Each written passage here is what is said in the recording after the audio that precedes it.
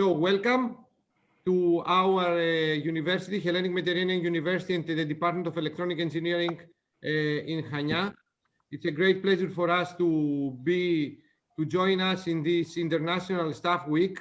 It's quite strange because the 6 previous ones happened as a face-to-face event. Now it's virtually, which is it's a challenge, but hopefully we are going to do okay. And in the forthcoming May, this pandemic will be past, and we will have you face to face here in Kenya again. I would like to provide now to give the floor to Emeritus Professor Ioannis Kaliakatsos, who is still a member of our International Relations Office. And then after Ioannis Kaliakatsos, I will provide the floor to our director, our department's director, Professor Hatzakis, for a short welcome. So we will start with Ioannis Kaliakatsos. Ioannis, the floor is yours. Thank you, Kostas.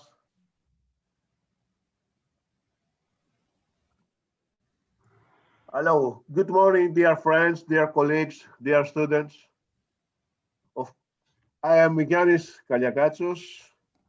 I am now an emeritus professor in Hellenic Mediterranean University, but I was many before, ex-director.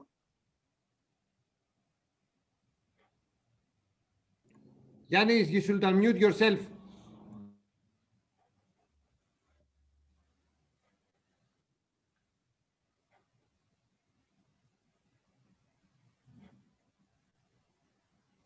It's okay. Okay. So again, dear friends, dear colleagues, dear students, I am Ioannis Kaliakatsos, and I am Professor Emeritus in the Hellenic Mediterranean University. But in the past, I was many as ex-director, ex-dean, ex-vice president, ex-vice rector, etc. And for many years, I was in the position that Kostas is now. I was the academic director in the International Relations Office. Of course, it is a great honor for me to be invited by my friend and the colleague Kostas Petridis, that he is the academic director of the Office of International Relations and also the organizer of this event. I'm calling to open the 7th week of Erasmus of the Greek Mediterranean University in Chania. I remember when we organized in May 2014 the first week of Erasmus for teaching. We had only 6 speakers who taught the students of the department for about 30 hours, and we reached in 2019, in the 6th week of Erasmus, to have 38 speakers from 20 countries and other 48 staff members from foreign universities who they came to be trained. This year, Kostas and I started the organization very early, and at the beginning of March, we already had over 100 participants. Unfortunately, in May, it was not possible to implement Erasmus Week due to the coronavirus pandemic. We postponed the event for this week, but again, it was not possible to take place since the pandemic continues with the same intensity. Thanks to Kostas and his experience in distance education, Kostas suggested that we can do an Erasmus Week online, and here we are. This is the first time we dare to do such a thing, but I firmly believe that this project, inspired by Kostas and organized by him and his colleagues in the Office of International Relations and the Department of Electronics Engineering, will be crowned with success and will be the beginning of to implement blended Erasmus weeks from now on. It is a pity that we will not be able to host you as we would like, but we hope to give you all the opportunity to enrich your experiences and to have you with us whenever you wish in the future. And of course, in the next Erasmus Week, which will take place in May 2021. Thank you very much for joining us and for those who came. And I hope to be satisfied even by this type of Erasmus Week. Thank you very much all, and I hope to see you soon somewhere. Thanks. Thank you very much, Yanis. I hope that we're not going to build any tradition on this remotely implemented Erasmus Week and come back to the face-to-face events, as you have very clearly described and reviewed. And now the floor is to John Hadjakis, the Director of the Department of Electronic Engineering, who is the host of this, not only of this Erasmus Week, but of the 6 previous ones. So Yanis, the floor is yours. Good morning. Dear colleagues, students, ladies and gentlemen, as the head of the Department of Electronic Engineering of the Hellenic Mediterranean University, it is a great pleasure and honor for me to welcome you to the 7th International Teaching Week in Electronic Engineering, Information Technology and Education. Unfortunately, the year 2020 has been the year that the coronavirus pandemic brought new habits and challenges to our lives. And because of this International Week, we run as face-to-face and remotely as well. I would like to thank the colleagues that got the risk to travel and be with us at Chania, Crete. Welcome to our institution. Kostas. Thank you very much, Ioannis, for this message. Hopefully, we are going to do our best in order to make this week successful as possible. All right, with your contribution and your questions. Hopefully, we are going to have a lot of questions during the presentation session. We are going to make our remotely connection more interactive. So I will jump directly to the first speaker. The first speaker comes from UK, from the University of Staffordshire. He's a great friend of our department. Actually, he's a veteran. I think that he has participated in all the Erasmus Weeks that we have organized. This is his 7th participation. I think that I will give him a medal when I will meet him again. He's Jonathan Westlake. He's going to speak to us. He's going to start this session about soft skills with what are the essential soft skills for electronic engineers. Jonathan, let me allow you to share the screen, and the floor is yours. Thank you very much, Jonathan, for your contribution. And you have a maximum 45 minutes until the next speaker that is with us. It's Omar from Jordan. I can see that he's with us right now. So, Jonathan, the floor is yours. Yep. Please share your screen. I'm just sharing that. It should just be coming up on your screens now. Yes. Okay. Now, I'm going to leave the chat open, and so any questions perhaps I can look at the end, but let me just make sure it's maximum. There we go. So it should be in maximum now. Okay, so good morning, everybody. And may I just say congratulations to everybody at HMU, Kostas, Yanis, John, for putting on the event and making it happen, despite all the difficulties with COVID-19. So my title of my talk, Soft Skills for Electronic Engineers.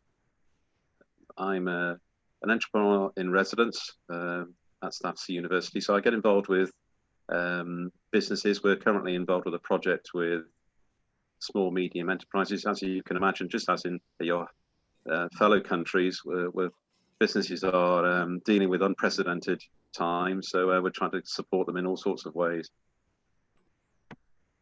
Just to say, 10 slides. So it's not 55 slides or 60 slides, 10 slides. So that should be ample for the time period that we've got. And I will pause at certain points and ask for any questions. So I will carry on. So the format of the session, perspectives of soft skills, a term which is used quite a bit, worldwide, really, and sometimes misunderstood. I think everybody sort of nods and says, "Oh, yes, soft skills. Yes, okay. What are those soft skills?" I want to just go through. I suppose my perspective, as you can see from the 2 bullet points, indented there at the top, it's really looking at it from a career perspective. Whether you're at the start of your career, so for the students joining us, it's really trying to give you the perspective of soft skills that you should try and develop, enhance, acquire, because they're important to your ongoing work, getting into the profession, the engineering profession, whatever branch of engineering that may be. I also want to bring in, of course, the COVID-19. How have things changed with soft skills, with the current times that we live through? And there has been a change. Look at what we're doing now. We're doing a Zoom session. So I think I've spent the last 6 months, 7 months, I think my eyes are turning square because I spend all my time online with university work, but also with project work. It's become the norm. So distance learning or working from home used to be sort of the exception that I did, and now it's the full time. I'm majority of the time I'm working from home. So that's been a change in all our lives.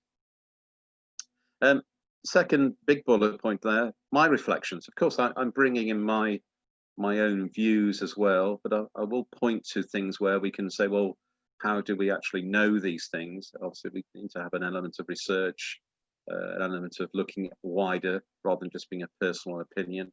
So you'll find some of my advice may be a little bit provocative.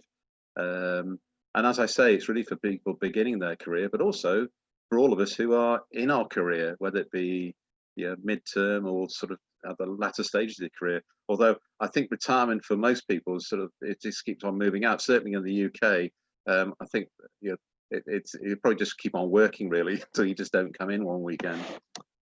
So it's based on my experience really. The following slides, it's really based on working for an engineering company, and also really for me everything is engineering. I work in IT and computing, but really the philosophy in engineering is something that I follow and have always followed.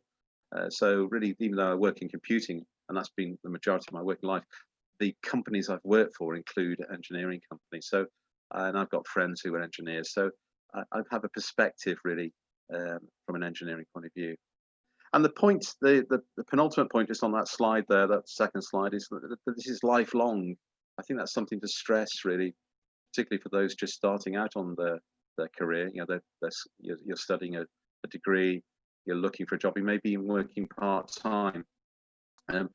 It's a lifelong thing. You never stop. So that you'll find I'll stress that as well. And what I'm trying to get across really, as you'll see in the sort of slides as I go through them, is really this is something you should develop. You'll never stop. It's never a done deal. It's never perfect. There's always something you can improve and reflect on. So that's the format, the perspective of what I'm going to be going through, and hopefully that will tie into the other speakers that you'll be hearing from today. And we'll have time for Q&A as well, which of course is important. So I will get to a point where there'll be time in my session we can have a discussion as a group, well, within reason. Okay. So engineering. Now, what is engineering? That's a very good point. Now, I think over the past 2, 3 decades, 4 decades, engineering sometimes has been called, it's been sort of catalogued as being or defined as not being a true profession compared to things like law or medicine or other careers or jobs. So what makes electronic engineering and engineering per se a profession? Well, of course, it's technical skills. We spend all our time with things like accreditation, learning all sorts of products, operating all sorts of machines, designing lovely diagrams, working on bills of materials, structures, you name it. Engineering is a very diverse field. Constructing things, building things, taking things down, redesigning them. It never ends really. But what makes it a profession, I think, is quite interesting. Well, I would argue from my personal perspective, is that really it's the soft skills which make it a profession. It's not just the technical skills. So you've got an engineer who's skilled in perhaps civil engineering. It could be design work using CAD machines. It could be skilled in a particular product, whether that be, if I think of things which are very popular at the moment, very, I suppose, sort of at the leading edge are things like batteries for cars. We've got an electrical revolution happening where in our lifetime, really, petrol cars will become the exception. We're dealing with things which will be powered by sort of recharging. So of course we're dealing with a whole new set of technology which will try and actually bring that type of thing to the general public. In the UK, for example, here we've got a massive undertaking to convert to wind power. And so all sorts of promises really by sort of 2030, between 2030 and 2040, the majority of our power for driving industry and for homes will be conducted by wind power. So there's always something, there's always new technology sort of coming on board, and we have to sort of follow.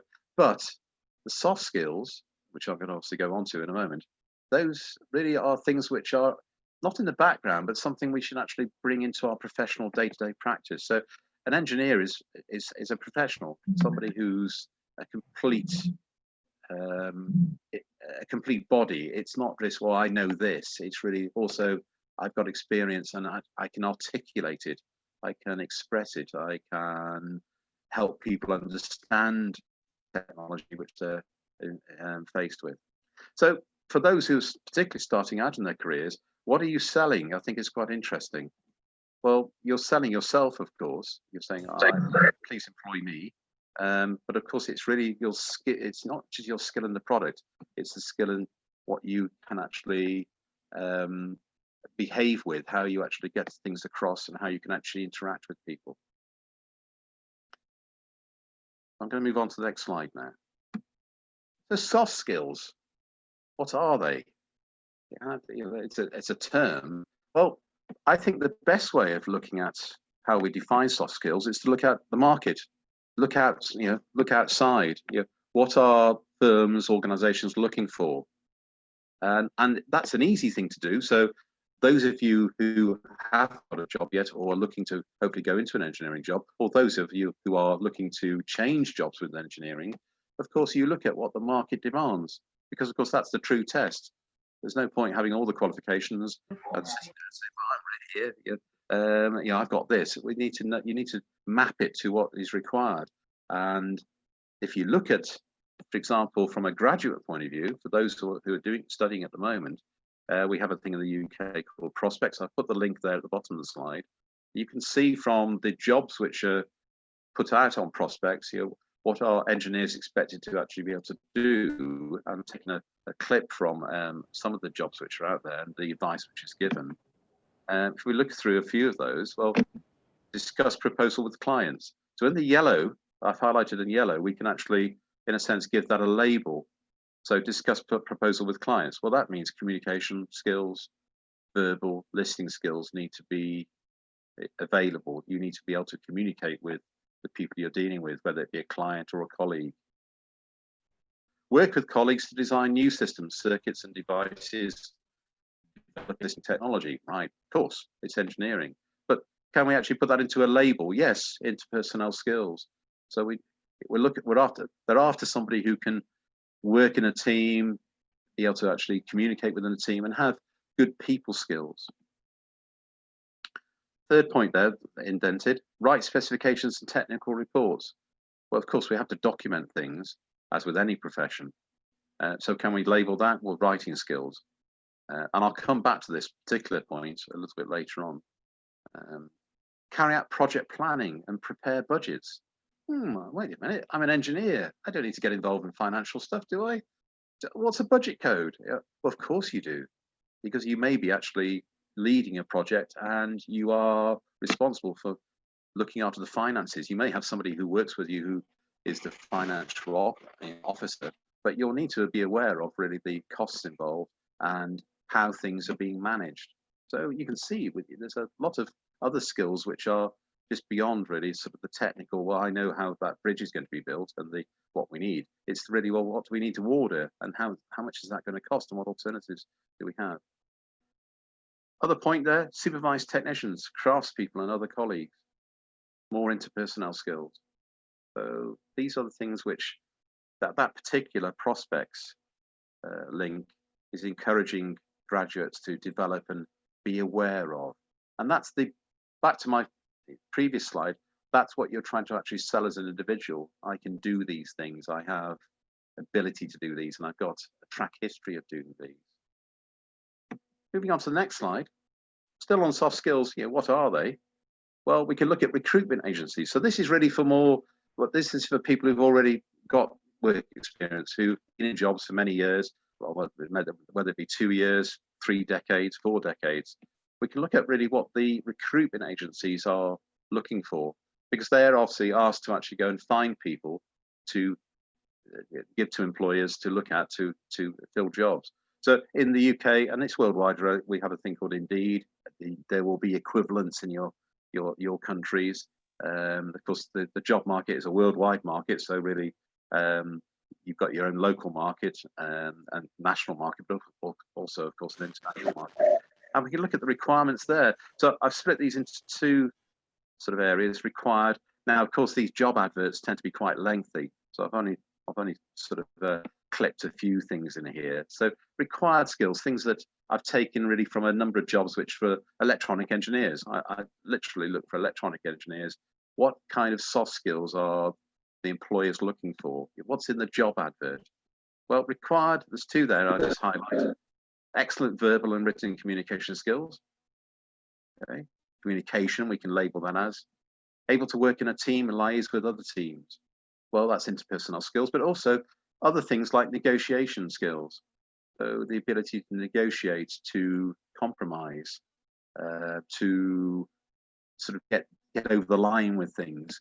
And all of my colleagues joining us today, those who are involved in projects, know that, of course, that's what you spend a lot of time doing.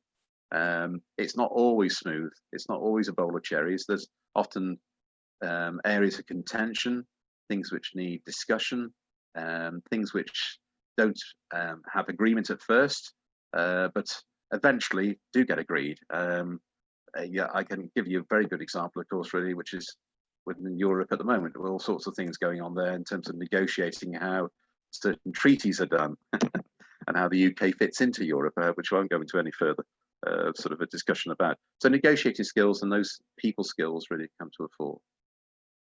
Preferred skills, just the next set of bullet points there. So these are nice to haves. Those of you who've done interviewing and those who will do interviewing in the future, which will be, I'm sure, students joining me, you'll be in a position at some stage where you'll be hiring staff. I've done it for many years, and of course you do some sort of rating. You have some, it could be a red, amber, green. You come up with a matrix of the must-haves and the nice to haves. So the nice to haves, and these are, I suppose, debatable whether they should be in the must-have or the nice to haves. Project management skills. Well, if you're going to be involved in sort of the management of project, this is such a crucial skill to have. Project management, a very stressful job. It's difficult being a leader of anything because, of course, you're the front person. So, of course, leadership skills. It's not everybody's chosen type of strand of work. Not everybody has the skills to do leadership. Some avoid it at all costs. Some people are just a natural at it. But I think it's fair to say that everybody should really try and have some sort of project management skills. And that could be maintaining a Gantt chart. It could be leading the team. It could be leading part of a team. And I'll return to this a little bit later. On Wednesday, I'm doing an ICT session about IT software, which is available for engineers. And we'll look at things which can help with project management. Other points there, flexible and enthusiastic approach to work. And I've labeled this as creativity. And I've got a slide a little bit later on which talks about being creative. Being flexible, creative, I think is a big part of being an engineer, having the engineering philosophy. Being adaptable is my next point as well. a willingness to learn new technologies and accept new challenges. So adaptability, ability to sort of, roll those in a sense. We've all had to be adaptable. Going back to my first slide, when I said we need to actually compare this to the COVID situation we find ourselves in at the moment. Of course, we've all had to be adaptable and continue to be adaptable because, of course, we're dealing with something which is unpredictable. So, from a business point of view, from a people point of view, of course, we're in a sense sort of dealing with things week by week. Point below that is flair for lateral thinking and problem solving. An essential skill for most professions, but particularly for engineering, of course, is an enjoyment of problem solving, because, of course, dealing with things which go wrong is really part and parcel of what we do. I've always said this, really, I expect things to go wrong. It's a bonus if they don't go wrong. So, any piece of machinery, piece of software, when I find people say it's not working, I say, well, yes, we've done our best, but these things happen. Okay, let's see if we can resolve it. So, of course, you've got to have a natural sort of enthusiasm to say, well, okay, let's get to the bottom of this and delve into the detail and find a resolution, and be persistent, be dogged, and be don't give up. Actually, try and get it resolved. Final point there, proactive and self-motivating. Well, these are all part of organizational skills, things which should really be something which you can develop, particularly in the climate we live in at the world, in the climate we've got in the world at the moment, where sometimes the instructions aren't clear. You have to sort of use your common sense. So you're self-motivating. You go and see something that needs doing. You don't wait for somebody to actually tell you that it needs doing. Now, that's particularly interesting when you've got teams where you're trying to encourage team members to see something and report it, not just work in their own little silo and just carry on regardless. They need to sort of say, oh, this is not quite right. I need to flag that, or I need to talk to somebody about that, and not just carry on, well, you didn't ask me to, about that particular thing. To sort of be a bit more proactive. So there's the soft skills, in a sense, defined. It's a broad church of soft skills, an umbrella, we could call it, all equally important. It's difficult to actually say which one's more important than others, but I think the fundamental one, which I would offer, is top of the list, would be communication.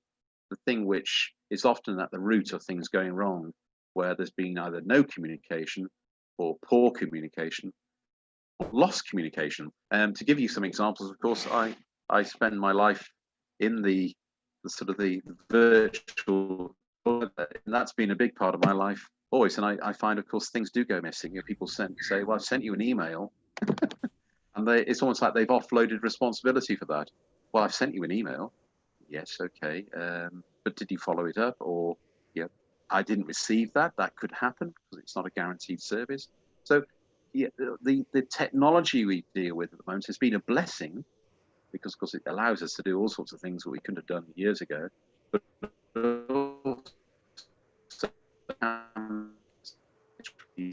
soft skills, technology.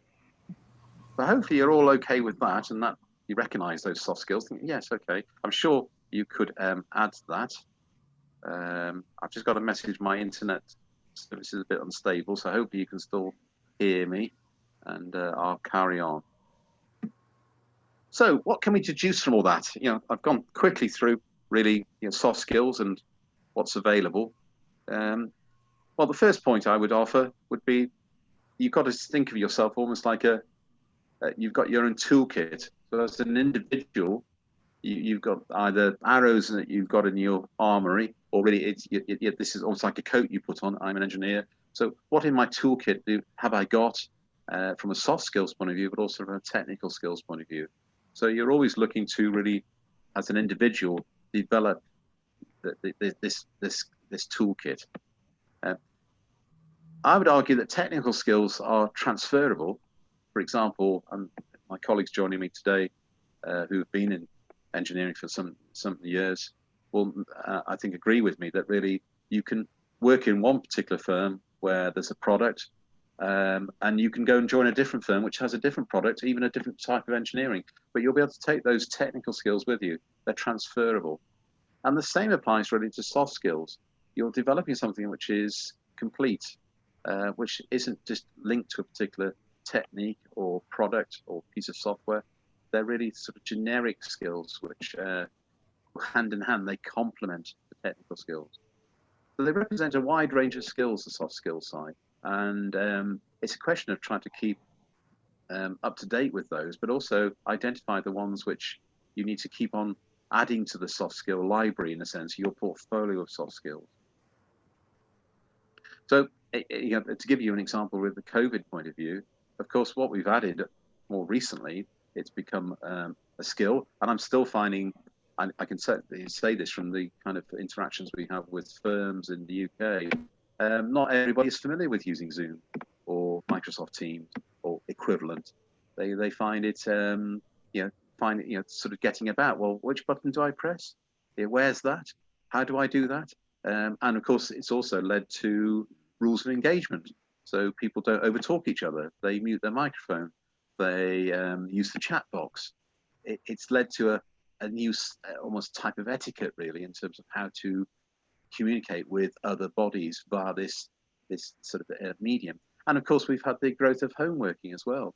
So, you know, really, there's talk in the UK and I think it's worldwide, of course, there's less need for office space. You know, why do we commute?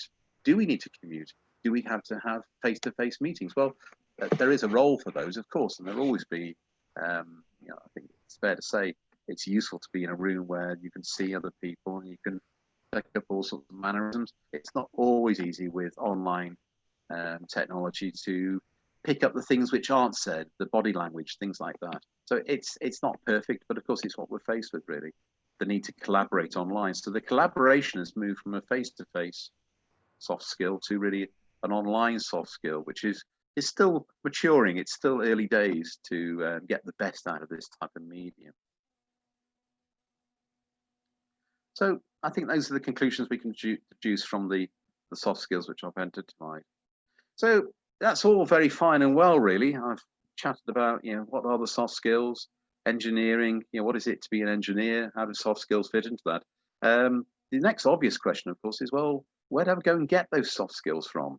You know, you've identified some. You know, how do I enhance the skill, find a skill, do something with it? And of course, that is really for those starting out in their career. That's something for you to think about. Those like me who've been sort of worked for many, many years, it's something that I continue to think about. You know, I'm always reflecting on, well, I could have done that better. That didn't go very well. Or I need to look at that and have a think about it. So reflection is a big part of really soft skills. But I've put 4 points here, really, trying to sort of encapsulate it. How do you acquire skills? Well, I suppose in a sense, we're born with these skills. They're natural skills.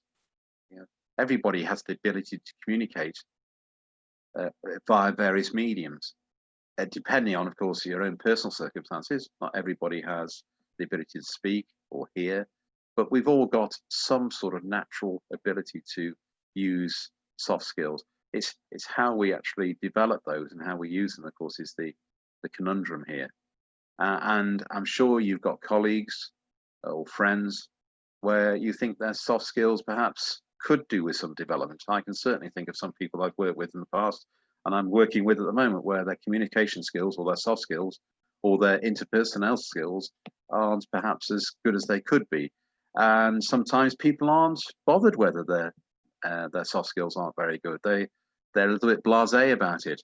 For me, it matters. It troubles me if I don't get my message across or I've come across in the wrong way. I think, well, is that me? You know, for example, to give it from a teaching point of view, if somebody doesn't understand something I've tried to explain, I don't see that as being their problem. I see, well, that's my problem. Perhaps I'll go about it a different way. So I don't immediately think, well, they've not understood, they've obviously not put enough effort into it, or they're just being a little bit slow with it. I think, okay, let's try again. I'll go about it a different way. So it may be the way I'm interpreting something or trying to get something across. So I've got 4 points there. First point, experiential. Well, we learn from experience. Well, we hope we learn from experience. That doesn't always follow, and history shows that. Those who are students of history will know that it's littered with things where people or individuals, countries have not learned from experience. They've just careered into doing this exactly the same thing again. But those with some common sense, people who think about what they're doing, we evolve, don't we? You know that really as you get older. You think, well, you look back to the things which you've gone through and think, well, okay, I've been here before, or that seems familiar. I think I can actually do it that a slightly different way. So experience and, in a sense, remembering things, recording things, using things from the past is a useful thing. And that's a big part of soft skills, really, where you recognize things which you think, well, okay, I've got some way of navigating through this, which I can actually do. A good example would be dealing with awkward people. We all have to face that. I deal with awkward people every week, really. Somebody who's difficult or deliberately obstructive or is combative or aggressive, you have to deal with that. And when you're first starting out as a young person, that can be quite daunting. I can think back to many cases where I've been faced with some awkward people, and now if I find certain situations, I think, well, okay, I've been here before. How did I deal with that? So that's the first point. Training, second point. Well, of course, plenty of training out there. It doesn't have to cost money.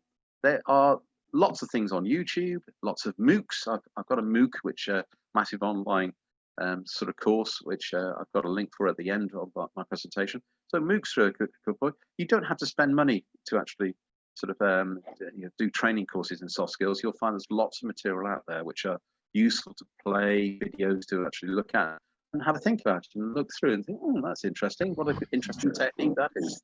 So I'd urge people who are interested in this subject and trying to develop their soft skills to look at that. Obviously, you can't take on everything, but you could look at a particular skill and think, well, okay, is there something I could play, look at, listen to, which would make me think about that? It could be listening skills, for example. Think, how do I listen? How do I listen? Are there techniques where I could improve my listening? Third point, reflection and feedback. Absolutely vital. Reflection is a big part of being an engineer, electronic engineer, being any profession really. Thinking about what you're doing. I continually reflect on my stuff day to day. Think, okay, how did that go? Is there something which I've missed? It's a big part of being an individual and really being a profession. Feedback. Not that we always want feedback, but we should encourage feedback. Feedback from individuals, from organizations, from clients, from customers. Get them to give you some feedback. Yeah, how did that go? Was that good for you? There's something that I could have improved. Did you understand it? So feedback mechanisms, not the typical sort of, I've sent you a survey. I need feedback in an interactive sense. It could be asynchronous, it could be synchronous. Depends on the kind of medium you're using, but feedback can actually help you improve what you are and how you're using soft skills. And being creative. Now, this sounds a bit fancy, doesn't it? Being creative. Best analogy I can give this, I'm just conscious of the time, so I'll speed up a little bit. A book which came out recently. Now, some of you may be aware of this gentleman, John Cleese, part of Monty Python. Sort of a big thing in the UK, but worldwide as well. Very funny man. He's recently brought out a book about creativity. And I listened to a radio interview with him recently, and he was talking about the book, obviously trying to sell his book. And he talked about technical manuals. He said engineers should not write technical manuals because they don't make any sense, because they write them as an engineer. And what they should do is write them by being more creative, be more descriptive, trying to think of themselves as not the engineer, but the end user. And perhaps he's got a point. I can think of lots of technical manuals where they are a little bit difficult to follow. So he said really all technical manuals should be put out to technical authors, people who aren't necessarily involved in the product, ask questions about how this is done and write it in a different way. But the main thrust of what he's saying is that really it's trying to be creative, being creative in your thinking, creative in your soft skills. And I think there is something there. So it may be worth a read. And I've certainly been reading through this and looking at that kind of mindset. I'm going to move on now because I can't spend all day. So being an engineer, I think you've got the sort of impression already that really I'm talking about the soft skills as being part and parcel of being an engineer. So like a holistic view. So whether it be working with the day-to-day detail of being an engineer, for example, things like electronic bill of materials, the real sort of, everything listed, whether it be a particular transistor, particular crimping tool, particular piece of software, all that kind of stuff that we all get involved with, comparing it to drawings, ordering things from suppliers, building it, delivering it, all that stuff which goes on as being an engineer. It's really having a holistic view of you as part of the organization. And what I'd encourage you as individuals to think about, and what I try and do, is think of almost as myself from a QA point of view. I was chatting to one of my engineer friends yesterday, actually, and he was talking about he's the quality officer at an engineering firm. And he said one of his biggest struggles is trying to get people to understand that quality is in every part of the firm. It's not something he just goes and checks, that every employee is involved in the quality process, whatever their job is. And they should actually see it as that sort of 360 sort of point of view, where if there's something which isn't quite working or something they should address, they should raise it. It's not just him actually going around checking things. And I think you can apply that QA, that quality assurance process, to yourself, and in a sense QA yourself and say, okay, what am I doing which is well, and obviously get opinions from colleagues, and you get that really from your appraisals, the kind of things you either have as a 6-month appraisal or a yearly appraisal with the management structure you tend to work with, or it may be you're a small firm, or you may be even a one-man band firm where it's just you. In a sense, you can reflect on yourself and say, okay, from the kind of feedback, the interactions I'm having, are there things which I can improve on, and in a sense, you'll develop other soft skills in. So the QA yourself is really trying to think of yourself rather than in silos of what you do, but sort of separated sort of job function.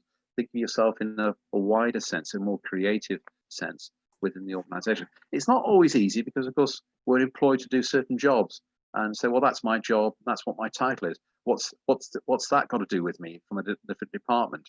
Well, it has everything to do with you, really, because, of course, we all interact, we interconnect, and that's the important thing, particularly in the world we live in now, where, of course, we have this wonderful electronic broadcasting mechanism, the internet, which of course enables us to do all sorts of things, but of course it brings all sorts of other problems as well, where it's really making sure those things are seen, understood, checked. It's not just good actually broadcasting it, it's got to be received.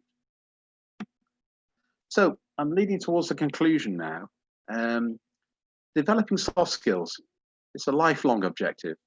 You never finish. Now that's not to depress anybody.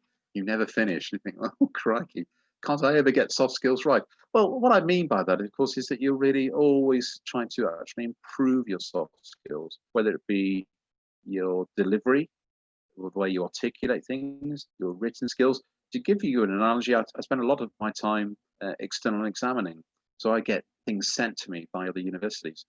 And of course, they say, Jonathan, there's something in your SharePoint box that we'd like you to review. And I go through it, and I find incredibly, people have put stuff there. And I say, has this been spell checked? Yes, we've put it through the spell checker and grammar checker, right?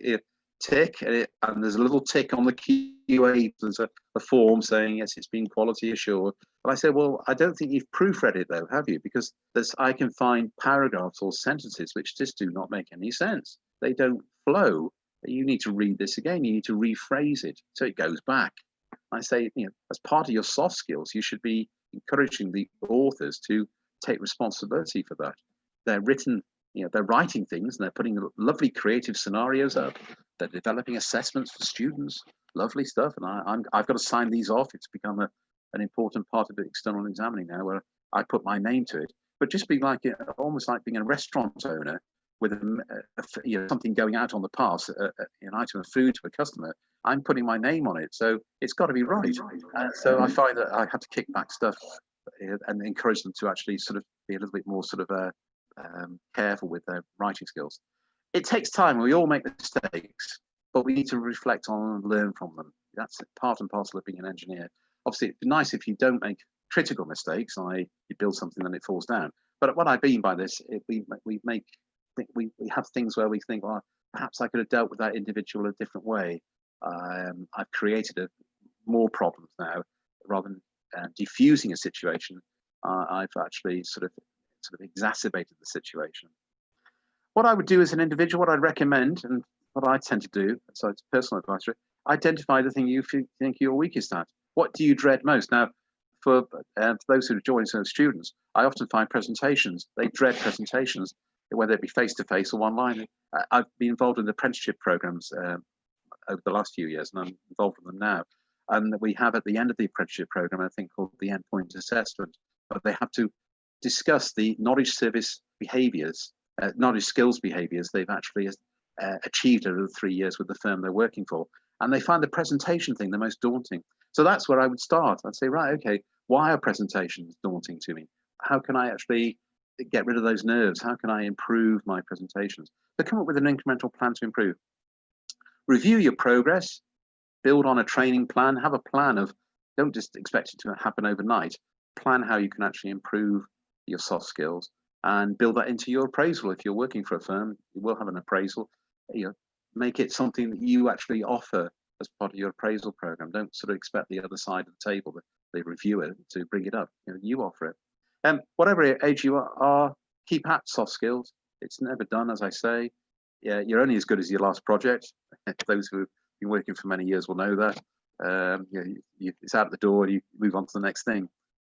Free MOOCs, I did say there would be a MOOC. You can actually, there's plenty of these available, unless you want the certificate, but most of them are free online, and you can actually look through those and actually either do a course or a short video session. So I will take any questions now. I'll just come out of my slides. There may be some questions in the chat. I'll have a look in a moment. Any further questions, don't hesitate to get in touch with me. I'm very easy to contact. You can email me, you can tweet me, you can, well, I won't encourage WhatsApp. I use WhatsApp a lot. You can obviously contact me by LinkedIn as well. Don't hesitate. I'll see some of you on Wednesday, if not before, when we'll look at some ICT tools, free tools, I should stress. So I'm very interested in things like open source ICT tools, and I'll link some of those back into the soft skills which I've been talking about and mentioning, which can be part of your armory. And hopefully that's been of use to you. And I'll just go back to my Zoom session. Thank you very much, Jonathan. I think now it's time for questions. So Thomas, you are the first one. You can switch on your microphone and your camera and ask the question to Jonathan. Hi, Jonathan. Hi, Thomas. You can introduce yourself, Thomas, in order to know each other. This event is not only happening to get information and get trained from the different specialties, but also to network us. So please introduce yourself to the rest of the people and to Jonathan. My name is Tomasz. I'm from Slovenia, also working in Spar as a project manager. And I found your, sorry for background noise. I find this your presentation very good because it's really addressing the area which I'm really tightly connected. This is working with engineers, and from that respect, I was basically I'm asking now two things which I also found very useful. This is emotional maturity and also work in international environment. This means not only people, also time zones and also the culture and so on. What is your experience about this? Yes, well, I can see your question in the chat as well, Thomas. I think that's thank you for that question. That's very good, and I think it's emotional intelligence, emotional maturity, of course, really. Yes, a big part of soft skills development, really. We talk about things like the maturity capability model for firms and organizations that they mature. And I think that applies to individuals as well. Of course, as you mature, you hope that you develop your skills, you refine the skills. So it's really, I suppose, the first part of your question there, the emotional maturity would be, it's back to the reflection, that you reflect on really things which have gone well, but also reflect on things which have not gone so well. And those, of course, things do happen. I think back over the years I've been working where I think back now to certain projects or certain conversations or meetings where I feel I should have said no or raised an issue. And of course, when you're older, you perhaps there's less of a filter. Now I have no hesitation saying no, I don't, that's not right, or I don't want to get involved with that. When I was much younger and less mature, of course, sometimes I didn't have that insight to flag something and say, well, I don't think that will work. In terms of international environment, well, that's really what I suppose the Erasmus program has all been about. That's what it's all about, really, trying to actually give people the opportunity to work in different cultures. I've been fortunate over the decades to work in all sorts of countries worldwide, and of course I've picked up all sorts of cultural influences in my soft skills. So most recently I've been in Oman, I worked in Holland, worked in Belgium, the States, which you'd think the United States would be one of the easiest countries to work in. Actually, I probably find that the most difficult country to work in, even though they are English speaking. Their style of how to conduct things was interesting, and their manner, sometimes somewhat aggressive, which were a rather aggressive Texan who had a tendency to thump the table when he wanted to get his point across. So in terms of working in the international environment, I think I think my answer would be, it's really for those the young people who are joining us today and joining us during the week, and that's really what this week is all about, isn't it?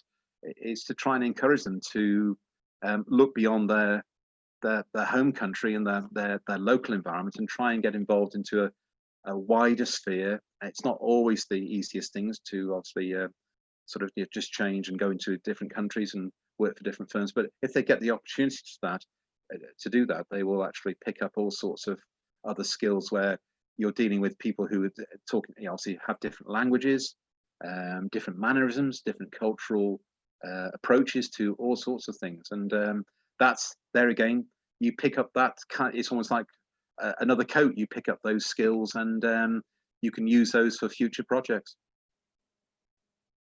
All right, thank you very much. Thank you very much, Thomas, for the question. Do we have any other questions from the audience? So, Jonathan, let me ask you a question that I have noted. First of all, I would like to say to you that everything is not engineering, everything is physics, in my opinion. The soft skills, it's like, otherwise it's called life skills. There is any student or any colleague on the audience, if you have Netflix, go and watch this Coach Notebook movie, exams from sports, how important it is to survive in real life and in real competition, and it refers from real stories to soft skills, taking examples from Mourinho, from Mormatoglu, other big coaches and famous coaches, that they help them to succeed because of the soft skills. Also, I'm very happy because in Hellenic Mediterranean University, and I can see that the director of our master course is here, we have the last 3 years a soft skills development course. So Ioannis Variabas is the director of the master course. So our students have the chance also to enjoy and realize what Jonathan has suggested. And not only this, the course ran last year as a European course. So speakers with different expertise. I can see also my colleague George Triantafylou is among the lecturers from all over the Europe. They have contributed. Jonathan was part of this course, and this year we're very happy that this course will run as a national course in Israel and also in Africa, with the help of George Fuskitakis, another colleague of mine that I have seen that he has been locked in. The question that I have for you, Jonathan, a challenge for any teacher is like, what is the best way to teach soft skills? I mean, you are playing games, you have a voting tricks. What is your suggestion? This is my first question. And my second question is like how you can quantify. I mean, I know that there are some customized questionnaires. How we can quantify the soft skills. Soft skills is something that anyone can get, anyone can improve its soft skills. It's very essential for the young and also for us, the old people, to improve our soft skills in order to survive and succeed. But how can we quantify, you know, the level or our ability in specific soft skills? Yeah, thanks, Kostas. Well, the first question, really, my suggested answer for that would be by group work, really, by interaction. So it could be team play. It can be, I know gamification is very popular now in terms of trying to actually incorporate things into some sort of game script. But certainly from my experience, the best way for students, you know, for teaching soft skills is to interaction, where they're part of, it's not just an individual, they're part of a team. They are faced with conundrums, problems, and whether it's a physical problem or whether it's something which can be done virtually, that it's still the same, really. They're faced with having to actually interact with other people and deal with the situation and deal with the consequences of their actions. So I think that's really that covers all sorts of soft skills, as we mentioned, really communication skills, the ability to communicate. It covers things like the team working, negotiation skills, whose roles. It's not always obvious who's going to be the team, who's going to be the dominant person. Sometimes the dominant person isn't the person who should be the dominant person. I know that because I'm involved in teams at the moment with various projects with businesses, and sometimes somebody can dominate the conversation. It's how to actually be part of that team and influence. So influencing people. Persuasion, of course, comes into that as well, to move people down a certain route. So I think the short answer is really sort of teamwork and group work always delivers results. The second part of your question, really, how to quantify it. Well, I think that really goes back to what I was saying earlier. I think that the best way of quantifying it, of course, you can, and really going back to Thomas's question as well, you could put it on some sort of graph. You give it some sort of metric and say, right, I've gone from, you know, a 6 to an 8. But the best way of quantifying it, of course, is to feel on you. You could quantify it in terms of, did we get the satisfactory result? Did we get the core closed? So if I think of something where I might be interacting with something I'm dealing with online, where somebody's actually raised a question, and then I respond and say, well, I would look at this from an engineering point of view. The quantification would be that the call is closed, i.e. the problem's being resolved. I suppose there's also qualitative aspects to this as well. It's how we've resolved it, come into it. But in terms of a quantification, a measurement, I think some of the soft skills are measurable because we can actually see what the end result is. We can say, well, have you understood that? And the feedback is yes. I'd say, okay, it's binary, isn't it? It's not. People know. Other things probably it's more of a sort of some sort of grading where we say, well, it's improved, and we quantify it by giving it some sort of metric, saying, well, it's gone from almost like a percentile. Say, okay, I'm assessing your leadership skills, and I feel out of the things within leadership, you have shown these types of behaviors. So really the best answer I can give is for the apprenticeship scheme, which of course is all about measurement. And we have an apprenticeship scheme in the UK. We measure these knowledge, skills, behaviors. Literally, they have to provide proof for each of those KSBs, knowledge, skills, behaviors, that we are identified in the standard. And that is how we quantify whether they've actually succeeded as an apprentice. Thank you very much, Jonathan. I would like also to emphasize to the audience that the soft skills plays a very important role along this pandemic period on online teaching and on online learning. It's very important to cultivate specific soft skills in order to be successful. It's something that later on, after the lunch break, we'll have an expert on this, soft skills for online learning and teaching. So if there are no more questions, I would like to thank Jonathan again for this very useful and with a great impact presentation. Thank you very much, Jonathan, again. We will have Jonathan again on Wednesday. Do we have any questions from the audience? I'm sorry, sometimes I'm talking too much and I cannot check, any questions from the audience. If you have, all right. So let's move. Thank you, Jonathan, Pleasure. Thank to you. be with us. It was an honor. And then move to another great friend that we have, comes from another continent, let's say. I mean, from the Middle East, from Jordan. It's Omar. He's a great fan of Crete and the island of Crete. Omar if I remember well from last year, from his last year's participation, he's a manager. This is his main topic. If I'm doing a mistake, Omar will correct me. So Omar, the floor is yours. I think that you can share the screen with us and present yourself, and thank you very much for your contribution. The next contribution, I repeat, comes from Jordan. Hello, yeah, just 1 second. Is it shared now? Yes, Omar, yes. Oh, hello. My name is Omar Arbiyat. I'm from Jordan. I'm from Al Balqa Applied University. My PhD is in management engineering. I'm the director of the international office in Al Balqa University. Today we are stuck with 45 minutes from Costas, and he wants me to present 2 subjects, team building and creativity. So I try to finish in, on time. We'll start with the team building. I will talk about the concepts of team, then explain 4 phases in forming the teams. Then we will talk about the 3 types of the team that we can have. And then we will discuss or talk about the advantage and the disadvantage also of having, the teams.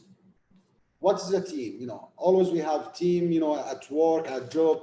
In your office, you have your own team. In the university, we have, management team. We have the administrative team. Everything we can say it's a team. But sometimes you need to have these teams to work together or to collaborate together. But not this only. This team need to be organized, need to have effectiveness and efficiency. Because sometimes you have a small team who can do the job in short time with effective results. And sometimes you have this huge team which cannot have results and you will waste your time. So in general, the team is a group of people formed to achieve a goal, and the team always can be temporary, as we said in project management, that we have a project, we need to finish it, or sometimes it's a team that contains, your team in your office, in your group. So it depends on the goal you have to achieve. Team building. When you have a team building, you need to have a team which is organized, and you need to improve the effectiveness in this team. We have 4 stages in forming our teams. We call it the forming stage, the storming stage, and the norming stage. And they call it the last stage is the performing stage, which is the stage we are looking at when we have a team. The forming stage is the first stage when we are forming our teams. This stage, sometimes you form teams from different country, from different group, sometimes from different departments. So at the beginning, it will be like testing. We call it like the engagement time. When you get engaged, you need to introduce to each other, to know the character of each other. So it will be the forming stage. There is sometimes you need to identify boundaries with your colleague. So it's at the beginning, you just have this form stage. And sometimes, when you are from different departments, you go to the storming stage. This stage, we call it the conflict sometimes stage, because sometimes some of the members, they want to be the leaders, or they want to show off as a character of everyone in a team. They want to show that they are working It's a behavior, you know, let's say a behavior of a human being. So this time you will see a resistance from your own team. Sometimes when you have a goal to work and you have, as a leader, you have, let's say, the path, or you have, let's say, the strategy. Some of the members of these teams, they will start conflict with you. They will start want to present their way or their idea, and they stuck with it. So on this stage, the behavior and the resistance will show in the group. Norming stage, resistance now in this stage will come not to the end, but you know, the team will start understand each other. They understand the opinion. They start respect each other opinion. They start know the character. So as we call it, the normal stage, as everyone now starts working together, accepting each other, and we move it now to the fourth stage, or the performing stage. Now it's the performing stage that everyone will start present. We work in energy. They have structure to work in it. They have the strategy to achieve their goal. They have functions to finish. So this stage, we call it the performance or the performing stage for the team. So these four stages, usually all the case studies and all the experience we have, we face it. We have all these stages before we go to the performing stage with any team. You can face it when you, let's say, decide, or when you have a new team. Usually not all the teams, we have some rules. Not all the teams, it depends on your task or your target or what your project is it. We have team leader, we have team facilitator, we have team recorder, we have timekeeper, and we have team members. Usually in a professional, let's say, work or in professional life, we don't face too much problem with the team leader or team facilitator or with the rules. It's usually we have it in university. Now when we start talking about, you know, online teaching, sometimes, you know, we do a lot of teamwork. So we face a lot of problem that the character of the students, they understand that team leader, it's mean the big boss, and he can control and he can do what he wants, which we try so much to explain when we give them these soft skills. And when, you know, to work in a team, that team leader doesn't mean that he's the big boss or he decide. The team leader, he is more than, you know, try to make sure that the task is accomplished. He needs to find the resources for the team. He needs to communicate with all the teams. Team facilitator is the one who makes sure that the things will go with ease, and he makes sure that he provide the help for the group when they face problem or they find something they need to decide or to produce. So all the time, team facilitator, he is more as a helper for the team. Team recorder, we need to have a team recorder to decide, you know, what's the key points of the meetings, what the idea, what the decision taken by the team. So when they come back and see, you know, the progress or what each one finished from his task, that this time team recorder have all these decision and all these tasks, you know, with the team. Also, he needs the team keeper monitor how long the team is talking to accomplish the task. You know, the team keeper, you know, it's like team or the time manager. You need to make sure that all the team, they are working on time, that they are finishing their task on time. Also to provide regular update for the team leaders, what's going on, what's happening, if there's any problem with the work. And the team members, you know, the team in general, which is contain also all the team leader, facilitator, recorder. They work together, they share responsibility, rotate, they share knowledge and experience, and they ask questions, and if they need any help, there is a facilitator to help them. We have three types in this presentation. We talk about, you know, from my point of view, some of, you know, or the saying there is more than 3 types of teams, but you know, I saw a lot of cases, they are talking about 3 types now. The traditional team, and which is this traditional team, they are work together, they understand each other, they work on agree. They don't have any problem. They do the things together, and there's nothing is important, just the task, and they don't have any conflict with each other. So this is the traditional team, which is normally we look at all our jobs to have a traditional team so we can finish the task on time.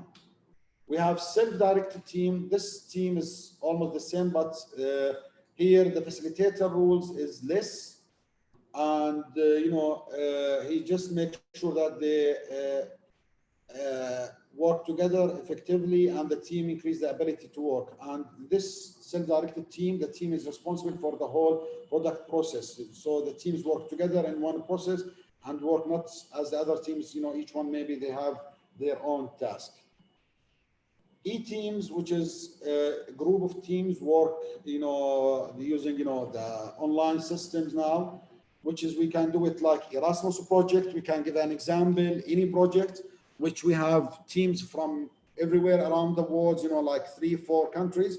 And these teams, they have only Zoom meeting. They have sometimes, let's say in-person meeting, but now with the COVID, we have all these meetings like our also Erasmus Week. We work together using virtual teams and decide and do all the jobs without a meeting. Team building activities. Why we are talking about team building activities? It's a kind of ice breaking and a way to improve the team effectiveness. You need to let the whole team solve together to be one team. We want to, as we said, when we are forming the teams, we will have some of them, they have polarization. They want to be the leader, or they want to show off, or they didn't understand the culture of the other person, or they didn't know his character.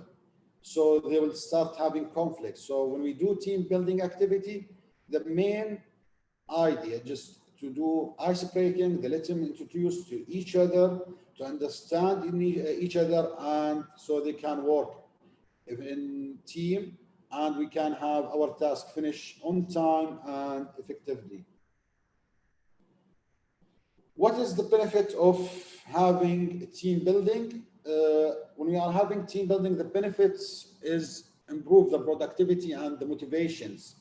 When they are work together, they are, we have productivity, and the people, they start motivate each other.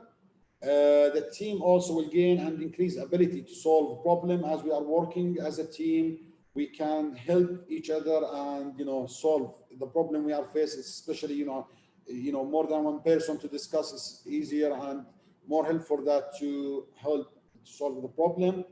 Also, the team building helps break down personal and political barriers and allows for rapport building. As we said, that sometimes there's, let's say, cultural or political issues between the countries. So when we are merging these teams, they are working, and we can cancel this one or break it. The process also can help level playing field between outgoing and shy team members. Sometimes a lot of the teams, the members, they are shy, or they don't have the confidence to show their job or their work. So when they are working the team, this team building will help them to break the border or the barrier for their shyness, and they start working with the team, which make our works more effective. Participating in team building can help also the team to overcome performance problem. So as we said, sometimes when we are managing and we are having the team work together, and we build a robust team which have a common interest, and they don't have any conflict, and they now in this, let's say, performing stage, we can cancel the performance problems that we face.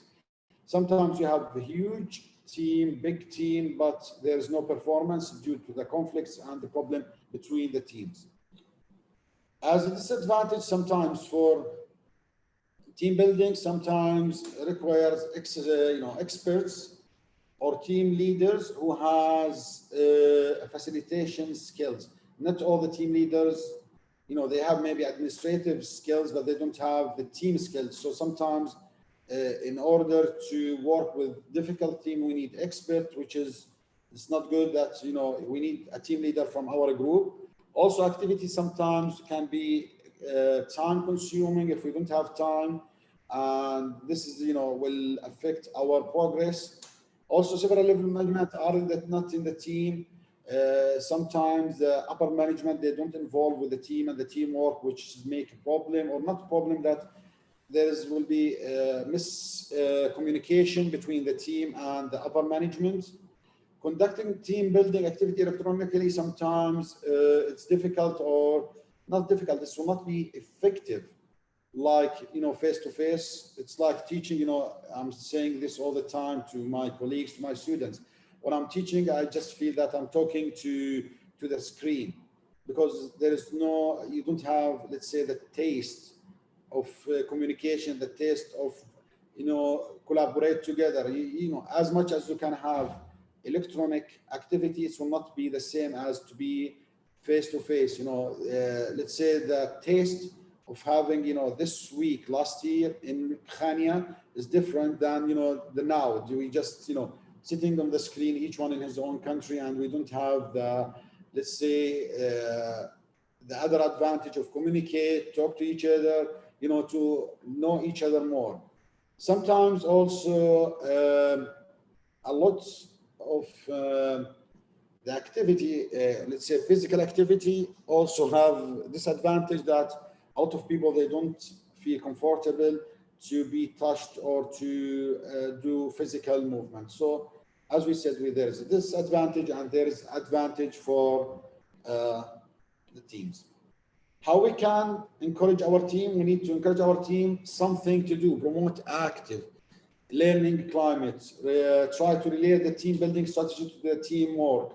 Don't be afraid to experiment with the new strategy. All the time, the team, they try to stuck, for example, with the strategy, let's say, the university, the company, they are work, and they don't want to go to try new strategy or new tools or new models, because they get scared that we will be failed or we will fail.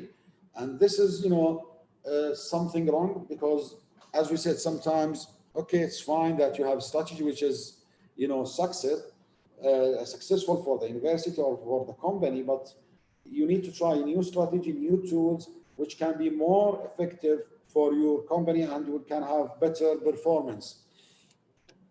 Also, we have something else to do, that's how we are doing. We need to check with the team all the time, how we are doing. Are we on the right track? Is everything fine or not? Something to avoid being aggressive instead of assertive. Sometimes the team, let's say, leader, he can be, maybe he can be understood wrongly, or sometimes he's aggressive. He thinks that if he is aggressive with the team, they can work better, or he will push them or motivate them. So we need to be assertive, that talk to our team that we want to finish our job, we want to finish this task, but not to be aggressive, because sometimes it will do the opposite with the team. Failing to let others express their opinion. As we said, we want team building, so we can let everyone, also the shy people, to talk, to express themselves. But sometimes we need to make sure, and as a team leader, to watch and to see who's, shy from our team, or someone who is scared, because a lot of people, it's culture from different, from one country to another, that the members of the staff or the member of the team, they're scared to say their opinion, especially if it's against the leader. And this will be wrong sometimes, because it will be a better idea, but he gets scared that, the big boss will be scared, or the big boss will even not accept it. What will be, the results on me? Also, we need to know that we need to avoid not to have sufficient planning. We need to make sure that when we have a task, to make sure that we plan everything from the beginning. We make sure that the timing, the schedules, the team members are enough. Otherwise, the team will struggle, especially, if you have a small team, they will have a lot of tasks where they cannot finish. They will be devastated or disappointed, and they will have a lot of stress on them. So you need to plan everything from the beginning. What's the task? What's the job we need to do? And make sure that this is job need this team, and the team is enough to finish it on time. This is for team building. Of course, there is a lot of notes or manuals. I have manuals for team building course. If anyone wants it, I can send it. But I try to make it short as much I can because I don't want to pass the time. Let's talk about now also the second part. We'll talk about the creativity. What is the creativity? Creativity is different, and let's say a lot of people argue about what is creative.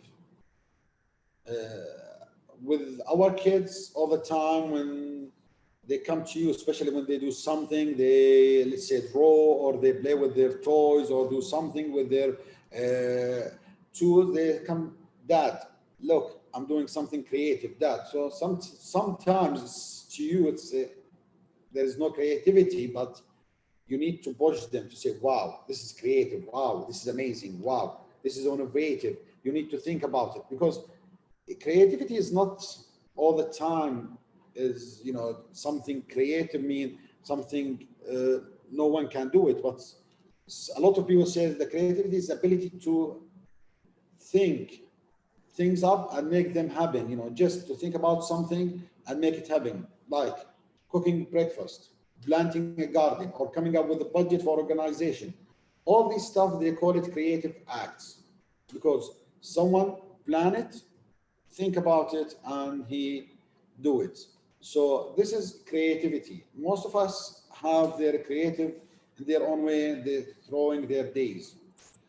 In general, we talk about creativity, we're talking about something in you. So when we present something in you, we say this is creative. So the ability to make something in you, creative tool.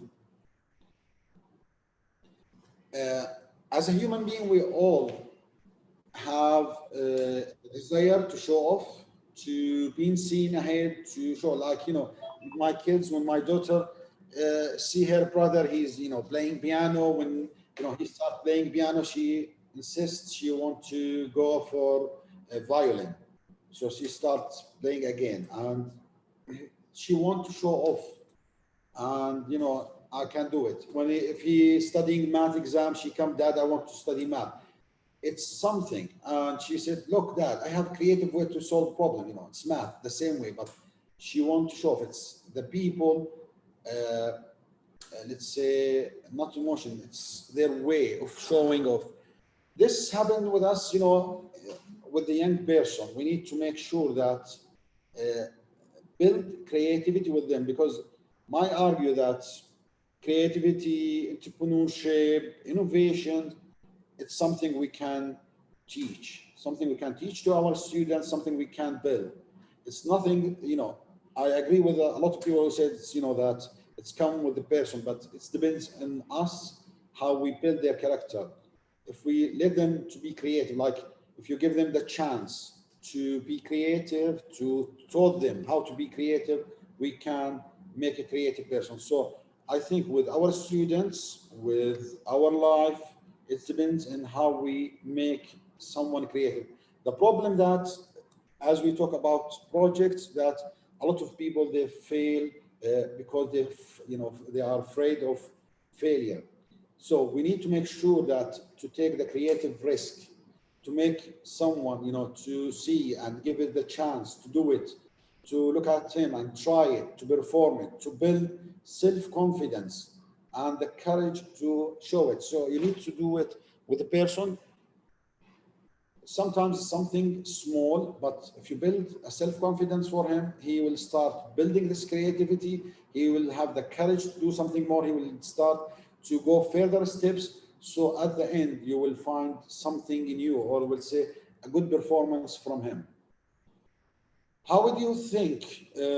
We said that it's a critical thinking and creative thinking.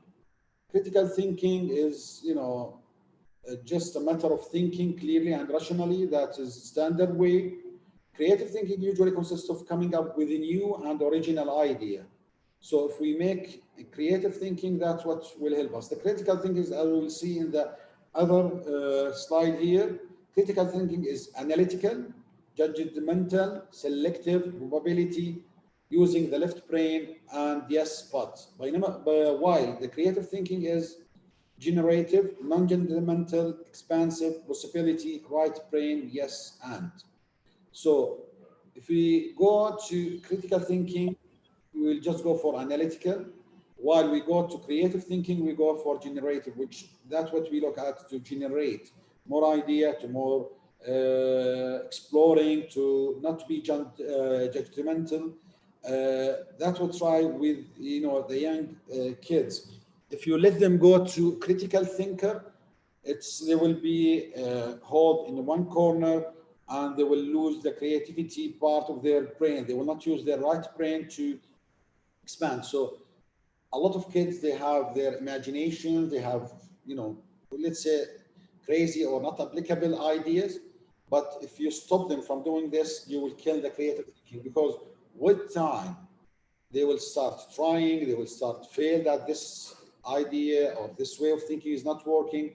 So they will start approve and disapprove the idea. So I think if we let them go with the creative thinking way, not the critical thinking, it will be better for them, especially when they are young.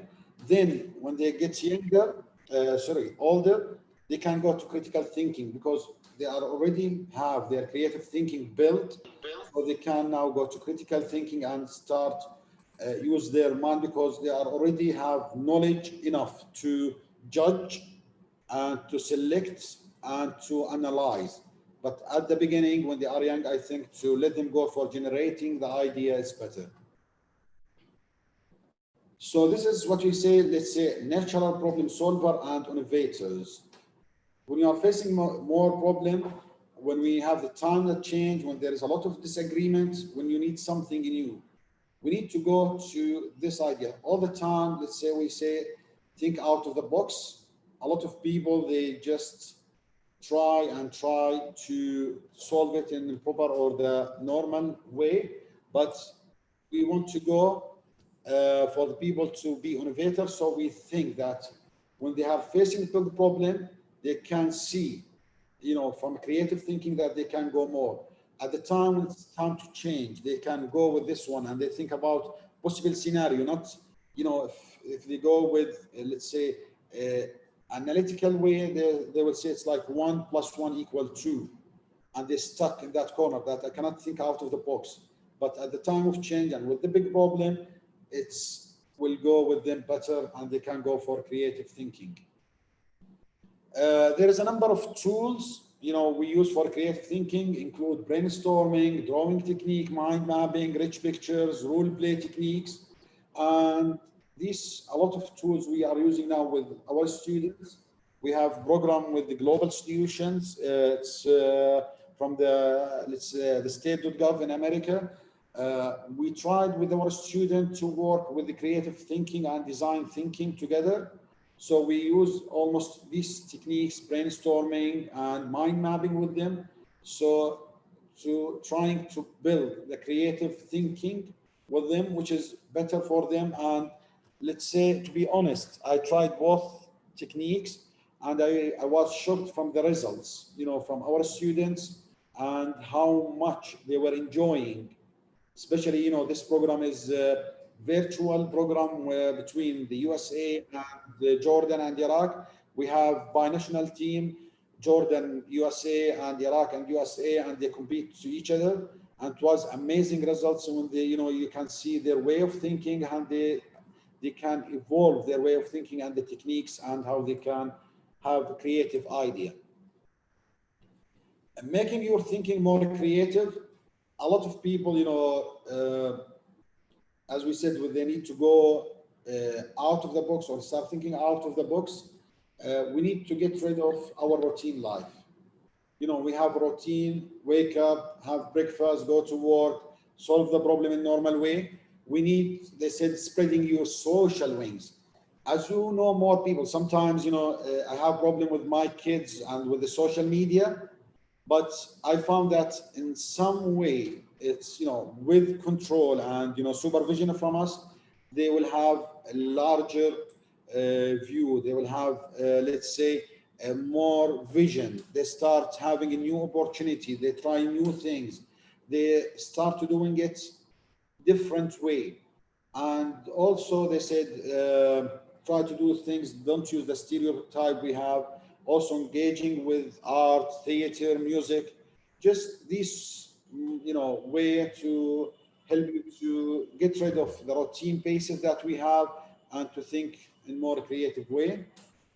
We can say there is a huge benefit to learning to think a little difficulty. It will help to improve your problem solving ability and also help you to see other perspective and an increasingly global world border horizon and ability to think more widely is never going to hurt. So as we said, as we are, trying, doing it, help ourselves to think, there is no, let's say pain or hurt. It's just way of thinking. It's new strategy you apply. The way I do it, with my, I have problems sometimes with my administrative skills. They said that you don't listen or you are aggressive. I said, no, I'm just trying to try new tools. I'm trying to think new way to see if it's work, it's work. If it's not work, I'm not losing anything. And you are not losing anything. It will not hurt anyone. It's just new way with the student to think, to as us as a staff to think. So this is the way for creativity. You need to try it, spread your wings, and think about it.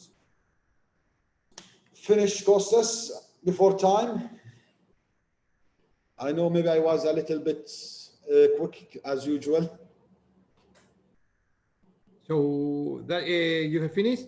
Yes. Okay. Thank you very much, Omar. I have noted a lot of what did you say before. I'm very impressed about the creativity in thinking. Always I was thinking critical thinking, not creative thinking. Or sometimes before your lecture, I was confused these two terms, and I thought that it's the same. It's not the same at all. And I strongly suggest all the engineers, especially the engineers. A physicist can operate like critical thinking, but an engineer should think out of the box, as you mentioned, because the big innovations and the innovative constructions are coming from the engineers. So yeah. Creative thinking is something essential. Before I move on with my questions, do we have any questions from the audience? I mean, if yes, you can stand up your hand. I mean, next to there is where it is. I think like next to the participants, there is an option that you can raise your hand if you have any questions from Omar. Until you have some questions, I have some questions to ask Omar. And also I'm a little bit distracted by accepting the participants. Right now we are 91, but it's not the number, it's the interaction, I will say, that matters more. I would like to ask you, Omar, from your experience as a manager. I mean, so I'm coordinating projects, all right? And the usual challenge that I have is like, from my point of view, I have this burning out of the reminders. I'm sending reminders, and this, makes a coordinator, very tired. I mean, you are losing even your motivation by sending reminders. So from the point of a coordinator, what is the best option in order to motivate and keep the people to develop on time, or do not burn out of the many reminders that you are sending? To be honest, yeah, you send too much emails to remind us about our lectures, that week, tomorrow, everything.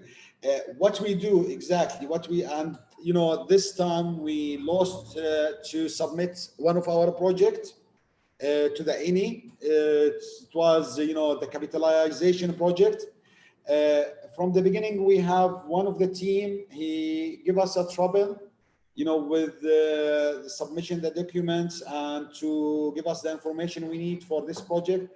So all the time, we need to send emails, or give him send, WhatsApp, and he was always delayed. So as we said, when you are forming a team at the beginning, you will have conflict, and you can understand, in the second stage, their character. So what happens with you, sometimes you said, okay, I can handle it, I will keep reminding them. But what we did as a team, we told him, we are sorry, you are out of the team, you are not going to continue with us. This happened to us when we were going to submit. We do all the, you know, the amendment, we fix the proposal, but we find the problem at the end. When we submit the budget, there was a mistake with the budget 0.05. It was 40% for a human resource, but we had a mistake with, you know, this because, you know, we take him out and we need it. But we were not sad. We just submitted to another, you know, project. But from the beginning, if you put the rules with the teams, you will not have any conflict. As a coordinators, as a team leader, you must be sharp. I'm not saying aggressive, but you must put your rules. This is my character. I like to finish early. I like to have all the information early. Otherwise, as you said, you will keep send reminder, and you will be disappointed. So I think that you have mentioned before a key word, assertive. Be assertive. Yes. And not aggressive. I think this is the key on what did you answer to me, and you know, thank you very much. And any tricks to motivate a team, because in long projects, I mean, if you have a project that lasts 3 years or 4 years, I mean, the motivation is a key in order the team to perform, because usually what we have observed is like a team performs very well at the beginning, then we have a stable situation, then we have a drop. And this, we have to overcome this drop of performance. What are, you know, some tips to give us regarding the enhancement and support of the motivation of a team? As we said, you know, when we have a team and, you know, usually after, you know, in any relation or in any team you build, after a while, it will, you know, the relation will be like a routine basis. So you need to do something new. You need to add new members to the team. You add a new task to the team, you know, to your task, or you need to do a new partner to involve them with your project. So you can move the, you know, the teams. Otherwise, the teams, they will be relaxed. They, you know, they have the same routine. We have the same teams. We are working. We do the same. But you need to push them to do something like we said, you know, just to move the water, just to make sure that everyone now know that this team need to be motivated. Otherwise, you'll lose your place in this team. So Omar, based on this, I mean, you know, a key on the project management is like to make your partners to feel the project as their own. So this ownership starts from the submission during the implementation of the project, but not, of course, not after the project, because, you know, after the project, there's nothing. Of course, it's something very important, the sustainability of the project, but let's keep it. I mean, how do you enhance the ownership of a project within your team? Sorry, I didn't understand exactly. I mean, probably this is very much related with my previous question. I mean, in order to have all your members be well motivated, you should enhance the ownership, you know, to feel the project as their own, because usually, and this is something that I have done this mistake a lot of times. It's like you are feeling, okay, I submitted, I wrote the project, it's my project. And then you behave like, you know, the boss, you know, within, during the management. And this is a vital mistake. This is a mistake the worst mistake that you can do. So how do you enhance the ownership of the project within your team? I suspect that because you motivate them, the higher the motivation, the higher the ownership do they feel, no? Yeah, we have it a lot, you know, as you said, that if you write the project, you do everything, and you just take them because you need, you know, let's say the legal part that we need to have this number of partners from this area, this number of partners, then they relax and they don't want to do anything. But from the beginning, you need to, let's say, push them to fill their own parts, to write their own parts. Mm-hmm. Also, if you are going to use it, or you think that it will not be useful for you, but at least you give them, you know, the feeling that they are involved and they need to do their own parts. Otherwise, they will not have their own jobs. Also, a lot of the projects that, you know, like we are now going to submit one of the projects to the UNIFEM. Me and my partners, he's also from Greece. We are writing the proposal now. And, you know, when we went to the finance part, like he put for us, let's say 120, and he gave the other partners like 50-50. So the first thing I told him that they will not feel as a partner, they will not feel as a part of this project, because it's like that. We are writing the project. So just let them do the part of the project and divide the whole amount between 4 of us, because otherwise they will not feel and they will not be motivated to do the work. Otherwise, they will just feel that they took us to fill, the legal part. So what we try in our project, when we are building the team, we make sure that they're all right, they are all involved step by step in the project. Exactly. Otherwise, they will relax. Yes, this is very true. Sometimes for the coordinator, of course, it's faster to write it by himself, Yeah. but this is a mistake that he will find it in the future. Later, yeah. Please send us also the link of the program between Iraq, Jordan, and USA that you have mentioned. I think that a lot of people probably they were very much interested in looking at it. Yeah. And we have a question from Jonathan. I don't know, Jonathan, do you want to make the question? It's better, to make the question live instead of to make to make the interpretation. Hi, Omar. Nice to see you. Hello. Hello. Thanks for that presentation. I just wanted to ask whether you feel things like Zoom or Microsoft Teams, these collaborative environments have helped team working, or whether they've created new challenges for team working. Let's say it's a little bit difficult. It's in the both way. It's help and it's not helping. It's depending on the culture, to be honest. When I'm working sometimes with some of the teams, it's easier and it's quicker, especially, in arranging a meeting. If you are working, they are working. And so we do all the meetings, let's say, in the night after we, have dinner, like at 9-10 o'clock p.m. and we finish the works.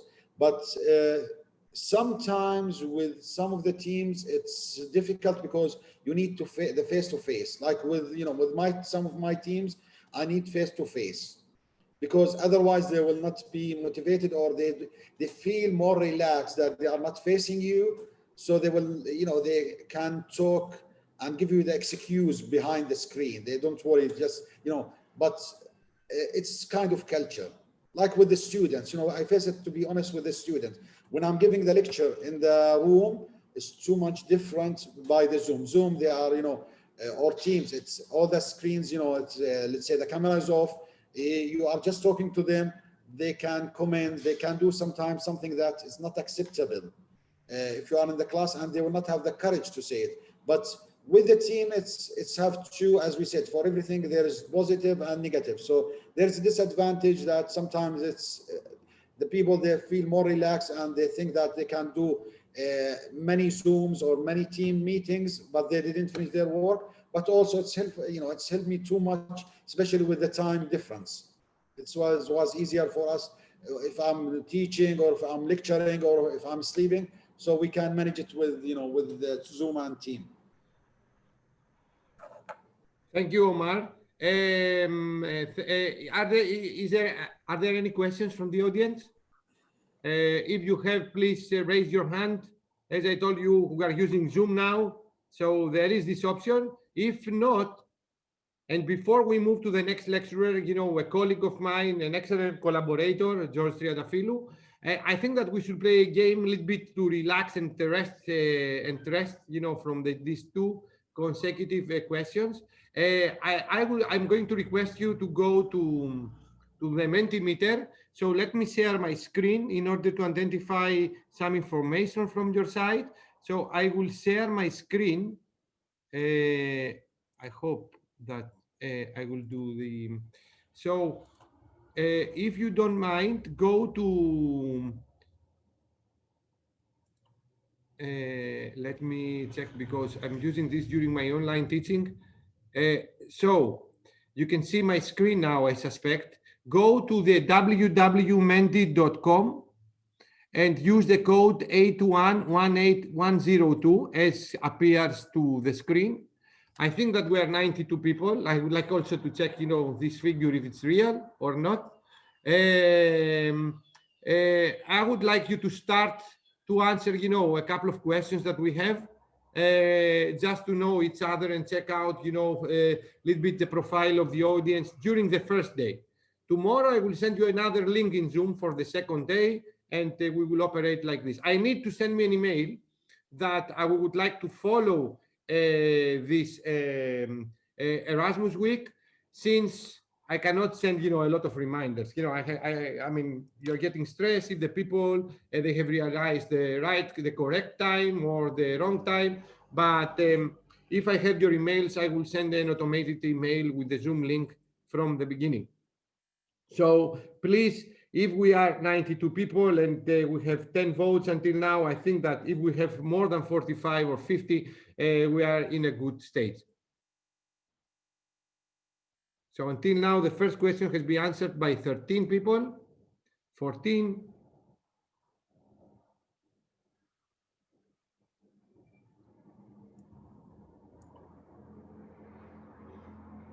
It's very easy. I strongly suggest also to my colleagues to use this Mentimeter, this voting machine. It makes, you know, I think it makes the online lectures more interactive.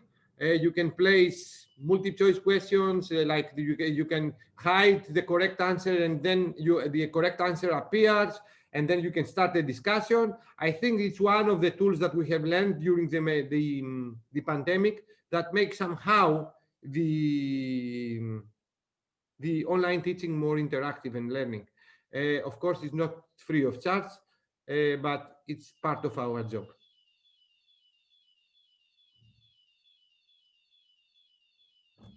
Let me check. I have a message.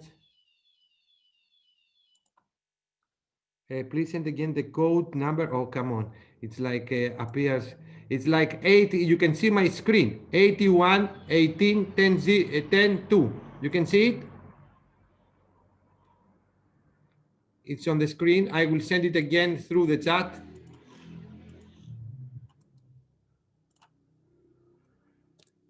I have sent it to the chat. So I think that we need, you know, to have a little bit more answers. Yeah, Thomas, the free version does not allow multi-choice questions, does not allow to hide the correct answer. It has a lot of limitations. It's just like marketing, the free version of Mentimeter. But of course, I mean, it's up to us.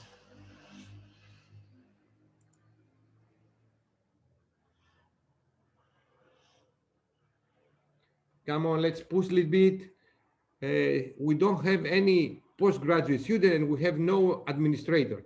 Administrators, they should follow this session, I will say, because soft skills is something that applies to them as well. But this is a challenge to include. Thanks, Kostas, assessed it. Good tool. Thank you, Jonathan, for approval. I think that there are more. You know, there is another one. I don't remember regarding voting. Actually, Zoom has its own voting machine. Of course, if you have the pro version. And there is another one that we have used when I was on abroad. I don't remember, you know, the name. Probably Yanis remember the name, Kaliakatsos. There is another voting very popular tool that a lot of trainers, they are using it during the lectures. I will remember it and I will let you know. So 50, let's push it a little bit. Let's push it 51.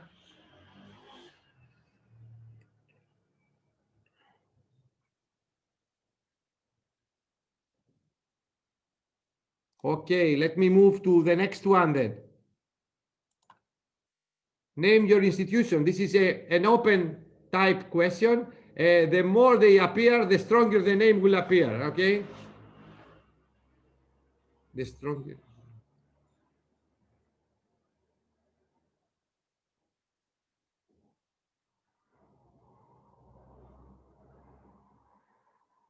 Until now, it seems that okay.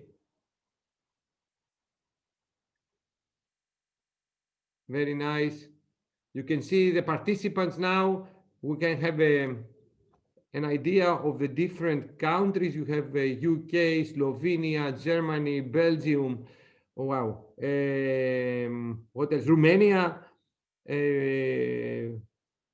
I don't know what is HMY. I suspect it's HMU.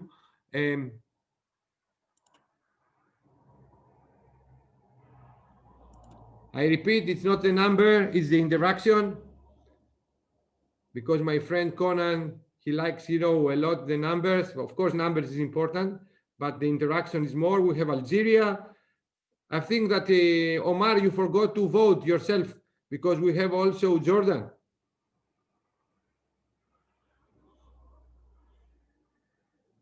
$43. If we go, to 51, 52, the same amount of answers that we have received before.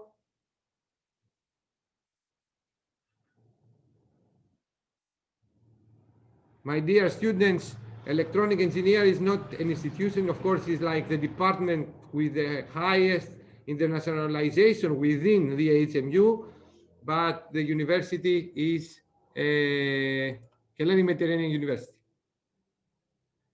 All right, so let's move to the other one. How do you learn about HMU International Week?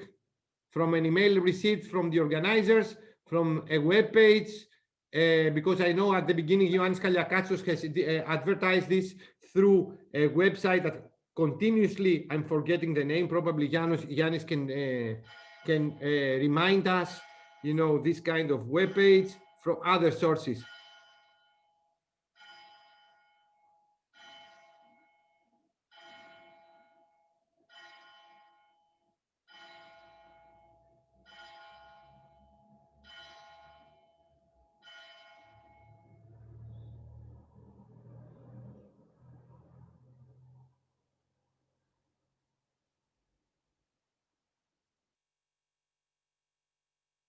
Thank you very much for your participation. We are reaching the threshold number. In order to move to the next question, we are still below the threshold, which is 50. So Yannis Kaliakatsos, can you remind us, what is the site that you advertise the Erasmus Week? Yannis knows a website that all the Erasmus Week are listed, or similar events. I don't know if Yannis can hear us or... Exactly, I don't remember the name, but there is a portal in the EU that you can advertise it. Yes, thank you, Yannis. Okay, but the best way is to send them through Facebook. Okay, for the old people, because the young, they use Instagram and Twitter that I don't know. Okay, let's move to the next one.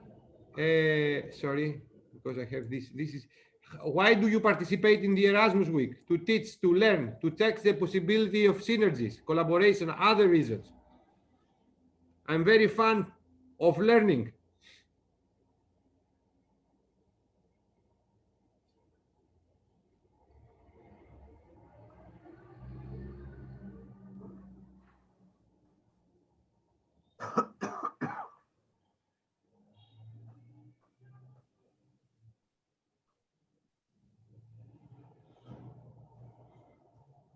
I think these international weeks, from my perspective, is so important. You are building your network, at least when they happen face to face, because this is the first time that I participate and we organize here in the department and in the International Relations Office, this kind of events online. But it's a great opportunity to build your network and meet so many people and listen so many different ideas. So when you participate in such an event, what I suggest is like to have your ears open and your eyes open as well.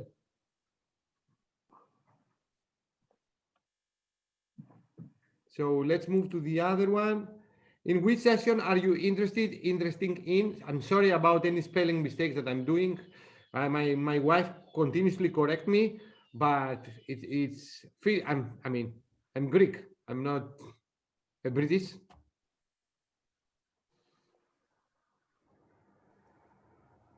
Soft skills, online teaching, electronics, 5G communication. On Thursday, I will say to you that we have the top of the cream regarding 5G communications and applications, the top of the cream all over Europe right now. So it will be a workshop that will start at 10 o'clock CET and will last until 3 o'clock CET, of course, with breaks. So don't miss the opportunity. And also on Friday, we have a very good mathematics education webinar with the participation of Mathematica, SLAG, and experts in mathematics education. So, I mean, the Erasmus Week also contains these two events that I think, especially 5G communication, I'm impressed how a big game changer it is, especially also with applications in online teaching. Okay, thank you. Seems that the electronics dominates, so Wednesday probably is our best day. And do you plan to attend the whole Erasmus Week? Yes, no, part only the sessions I'm interested in.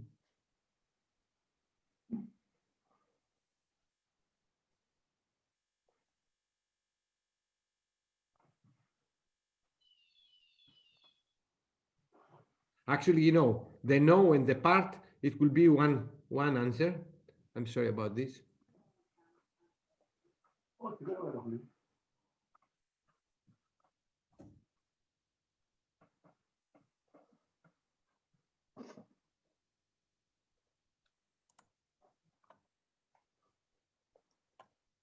Bye, Mike.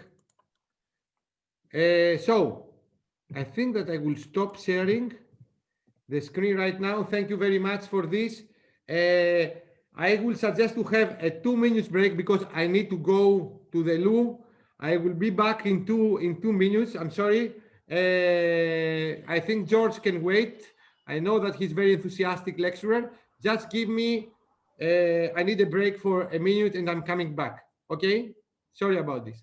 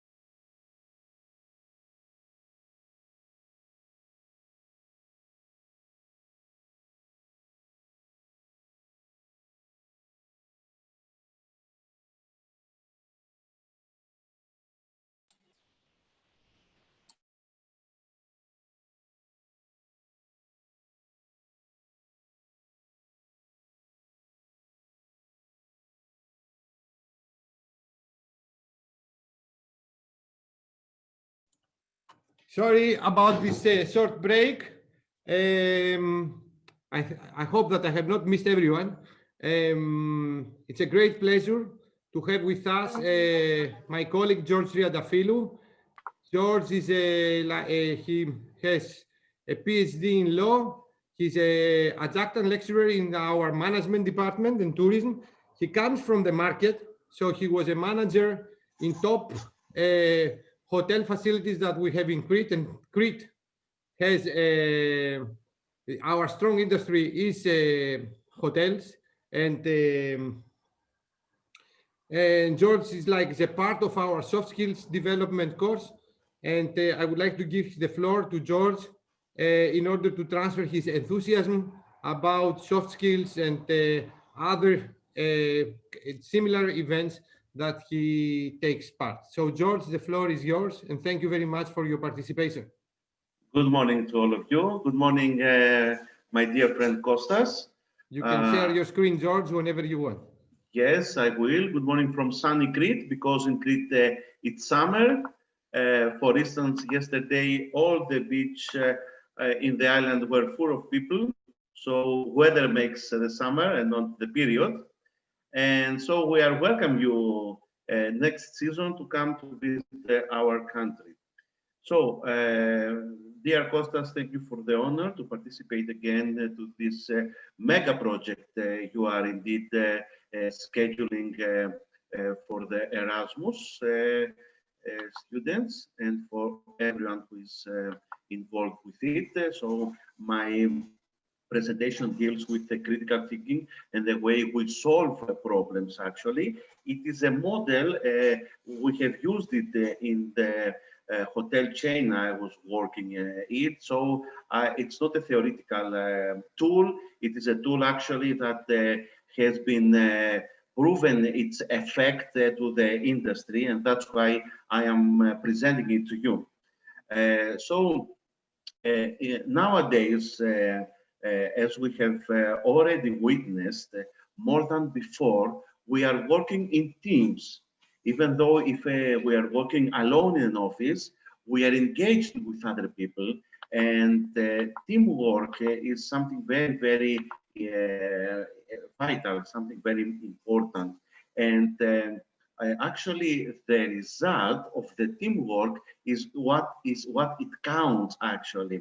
For example, it doesn't matter how hard you try for something, but the result of it.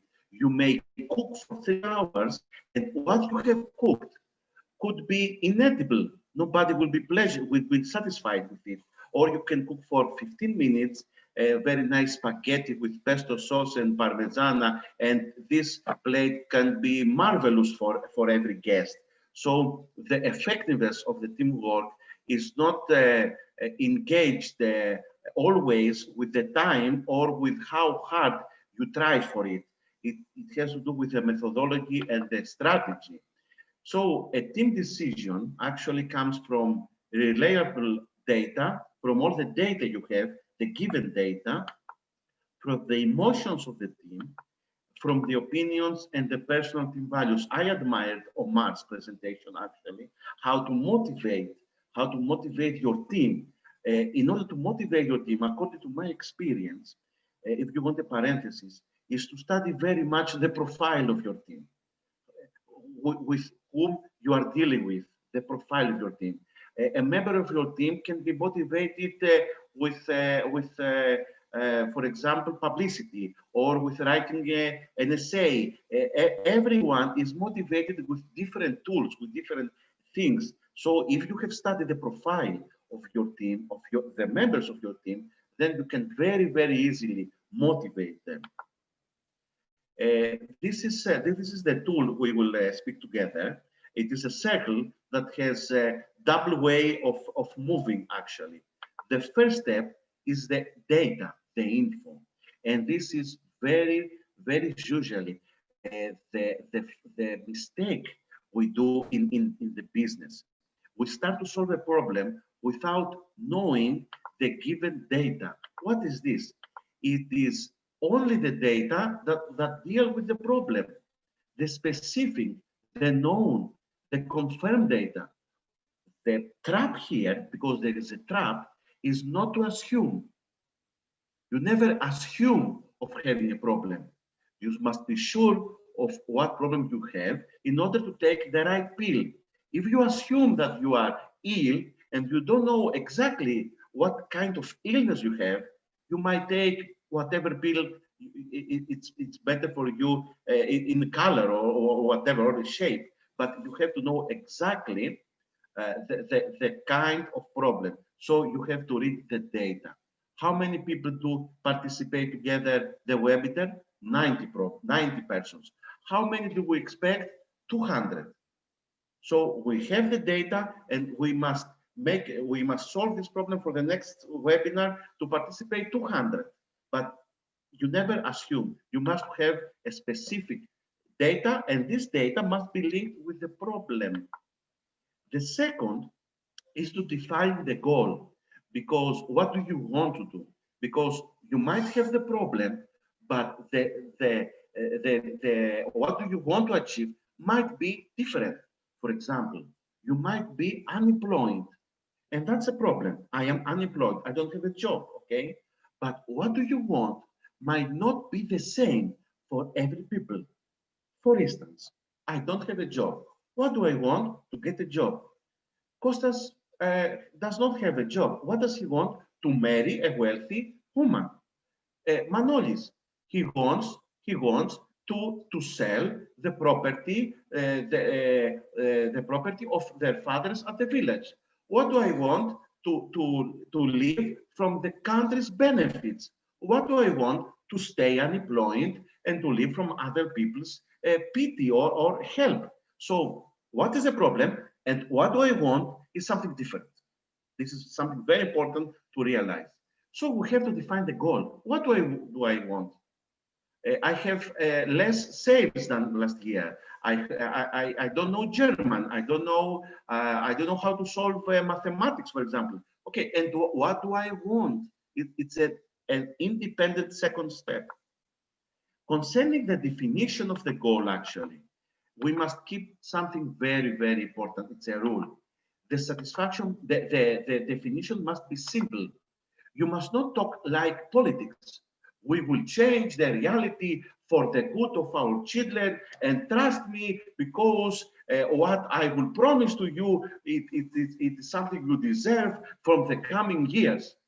We cannot talk like this, because we are not engaged, we are not engaged to something specific.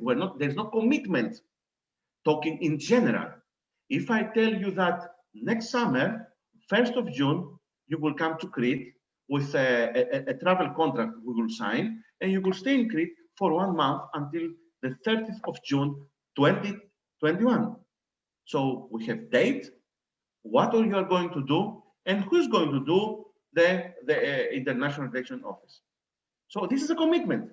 If I'm telling you that I have plans for you in the future, it is something general. So the goal that must be defined with very, very simple words, not complicated, okay? Not complicated, it's not poetry, it is not a philosophy, it must be in very plain words, very plain words. So everybody can understand, every member of the team must understand the goal. The soldiers must understand why they are fighting for. What is their cause? What they are fighting? Okay, there are many times I have witnessed in many departments employees to work without knowing what's the goal, what we're fighting for, what do we want to achieve. They just fight without knowing the reason. Okay, so the second, I think you have, every one of you have understood. I'm referring mostly to the Erasmus students, which I welcome to Crete, must be very simple. Why did I choose Erasmus? Why did I choose to come to Crete? What is my goal? Of course, in the long run, I might get more benefits than this I had in my mind, but I have to set the goal first. Okay? What do I want to accomplish? This is the question I must answer. Okay? What do I want to accomplish? The verb must show action. I want to increase the sales. I want to learn mathematics and this section of mathematics. I want to learn physics, these specific laws of the physics, not just physics in general. Okay? It must be specific, the goal I want to achieve. If you notice in documentaries, the sharks chase specific fish to devour, to eat. If they chase just all the fish, they will stay hungry. So we have a satisfied definition will lead us to a satisfying solution, actually. Let's see an example. This was a real example in the 90s in the Greek market, and I will share it with you. We have an industry that packages olive oil, and we have a great deal of complaints from this industry. This happens in the early 90s in the Greek market, actually, and the guests, the clients, complain that the olive oil remains on the top of the package, okay, and they have remains on the top, and they get in their clothes, okay, and they complain about this. So what do we want? We have these complaints. that olive oil remains on the top of the package and they get stained. They open it and olive oil remains on the top of the package. So let's say, if we say our goal is to construct a better container, is this okay for you? Is this goal sounds satisfied? If somebody wants to answer or to contribute, with great pleasure. If somebody wants to speak, it would be an honor for me, actually. Is this definition, is this satisfying definition for you to construct a better container, a better package for the olive oil? Is this okay for you? Does somebody wants to answer? Some people might say, yes, we want a better container, or to cover the top of the metallic container, or the second is more satisfying. What do you think? The first or the second? Please, don't hesitate. For me, it's the first one. For you, very good. Okay. Actually, the truth is, if we say we want a better container, and I give this container to my colleague and I tell him, okay, I want a better container. He might change the label. It's a better. He might change the shape. It's cylindric, he makes it square. It's better for him because you can package it easier. It's a better. But do you solve the problem? Or to cover the top? The goal must be specific, to make a container that will have the ability to pour oil without remaining oil on the top because of its construction. This is what we want. If I say a better, they might take a better according to their perception. It can't be the designing, a better designing. You told me a better, I make the better, but I didn't solve the problem because you didn't tell me to solve the problem. And you didn't tell me what, if we had a problem, I'm not aware of the problem. Many members of the team are not aware of the problem.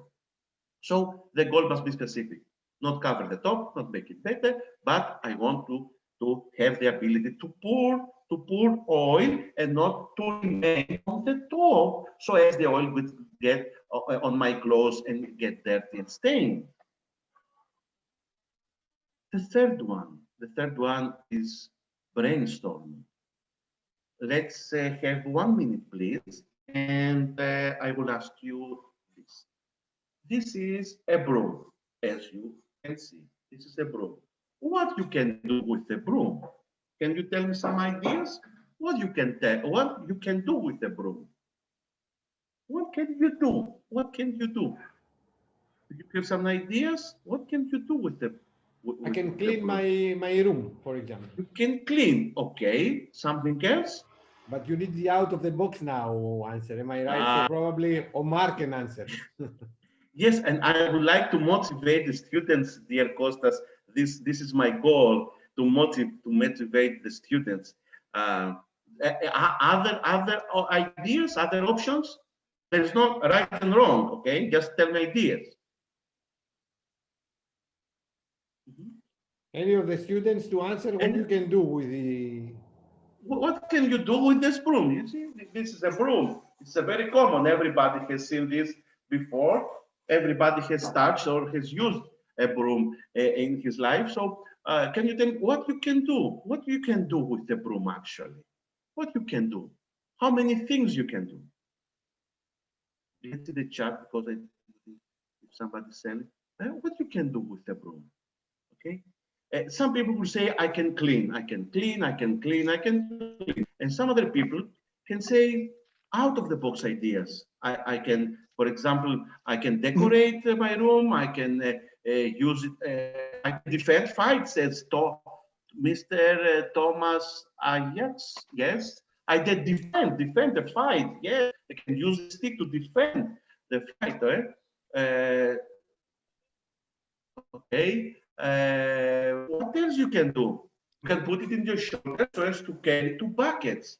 What can you do? What else you can do? You can do hundreds of things. Hundreds of things.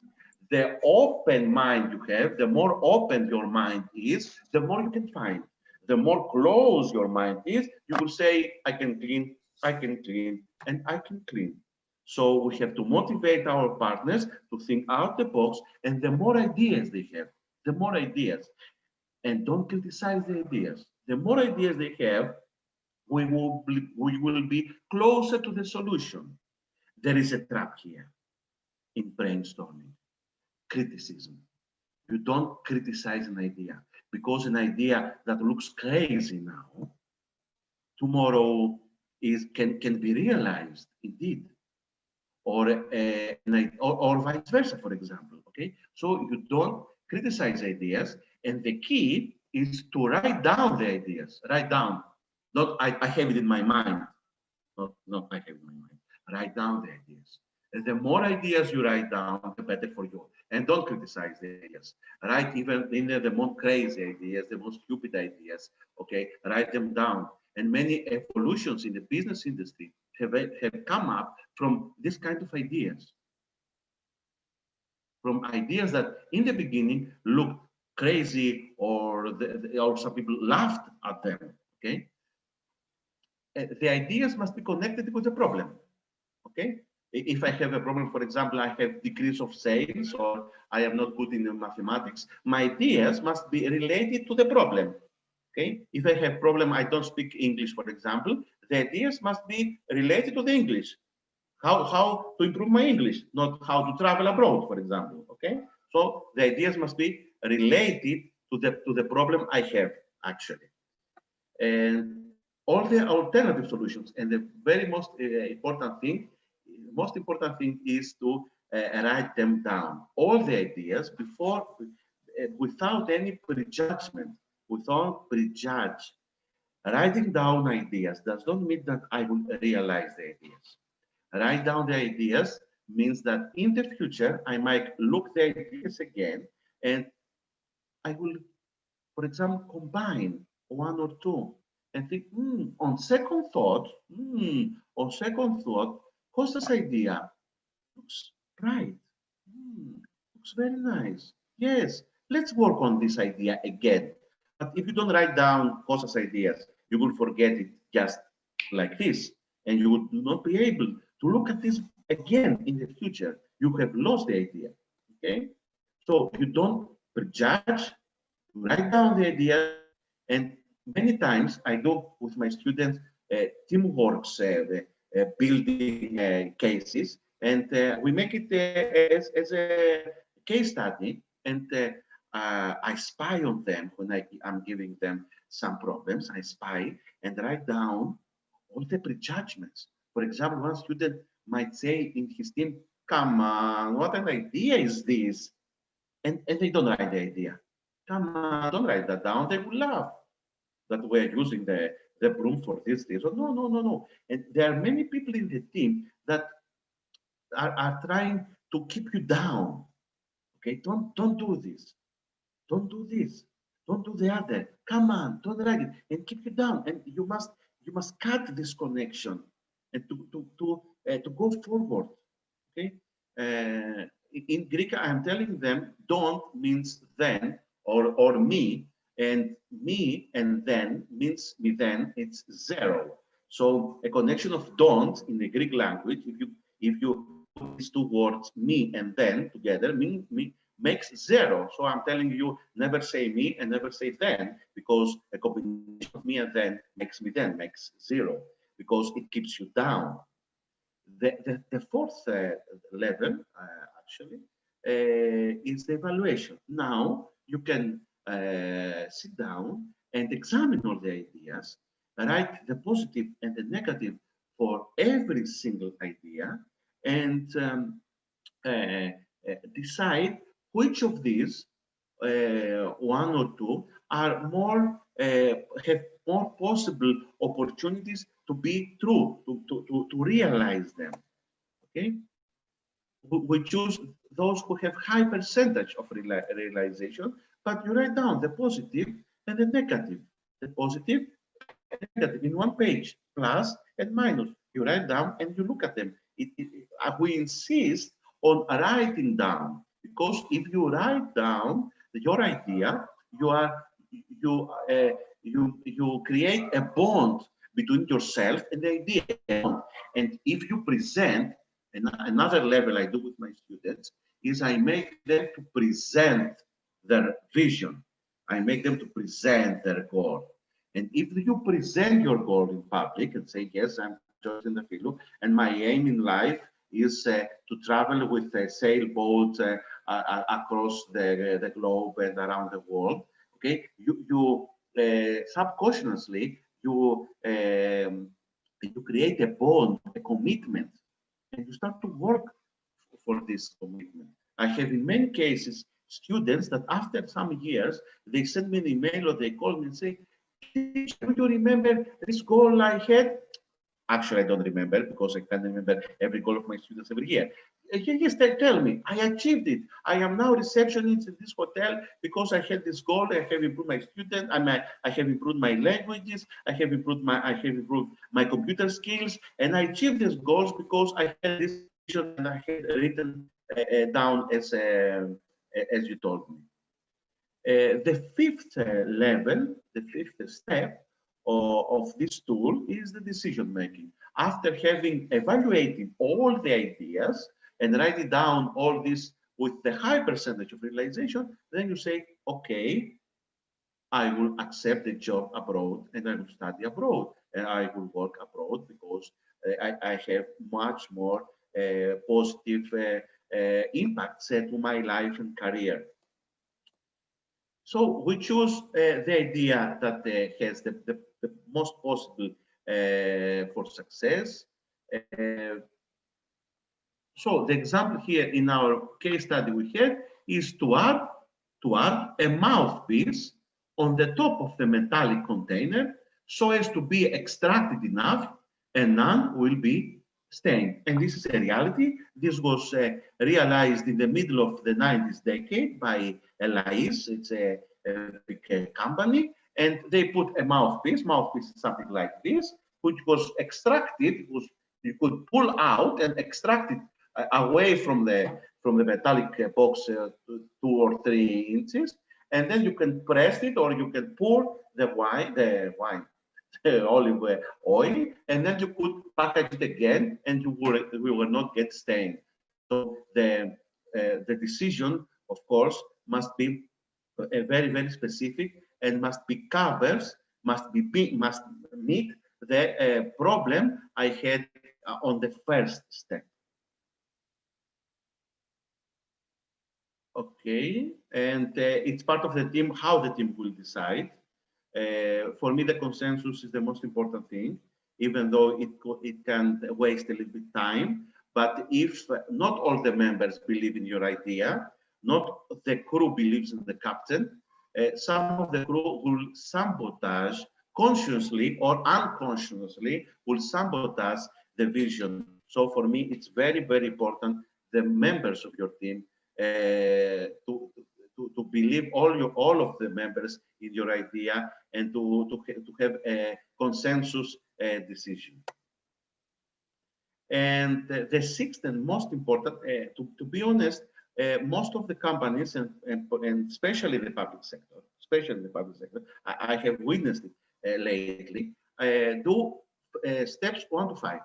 They took the decision and then that's it. They took the decision. And then after 1 year or 2 years, yes, we had decided to do this. Yes, and what happened? We had decided, and it's left in the papers. We had the meeting with the mayor. We had the meeting with the rector. We had the meeting, and we had decided this, and it stayed that way. The sixth and the most important is the implementation of the decision. The implementation. Who's going to realize it? And there are three main questions. Who? And who is not, for example, a teacher will do it? No. A college of us? No.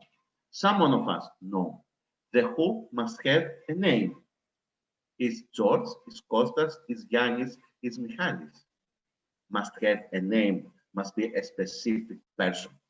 If I tell to my students, just one of you bring me a glass of water, the most possibility is not to have water at all, or I might have 10 glasses of water.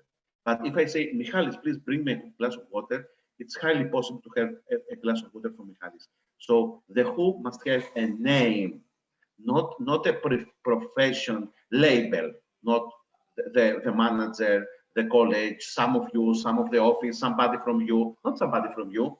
What's somebody from you? What is the fifth level? What we have decided, the idea we have decided. And the third is when. The when is a trap, especially for the Greek reality, is a trap. The when. When are we going to do? In the coming days, in the future, in the near future. These days, we're going to do this. In the summertime, it's winter now, it's raining, it's not very possible. We will see what we are doing. These all are traps to postpone it or to get rid of it. The when must have date and time.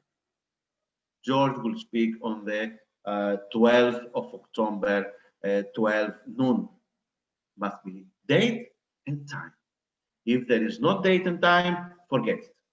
It will say at the end of the semester or at the end of the year, or we will see it this week or the next week, or when the sun will rise. It's highly possible to forget. So the who must have a name, and the when must have date and time. Not only date, but and time as well. Implementation. We have to predict the way that the problem will be solved. Who's going to solve it? Who, when is going to solve it? And what is going to do? So I can come after and say, hey, Kostas, what have you done with this? You were responsible for this, and you should have done it by today or by yesterday noon. Okay? If I say just some of you will do it, when it's available to do it, I don't know who am I going to control and to give me feedback, and when I don't have this this data, unfortunately. And after the implementation, we have to do the evaluation. Evaluation, the result evaluation. Result evaluation means, have I succeeded or I have not succeeded? I don't have something in the middle.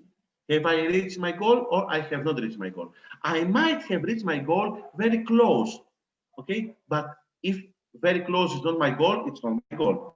So I have to evaluate. Have I reached my goal? Yes, I have reached my goal. And here is a trap as well. Many businesses, when they reach their goal, they stay there. They get drunk by champagne and success. Actually, and what comes again? They get the same problem again, they solve it, and they get the same problem again, and they solve it, and it's like a loop. So if you succeed, you must you must have some standards how to remain. I have increased my sales, okay, and now you must have some standards to remain there. Because if you don't, and you get drunk by the success, you will come again to the first place you were before. If you have not achieved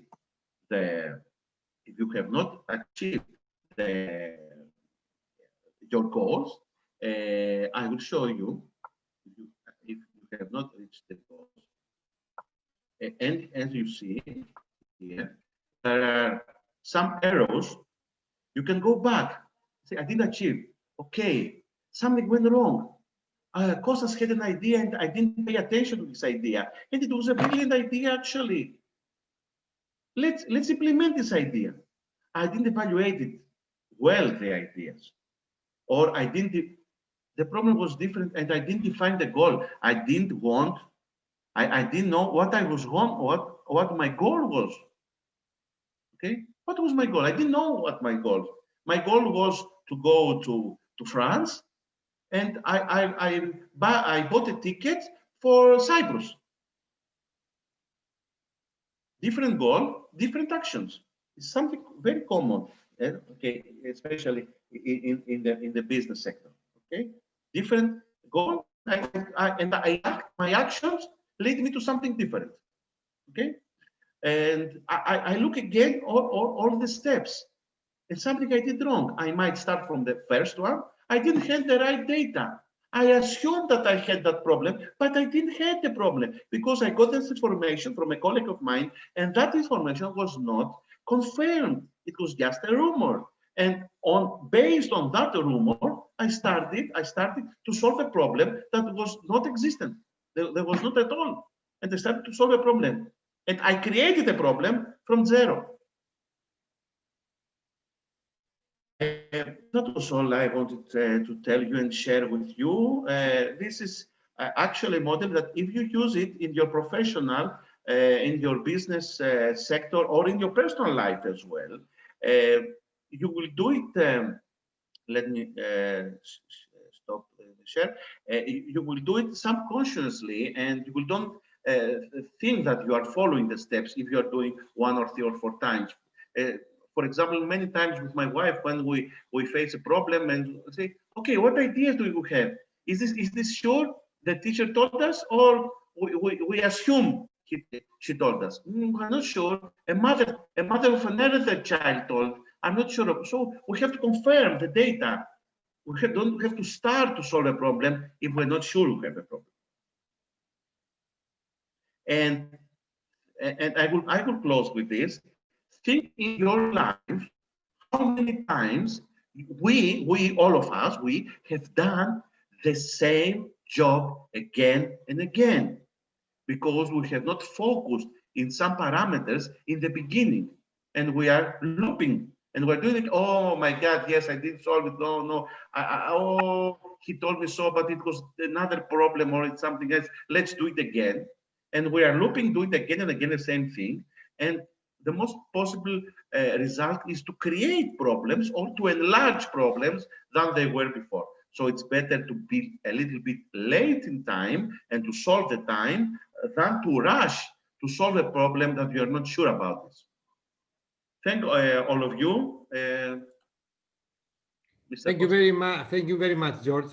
I will keep the graph that you have presented us with the circle and the arrows, because this is, I mean, when you say that I have a project and I have implemented the project, you should satisfy each one of these steps.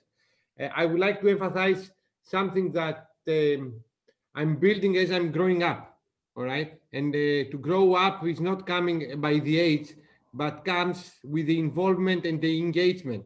The more that you will engage, the more experience you are getting. And this also is something that the learning theory taught us. I remember one of the previous lecturers mentioned something about leadership or critical thinking or creative thinking is something that we build, all of us, but by our experience, all right? This is one of the math, like, how can I say, legends, you know, the people that you say, oh, he learns maths because he has a talent. No, anyone can learn math by your experience, and this comes to everything. By more that you engage, the more the experience that you are getting. So I would like to emphasize this is all of us will have great ideas, all of us. I'm pretty sure that all of us will have great ideas, but it's the big step comes to take an idea and implement it. This is the biggest challenge. Otherwise, as I told you, everyone has an idea.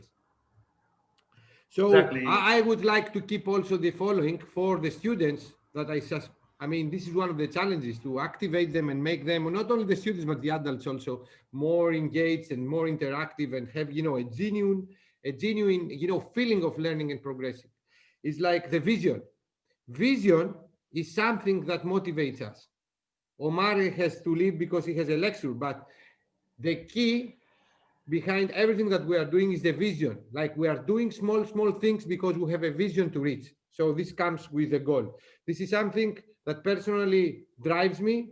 Whatever I'm doing or whatever I will do, if I'm lucky also, comes to this. I have a vision on my mind, and you know, you are building like a puzzle, small things. You are doing coherent steps and not, you know, like, you know, non-coordinating, things, because this is like, it's physics. Everything is physics. I mean, if you have two forces and you apply them in the opposite direction, the result is zero. But if the two forces vectors are on the same direction, and then the result is the double one. So I will keep this, as you mentioned, the vision is a motivation. And also I would like to keep something else that is very important. And as academics, we are doing it. We are doing this mistake, is to avoid multitasking. Remember, you mentioned something about the shark. The shark hunts a specific fish. It's not hunting everyone, because otherwise you are lost. It's something that happens to our life. We set up too many targets, and then we are losing everything. Like, we should have specific targets. Even during our day, we should say, like, we're going to finish this, and then we will move to the next task. It's something that I'm speaking from the experience that I'm doing this mistake, and I'm still doing this mistake. I would like to ask you something that I like it very much. You mentioned that when you design a project, or when you would like to run a project, you should assign to a specific person, you should do this by this deadline. Am I correct? Yes. All right. And how do you, how, as a manager, how do you react if someone will say to you, I cannot do it? It's very, very a nice question, my friend. In the beginning, you don't give him the assign. You have to change a little bit the way he thinks, and you forget the project and you start to reconstruct in his mind a little bit and make him believe that he can do it. And there is no I don't and I can't. This depends on the partner you have. If he is 100% negative, I cannot do anything, I'm not good, I'm not, okay, and he's 100% negative, then you cannot work with this, because you will lose a lot of energy. But if he's something that he's in between, okay, you have to make him think a little bit in psychotherapy or talking with him to make him believe that, yes, encourage him, you can do it, yes, go on, give him little tasks. Not to go to the Himalaya, okay, to just to climb a hill in the beginning and say, okay, you did it. You remember, you said you can do it, you can do it. Okay, go now to this little mountain and then go to another mountain. So give him big tasks, and every time bigger and bigger, and then make him realize, take him to the past again and ask him or tell him, do you remember when you were telling me you cannot, and now you can manage it? I have experienced this many times with partners of mine who were very negative in the beginning, and with an approach, a right approach, make him believe step by step in the beginning. Remember a child when he's born, when a child is born, you don't give him T-bone steak. You give him, and after some months you give him mashed vegetables, and after some months you give him mashed fish, and after some months you give him something else, and when he is 15 you give him a steak, a veal steak and potatoes. Okay, you cannot give him in the beginning the T-bone steak, because he will die. Okay, so if you want to invest in your partners, you start step by step, on the condition that they have a positive way and you can work on them. According to my experience, I have not come across with 100% negative person, but with difficult persons. But if you have a right and decent and polite approach, giving them tasks little by little, then you can make them better and better and better, and then you can say, yes, I created you. Okay. Mm-hmm. When I was working in Grec Hotel, I had an assistant who was negative 100% to many things. In the first year, we had fightings in the office, but step by step, he tried to do more things, and day by day she was doing more things and more things. And when I left the company to go some better, the general asked me, who's going to take your place? Because we have changed in the past 20 years, 5 in your place. Who's going to take your place? And I say, Nikki will replace me. But Nikki was always an assistant to the department manager. No, now she's capable. And Nikki right now works in a Greek hotel as a manager in the financial department. And she was always an assistant and it was very difficult person, but step by step, she was telling me, okay, about this number, you have to you will tell to the manager about this number. I said, no, you will tell to the manager. What? Yes, you will tell. You know how this value was created. You know very well. Go and tell him. You can do it. And I started to give her little tasks and little tasks. And after 4 years, he replaced me. Okay. But it is a matter of strategy, and then you have very strong partners because you have created these partners and you have a very strong team. But it needs patience, power, and methodology. Thank you, George. I think this is a very good message to give to us as a teachers, to encourage our students, to not discourage, to be assertive. This is a key word, assertive. Assertiveness is a key word. I'm reading this business review journals that they used to say, lately they emphasize this, assertiveness. It's like the key word, but also the students and us, not only the students, any human should engage. I mean, you should not hesitate to get engaged. And I will not say that, George, the people are negative. The majority of us, we hesitate. We want to do it, but then we say like, we are afraid or hesitate to try and experiment with the new things. It is exactly what Socrates said. Socrates said that I am just a fly that bites the horse that is sleeping and bites the horse, and the horse is starting to run. I am just this fly, this horse fly that bites the horse who is lazy sleeping, okay, in the stable. We must be these horse flies. Thank you, George. I don't know if there are any questions. If there are not any other question, I don't know. I can see Mircea and Ioannis, and I appreciate that they have the cameras on. It's very important, like we know, like as a teachers, like if you have the cameras on, the interaction is like direct. It's much better. I don't know if Ioannis actually, he was the manager, let's say, of our department for many years in the school. So probably he has something to say how to motivate. He's good. I mean, he knows how to motivate, people. Probably if I will buy a football team, I will take him as a manager. But George, Ioannis, do you want to add something, how to convince and motivate people from your experience? Yes. No, just a moment. The other Yannis, Vardiabasis. Sorry, I will come to you, Yannis. Thank you, Kostas, for the floor.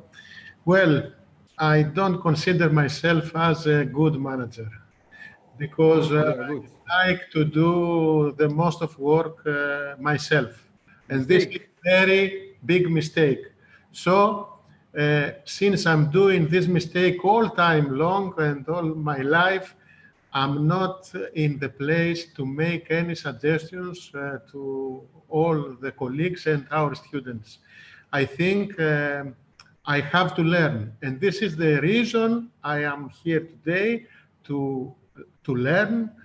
And thank you very much for the opportunity. Thank you, Yannis. It's something that we are doing. Sometimes we hesitate. We say like, we are going to lose a lot of time. And it's better to do it by yourself. But this in long term is a mistake. Because if you learn how to trust people, then it will be easier for them to do tasks for you. It's something that I'm doing. I tried it, lately, last week with a colleague of mine from administration. She made it very well. So now I'm feeling a lot of relief. It's like a mistake that we are doing, and this is true. I don't know, Yannis Kaliakatsos would like to say something before. I'm sorry, Yannis, I interrupted you, but I had given the floor to John Vardiabasis.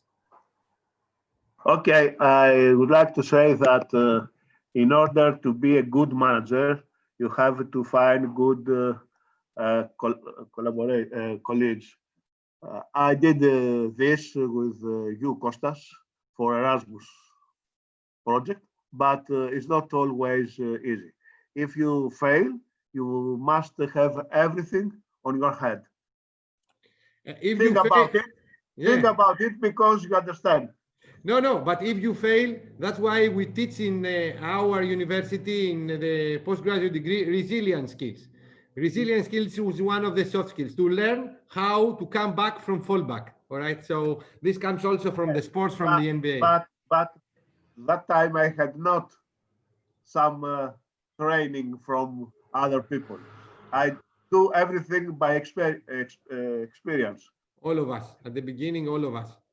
So I don't know if Nikolaos would like to say something, because I can see Nikos and I can see Mircea. Mircea, Nikos has a PhD from Romania. So Mircea comes from Romania.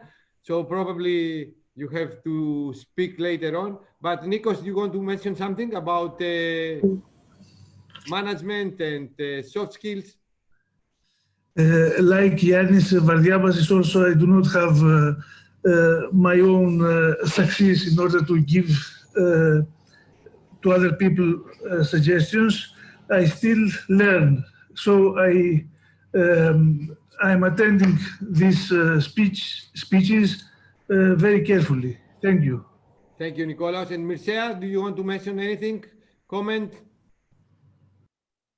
Well, please present yourself to the rest of the people. Well, I'm a PhD. I teach construction engineering at our faculty.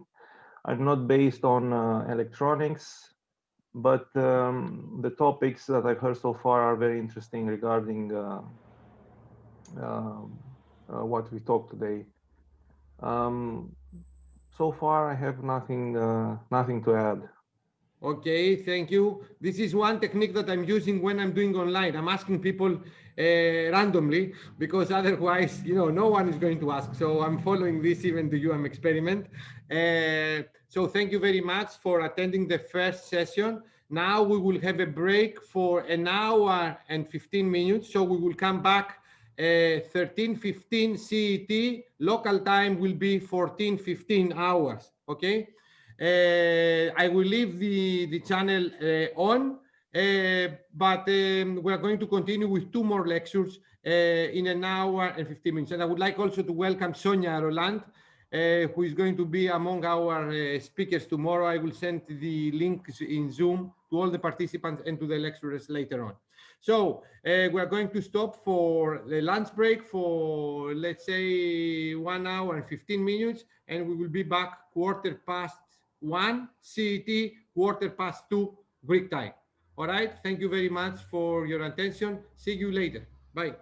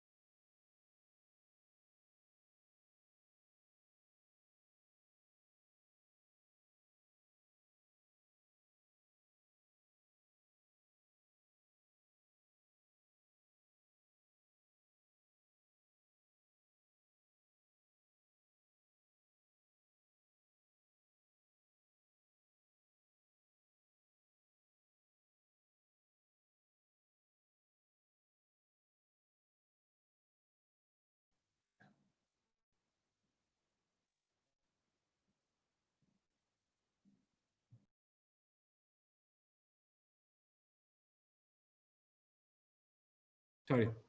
So it's a great pleasure to have with us a great friend and colleague and collaborator, Lauren, from EVM. Lauren has an expertise in pedagogy and an expertise in soft skills that online learning and teaching requires in order to have a more successful result. And we know this one of the challenges. Recently, we have submitted a paper and we know of the challenges regarding the soft skills online learning and teaching requests. So Lauren is the most expert to reveal and describe all these things related to what we have followed during this morning. So Lauren, the floor is yours, and thank you very much for coming. Actually, you are coming from Canary Islands, very far away from here, but remotely you can see that the distance has minimized. All right, and actually, Lauren, congratulations, because your tennis player yesterday destroyed our friend from Serbia. So I think Nikolaos Petrakis is very happy, even though that I know that he's a Djokovic fan, but Nadal hammered, Djokovic. So the floor is yours. Thank you very much. I'm going to try to share my screen. Yes. Let me know. Fantastic. You can Yeah. see it. You can see my screen?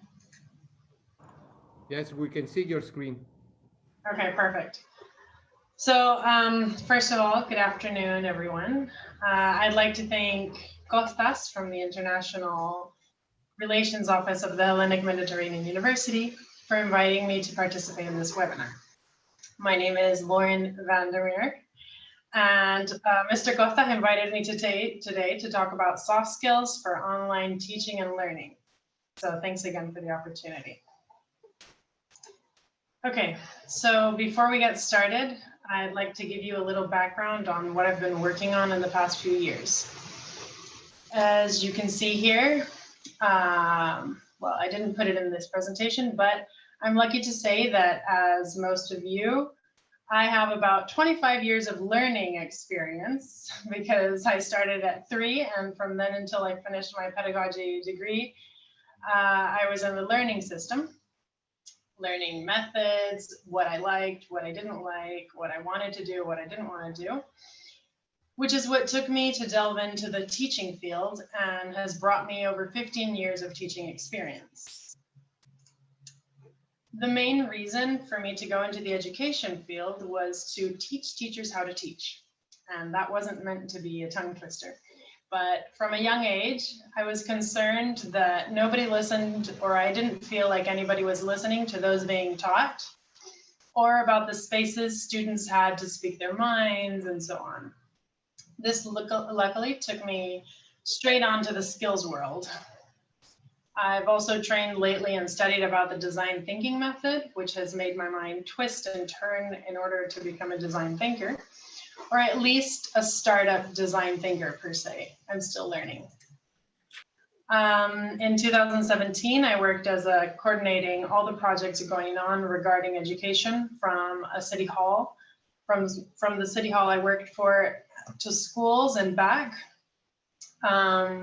That really made me learn so much more about soft skills, what they were all about, and the importance they have, not only in education, but really in any field. And I currently work at EVM in the Canary Islands, as Kostas said, in Spain, as an educational consultant.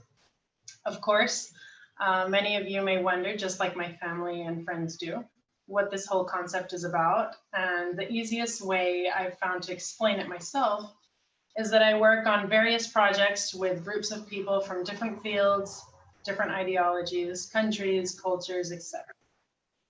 The following question to that usually is, what are those projects about?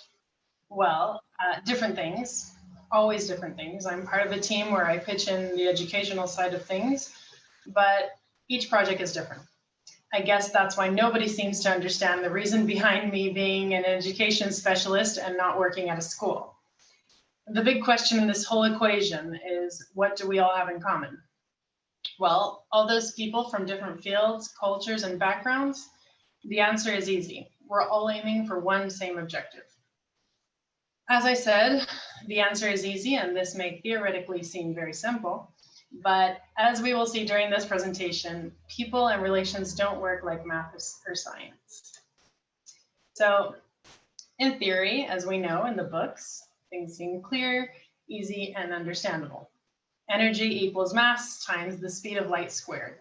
Well, I'm not going too far into the explanation of this. I'm sure Kostas and many of you could explain this a lot better. But once we put it to practice is when all these questions start popping up. Here's a silly example. So if 1 + 1 is 2, how can we explain this? Where 1 + 1 is 3, or maybe even 4 or 5. Or this, fertilization, where the human egg and the sperm come together and form one again. So wait a second. Now 1 + 1 is 1 again. It's 2 forming 1. How does that happen? In reality, as we will see on various occasions throughout this presentation, life happens. And that's when we really start learning. So today, in order for us all to start off at a level playing ground, I'd like to delve into the words and concepts that this presentation is about: hard skills and soft skills. So hard skills are what we traditionally know as knowledge. They show that you fit for a specific job, developing specific tasks, and reaching particular objectives thanks to that knowledge. Something relevant when defining hard skills is that nobody is born with them. So they're learned. It means we go to school or we read or we study about something in order to be able to do that something or achieve that objective that we have. Hard skills can go from coding to cooking, with most things we do as adults on a daily basis in between. Soft skills, on the other hand, show your ability to fit into different places. So they're a part of your personality, meaning some people are born with certain skills and others can learn them. I'm not saying nobody is born with soft skills. Everybody has soft skills, just some have more developed than others, and that's what we're all here for, right? Difference makes everything richer. So one of the most frequent questions asked after this is personality changes as if it weren't positive. The answer is yes, definitely. Everybody can change their personality into whatever they like the best. If that weren't possible, then what are role models for, if not? Soft skills are, for example, communication, leadership, empathy, conflict resolution. They're a combination of people skills, communication skills, and social skills, and so on. So why has this term been upcoming in the past few years? Well, for so many reasons. But what fuels people wanting to know about them in most cases is that more and more hiring companies are asking employees to show the right dose and combination of hard and soft skills. In many cases, preferring a worker with social skills who may improve the work climate, rather than a specialist in a certain field who may make the team feel uncomfortable, for example. So, soft skills, the Corden's English Dictionary defines soft skills as desirable qualities for certain forms of employment that do not depend on acquired knowledge. This includes common sense, the ability to deal with people, and a positive, flexible attitude. In order to differentiate soft skills, they can be divided in groups or clusters. And of course, if we go into theory, every author has a different way of choosing, dividing, grouping all the soft skills we can find. In this case, we're dividing them by internal and external. And although they're hard to differentiate and they're all negotiable, as if they're internal and external, I think is the easiest form to understand the division, and that are dealt mostly in the following way. I would say internal skills are those dealt with on our own after being with a group of people, for example. And external soft skills are those tangible externally that are shown and worked on while interacting with others. So here are a few examples of each. Self-awareness, we're talking about internal soft skills now. Self-awareness, accepting criticism, critical thinking, emotional management, problem solving, perseverance, growth mindset, creativity, concentration, empathy, self-discipline, optimism, and responsibility. There are tons more. I just choose a few from these, and most, as I said before, this is completely debatable per se. And we can talk about how empathy can be internal, it can be external, because it depends on other people. And yes, this is true, but what we've decided, or how we've decided to divide this, is that most of the ones that I've set up here, we have to concentrate on them or think about them once we're done. Once we've finished our practice, or once we've finished our class, is when we go back and we accept criticism, when we think about what a student or a colleague or somebody told us, that's when we go back and think, okay, how am I going to deal with this? What are the next steps, right? External soft skills. Here are a few that I decided to pick up here, which are adaptability, teamwork, this may be the most obvious, communication, public speaking, conflict management, cooperation, dependability, selling skills, active listening, building rapport. So again, when we talk about this, communication can be internal or it can be external. In this case, we've decided to put it in the external soft skills just to understand or combine it also with teamwork, conflict management, etc. So here are a few myths and facts. Here comes the part where we've all heard about soft skills and have preconceived ideas about them. I'm going to go just through a few in order to clarify the most popular ones. So soft skills are only for team managers. How many times have we heard that? And of course it's a myth. Why? Soft skills are good for everybody and anybody who lives in society. Let's take it from there. Maybe if we go back into living in caves or not with other people or in society or get away from the world, we may not need to develop them as much, but they'll definitely be helpful. Why should everybody develop or train them? Well, we're going back to the same, because 1 + 1 isn't always 2. Another myth that we usually hear or come up with is soft skills are innate and immutable. Why is it a myth? Because the more you practice anything, and correct me if I'm wrong, but for now, I think that the more you practice anything, the more it improves. And so why wouldn't it be the same with soft skills? According to research in neuroscience and psychology, we're able to build these skills, not only as children growing up, but as adults as well. So no more excuses, or I am the way I am, or as my mother used to say, and she still says, if there's a will, there's a way. So let's get that will going. Another myth is soft skills are associated with soft people. So let's say the tender side we've heard of. Well, a question back at people thinking that's a fact is, what is stronger than being able to understand others and handle difficult situations in an efficient way? Many situations come to mind where problems haven't been solved in the most peaceful way or in the best way at the moment. My question is, do you really think if everybody worked on soft skills, things would be as they are? Or certain situations would have fallen out as they did? I personally don't. So now that we have a base on which to stand and work from, let's see how this affects us as teachers, professors, as well as students, and which ones we're here to concentrate on today. So why soft skills for online teaching?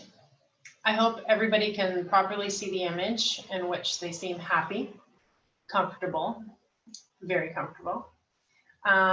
This goes for teaching as well as studying and receiving classes. In theory, it should be just as okay as traditional classes, right? Interaction, group relations, informal conversations between professors, students, etc. Being at a place at a certain time. This changes a little bit when the synchronous or asynchronous format come into place. So here's our expectation. And if I were to ask anybody here, what was their experience during quarantine? I'm sure more than one intervention would be about how amazing it was, how many options have opened up, the different tools that have been learned and will probably continue to be used from now on. And on the other hand, we may have the contrary. Experiences where more than one may say things like they didn't understand a thing of what happened, how grades dropped drastically, they didn't know what tools to use, how, if possible, they'd never go back to an online class, etc. Well, believe it or not, both sides of the story are true. their different realities, and how each person took it and communicated it to the world around them is considered to be a part of the soft skills. So I don't want to take much of your time explaining reality, because we all know that's happened. How it happened is different to each person. But most times, what we can see in the image is taking books from a computer. How many times have we downloaded a whole book onto the computer and read it from the computer? Well, we could ask probably what's wrong here. And I forgot to mention during my presentation that I'm a drama queen, hence the big red letters. But then my soft skills luckily pop in, and I start thinking, okay, Lauren, it's not that bad. So on the bright side of things, I have to say I'm here not to teach you about what you should know or do. I'm here to talk about and remind you about the things you've probably read, heard about, or have been told by those very wise people you grew up with, such as parents or grandparents. And I'm pretty sure I'm about to talk about things that are somewhere stuck in the back of your heads and basically haven't come up lately due to day-to-day concerns or musts. After asking around and receiving emails from teachers, professors, and students from all over the world regarding online teaching and learning, and doing some research, these are still the main skills I'd like to name today. My intention with this is to give you all, as I've said before, some really basic reminders of how 1 + 1 isn't always 2, and how life happens. And that's what we're here to deal with. So here go a few skills we could start working on. Patience. So be patient. For teachers and professors, I'd say remind yourself it takes 2 years again to get your master's degree in online teaching. So if you're new to this method, you haven't been trying for long. Students, on the other hand, changing everything to online can seem easy and simple at first, but I'd say it's far more complex than it initially seems. Having access to everything on your phone or computer and not getting a break from the screens is also hard. Little by little, both parts of the equation will start coming together and it will get easier. I'm starting a master's degree this year, and last week in an online class, something wasn't going as planned.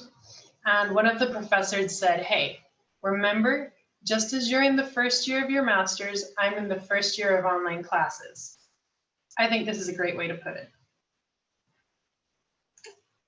Proximity. Well, we've heard about a lot of social distancing, those famous 2-meter rules and whatnot, masks.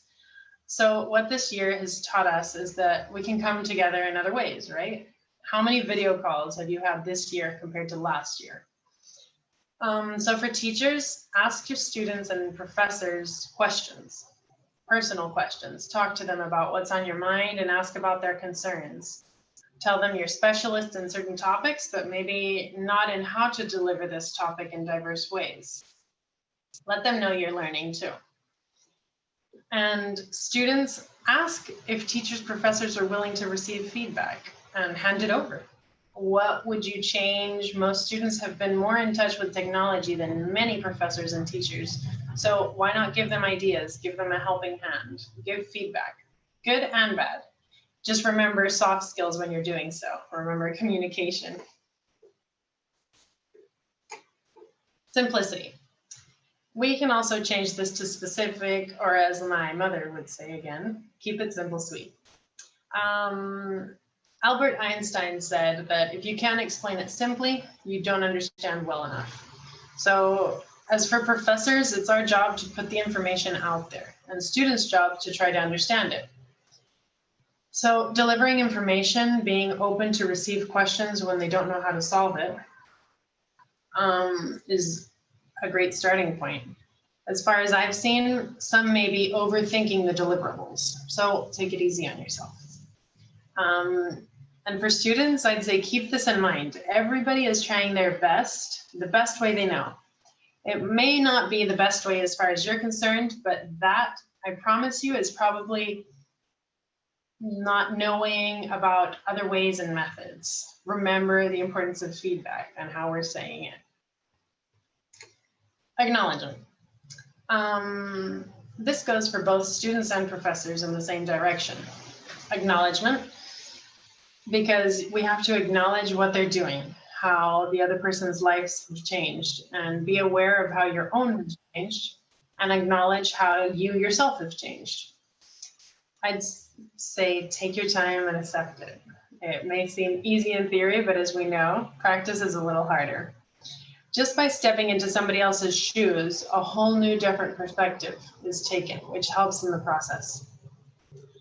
As Barry Long said, acknowledgement is the only way to keep love alive. So for us who love our profession and love education, acknowledge. And for those of you who are studying something that you love or that you really want to love, acknowledgement again. Appreciation. Again, for both. Appreciation for the other's efforts. Take a minute to answer yourself. How do we feel when somebody says thank you? When somebody says good job? Do we want others to feel this way, to feel grateful, to feel happy? It's free, so why not? We just started using a new bot at EVM where we get a reminder each week to thank people on our team or the organization. And I seriously couldn't think of a better way of finishing the week, because I feel so excited when I send a message and super grateful when I receive them. So it can't be easier. Questioning. Questioning them, questioning yourself, questioning colleagues. Normally, people who question themselves often are those who can defend what they're doing and why they're doing it with a solid answer. Am I doing the best I can? Why do I teach or study this way? Is this the best way or the better way? And better for who? So with questioning, I'm not saying evaluate yourself. I'm saying ask yourself and be conscious of your answer. It may not be the best in others' eyes, but as long as you know why you're doing it, you'll have a reason to keep doing it the same way or change. As Bernard Heiss said, advances are made by answering questions and discoveries are made by questioning answers. I really like that one. Communication.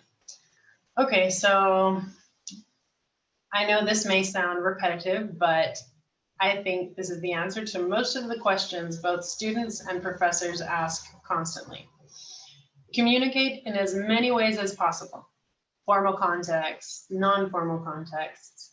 You don't have to create them if you don't want to, but leave the door open in case somebody wants to invite you.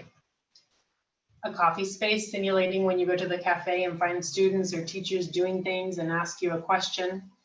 Those so famous questions which usually start with a, oh, professor, now that you're here, keep it open for them. Try coming to an agreement with professors and students as when to deliver. Make a poll, for example, and as students, participate in the poll. It's not fair to say, oh, this isn't fair if we don't participate or we don't ask for participation as well. A quick reminder is that we're all humans and we all forget things and we're all on a daily basis running through our musts and our day-to-day tasks. So reminding teachers of, hey, I want a participating space, or I'd like to give my opinion on this, will also help them stop for a second and think about what are the next steps. As professors, we suggest that you clearly define what your expectations are. And if you have a doubt, ask them. Because again, there are as many solutions as people on this planet. As students, if you're not sure what is expected from you, ask. Time management. Oh boy, is this a hard one for most of us. And when we meet someone doing 20 things at a time, our question is usually, where do you get the time from?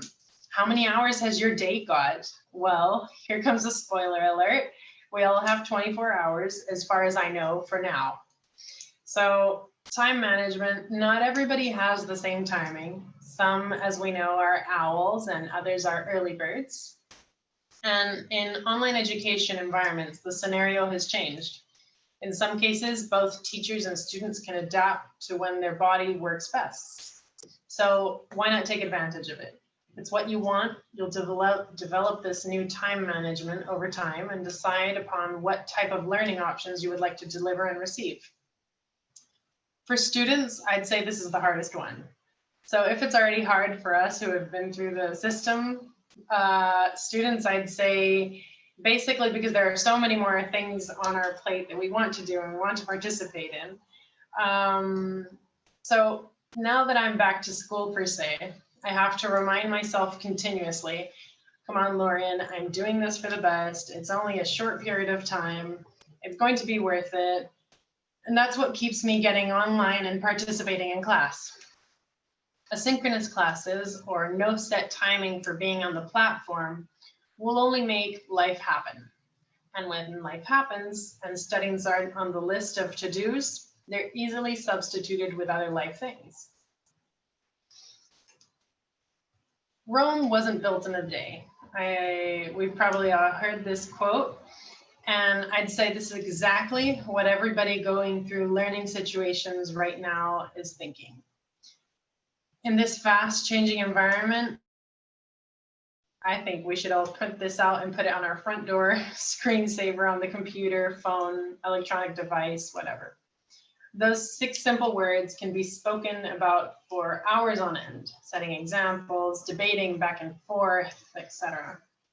Of course, this also can be an easy laid back position to sit in. So, which is why there is a second part to this quote. Rome wasn't built in a day, but there were bricks being laid every hour. So now what? We go back to the question of, am I doing it the best way I can? What have I done today to reach my objective? You don't have to build everything you want today, tomorrow, this week, or even this year. Just lay a brick. Take a step in that direction. So to finish up, before we go on to the questions, if anybody has questions, I'm summarizing with a few questions that may help you with further questions that you may ask yourself again. So mainly, are you taking care of yourself? How much do you want to improve? What are you willing to do to improve? And last but not least, is it important or is it urgent? I really like to explain this difference because there is a big difference between important and urgent. And it's where the need comes from. Important comes from within, and urgent comes from outside. We need to learn to, of course, do the so-called urgent, but more importantly, not to forget to pay attention to what's important. I personally consider this last question, not being asked continuously, is what takes us back to forgetting everything I've just reminded you about. So perhaps we have to do this more often. Dr. Heisenhower has developed a matrix in which he differentiates important from urgent tasks. There's a lot of bibliographic information, and he has many interesting things to look into regarding this differentiation. In this case, we can take a look at the chart, and we see that, for example, important and urgent are emergencies, deadlines, some phone calls, baby crying, I don't know. Important but not urgent are exercise, vacation, and planning. These are the things that we normally set back, and also the things that help us be keen or help keep us sane and healthy. And we tend to forget that that's the most important thing. Then we go to urgent but not important, which are interruptions, distractions, other phone calls, constantly looking at our email, things like this. And then not important and not urgent, which are things like trivia, busy work, time wasters. So the question now may be how to get rid of not important and not urgent. My answer would definitely be soft skills again. So going through everything we've been through and keep looking into what soft skills are all about, because that'll definitely help us get through taking out the not important and the not urgent, and focusing more on the important, the urgent, and the not urgent as well. But what's important, because that ends up being what will take us to a better place in the future. So if you always do what you've always done, you'll always get what you've always got. So here's just a little invitation for you to change up and twist and turn your mind, as I've done with design thinking and all these other things that I've been studying and love to study and share, and start getting into soft skills if that's a possibility for you. So I've left a little slide here for Q&A. And if due to timing, we're not able to answer a question, or even if when you start practicing, the questions start popping up, don't hesitate to contact Kostas or send me an email. I've put down my email address here in case you want to start a conversation about this. So Kostas, I'll give you the floor again in case anybody wants to ask questions or comments, whatever. Thank you very much, Lauren, for the beautiful presentation. I would like to ask now the audience if there are some questions. Otherwise, I should start with mine. Okay, let me start. It was very useful what did you present, and very useful to teachers and the students as well, since online teaching and learning is a challenge task that in the majority of the case we were unprepared, and this all the surveys that we have done, this showed. I would like to ask you first of all to elaborate a little bit, what is building rapport? I mean, okay. Building rapport is communicating with others. This isn't the exact definition, but I'm going to try to explain it as best as I can. And it's trying to communicate with others for them to feel comfortable communicating back to you. So there's a really funny ad, for example, I can't remember if it was Fanta or something, where there's this one person communicating to different people, and I know there's this one example where he's talking to a teenager, and the teenager is going like this with her hair.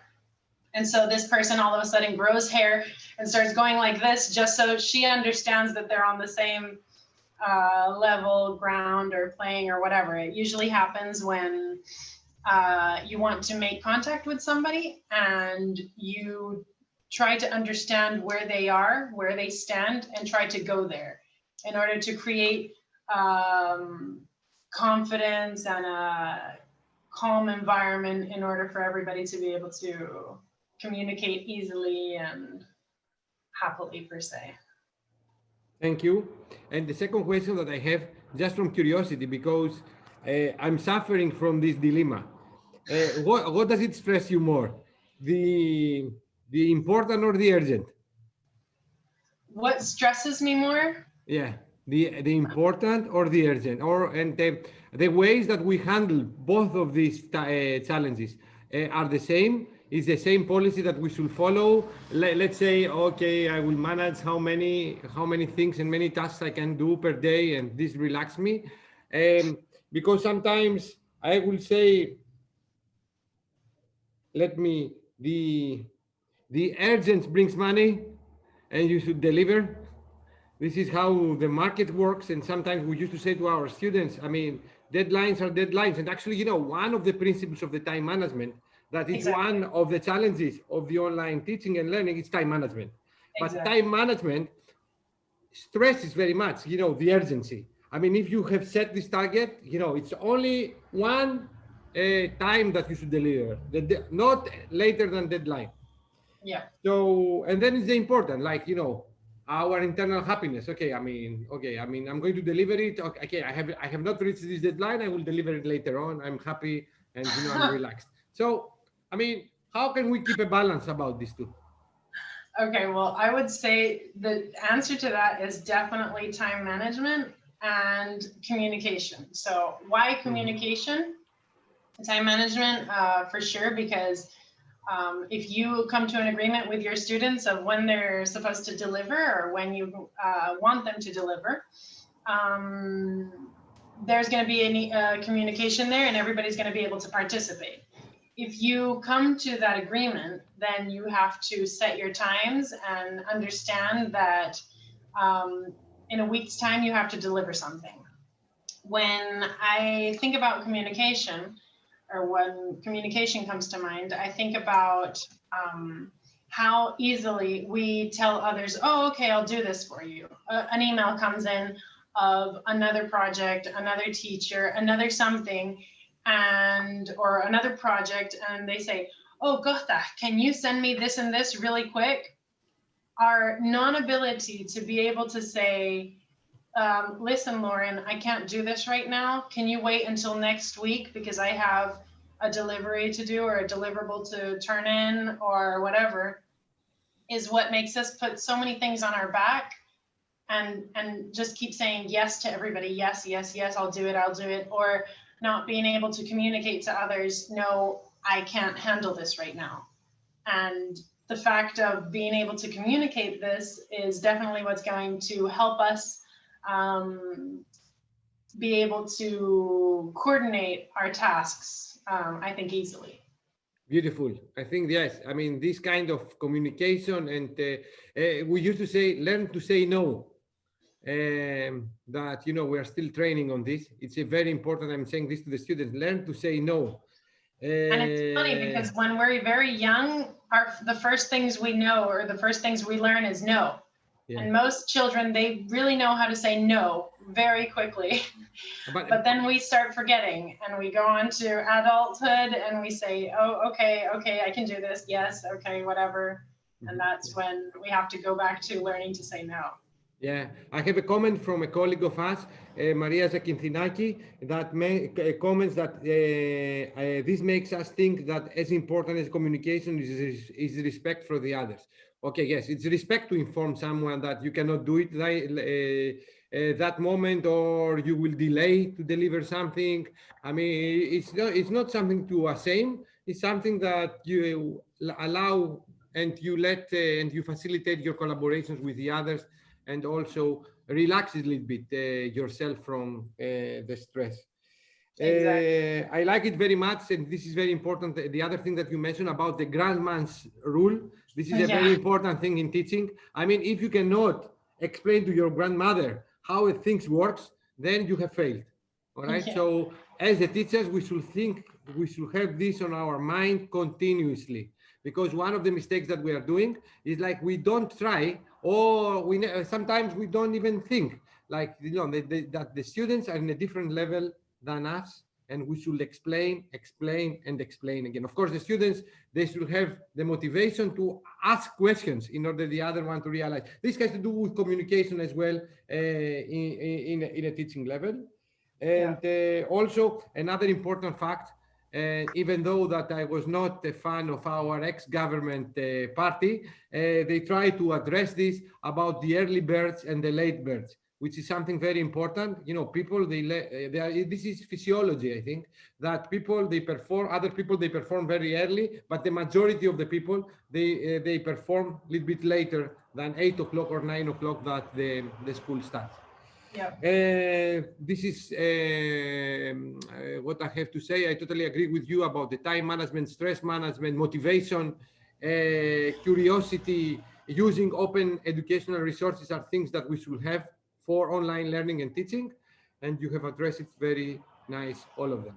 So if there are no more questions from the audience, I would like to thank again Lauren for her generosity to contribute, and thank you very much, Lauren, for your contribution. It was really nice. Thank you for inviting me. No, it was an honor for us. So now we are moving to the next and the last lecture for today. Another friend, another lady. I think that during the morning session, we were only boys. After lunch, a surprise wait for us. I can see Yanis Varjavas is laughing. I like this. It's like ladies, beautiful ladies are among us. So after Lauren, another beautiful lady and a nice colleague, a Greek that lives on abroad, Professor Triantafylou, is with us. she's going now, this lecture is like a small translation from the soft skills to the tomorrow's lecture session that has to do with modern teaching and learning techniques. Very important because as we know, Yanis knows, Nikos knows, I can see some colleagues, Maria Zakinthinaki knows, we made a transition and this transition is going to be forever. Don't imagine that after we return to the face-to-face, the impact of the online teaching is not going to be with us. Actually, it should be with us because good things, we have learned good things as well. So Evangelia works in Aalborg University in Denmark. You know, Danish universities are very innovative regarding teaching. They have tried all these problem-based learning, project-oriented based learning techniques. They are expert on the future, I will say, of the higher education. And Evangelia also is a good friend, always supports Hellenic Mediterranean University efforts, always, like Laurent and the other speakers, say yes to whatever, not to whatever, but you know, to the majority of the things that we propose. And we are very glad about this. And we consider all these colleagues as the long arm of Hellenic Mediterranean University because our connections and network and friendship is something that will provide extra things that we cannot support. So I talk too much. I have become a salesman, I would say. So Evangelia, the floor is yours. Please introduce yourself. Yes. I'm very glad that I learned that you have also a relation with Vidakis, like that you are he's the stepfather of your kids. So the floor is yours, Yes. Evangelia. Thank you. Thank you very much, Kostas. Thank you so much for this kind introduction. Thank you, everyone, for being here today. Yes, I think Kostas summarized very well the background. I think also we have things to learn, to work with in the terms of soft skills, because Kostas mentioned that we always say yes, but I'm always happy to contribute and to work with Kostas and the Hellenic Mediterranean University. Today I was invited to say a few things about instruction method that we have been using and experimenting with in the last 6 years now. It was also part of my PhD project. So if you allow me, I will share my screen. And then I can drive you through the presentation today. Let me see if I can make this. Yes, can you see my screen? Yes, we can see your screen. Thank you. Yes, thank you very much. So yes, so today I'm going to talk about the flipped classroom approach and how we can use that to activate students, both, of course, in offline, but also online and blended learning environments. As Kostas said, I'm assistant professor at Aalborg University in Copenhagen. So Aalborg University has 3 different campuses in Denmark. I'm also today presenting a part of research that we did on the flipped classroom during an Erasmus Plus Knowledge Alliance project called Flip2G, which I'm honored to coordinate. I will talk later a bit about that also. I decided to start this presentation with the motivation. So a report based on a survey done actually worldwide in 9 countries, both from Asia, from Europe, and from the America, said that young people are 3 times more likely than their parents to be out of work. But however, 57% of the employers, because this study addressed both educators, students, and employers. So 57% of employers that this study interviewed and surveyed said that they could not find enough skilled entry-level workers. So they felt that the people graduating did not have the basic or the skills that they would like to. And also this report is from a few years ago, so they had estimated that by 2020, a global shortfall of 85 million high and middle skilled workers, they would be missing in the job market. This, I don't know how many of you work as educators, but this has been a recurring topic actually in academia, and this is why efforts have been initiated to redesign teaching in higher education. So one of the ways that, for instance, we have been trying to improve things and to be sure that our graduates have the skills that we would like them to have, like what we call critical skills, depending, of course, on the field, is to reinforce learning with active learning approaches. Active learning is a pedagogical approach that tries to make learners active, so not passive like all of you are now, because you are sitting and listening to me. This approach assumes that the teacher actually knows everything or knows a lot, and all the others are just sitting and listening, and they try to assimilate the knowledge and then apply it for their own purposes. Active learning is trying to change that, so it's trying to make the learners active during this learning approach. And one of the approaches to do that is what we call flipped classroom.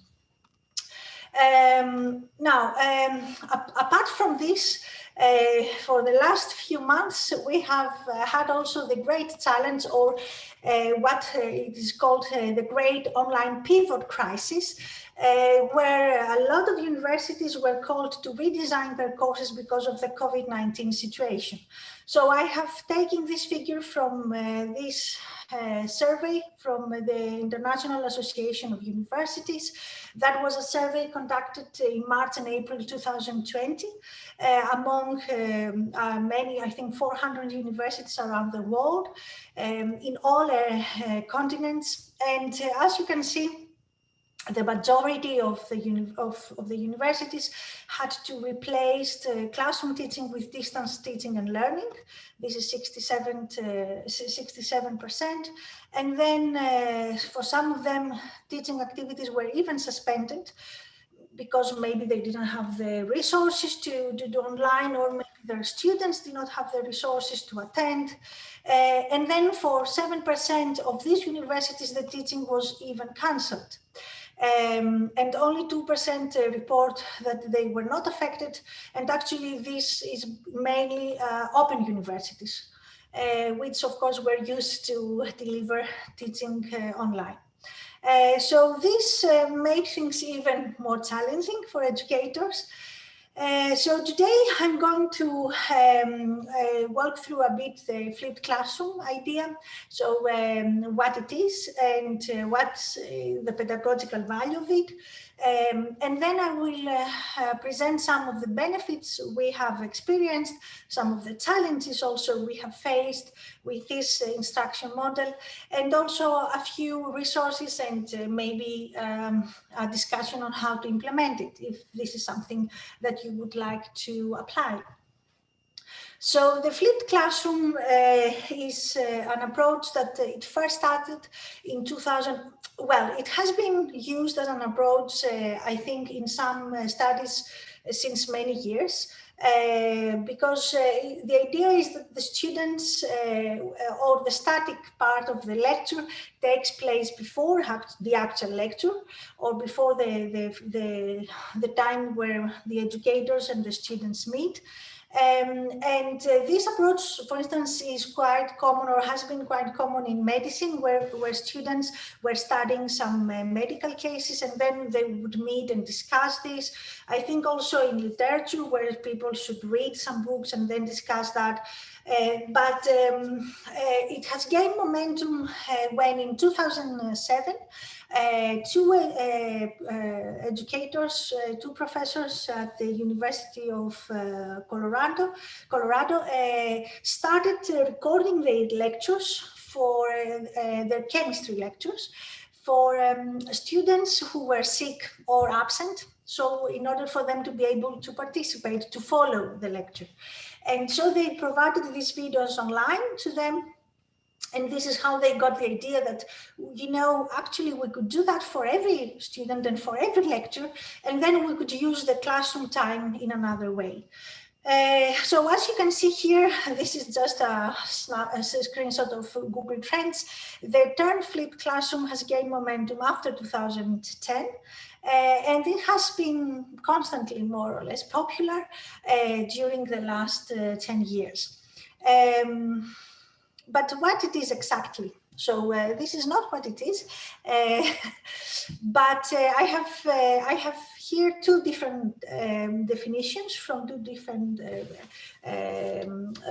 research papers. You can find the references below. So one focuses a lot on this exchange of the in-class and out-of-class sessions. So as it says, the flipped classroom is an educational technique that consists of two parts: an interactive group learning activities inside the classroom and direct computer-based individual instruction outside the classroom. But to be honest, I prefer the second one. It's from 2015. And that says that a flipped classroom is a set of pedagogical approaches that move most information transmission teaching out of class. So what the students can just sit down and read or watch, we do it out of class. We don't spend valuable time on that.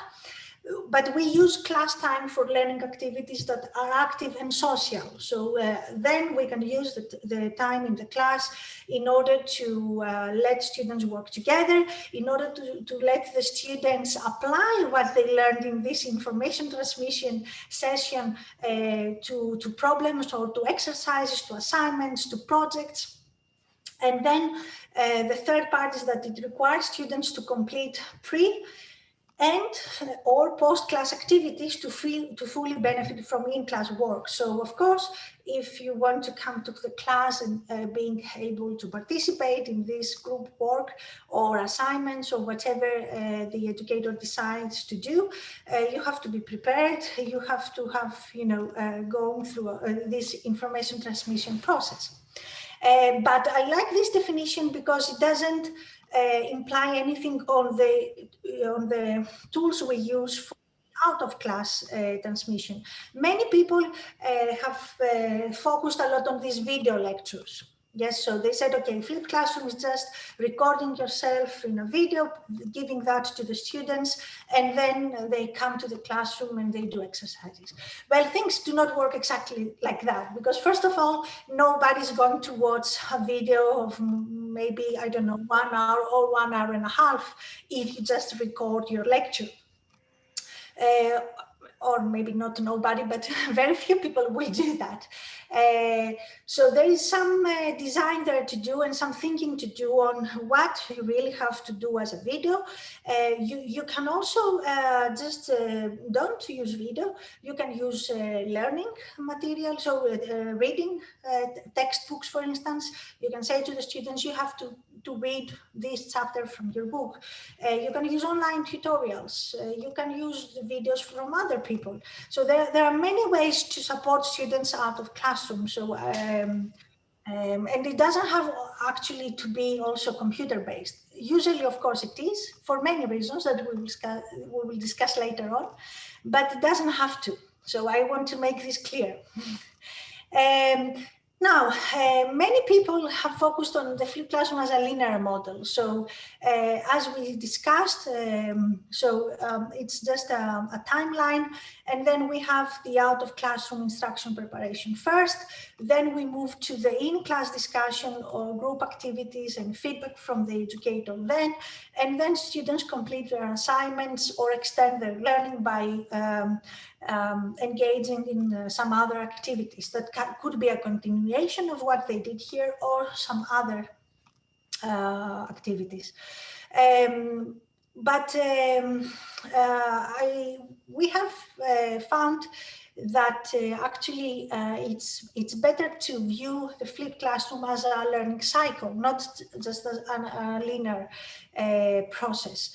And for this reason, we have adopted Gerstein's the circular model of the flipped classroom that actually describes every flipped classroom session as a preparation for the next one. So we start here, the concept exploration phase, where we have educator-suggested resources for students to attend to, and this helps to remember information like video lectures, audio lectures, it would be, for instance, podcasts, etc. Then we have the meaning-making phase that's again before the actual classroom session. Where the students have to understand what they did, so they could do dashboards, they prepare some I don't know, their own material describing what they do. It could be quizzes that they have to answer, reflective videos, whatever it would force them to reflect on what they just read or watched or whatever.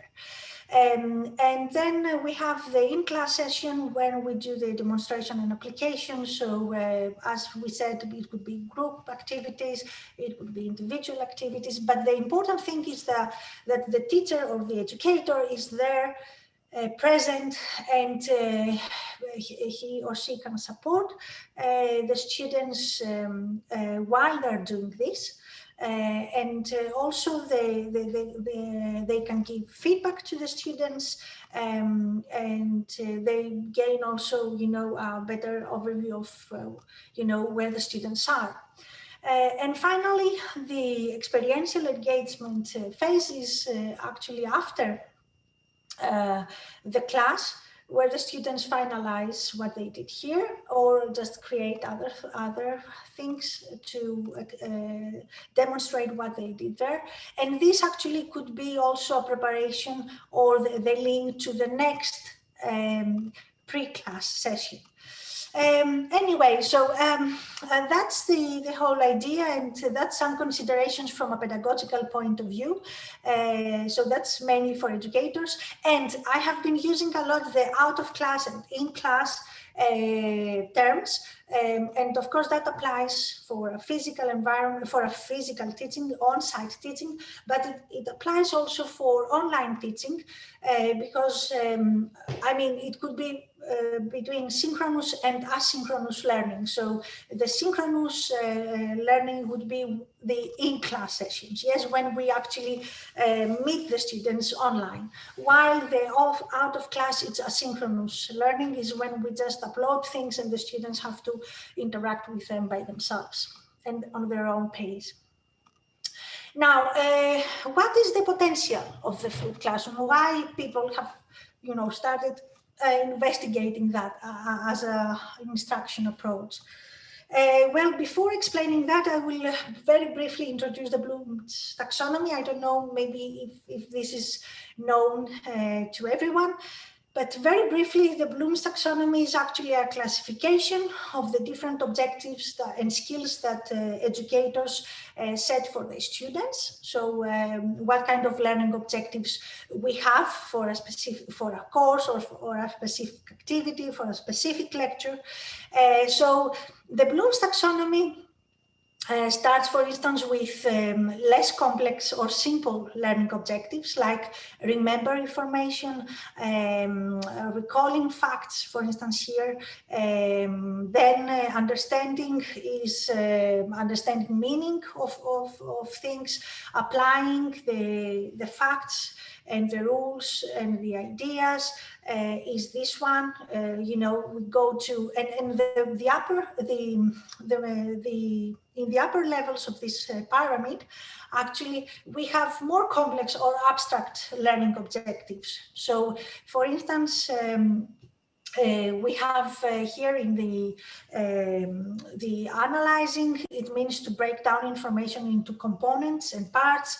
Evaluating is being able to judge the value of or information or information or ideas. So I have I'm able to recall, I'm able to analyze, I'm able to apply knowledge.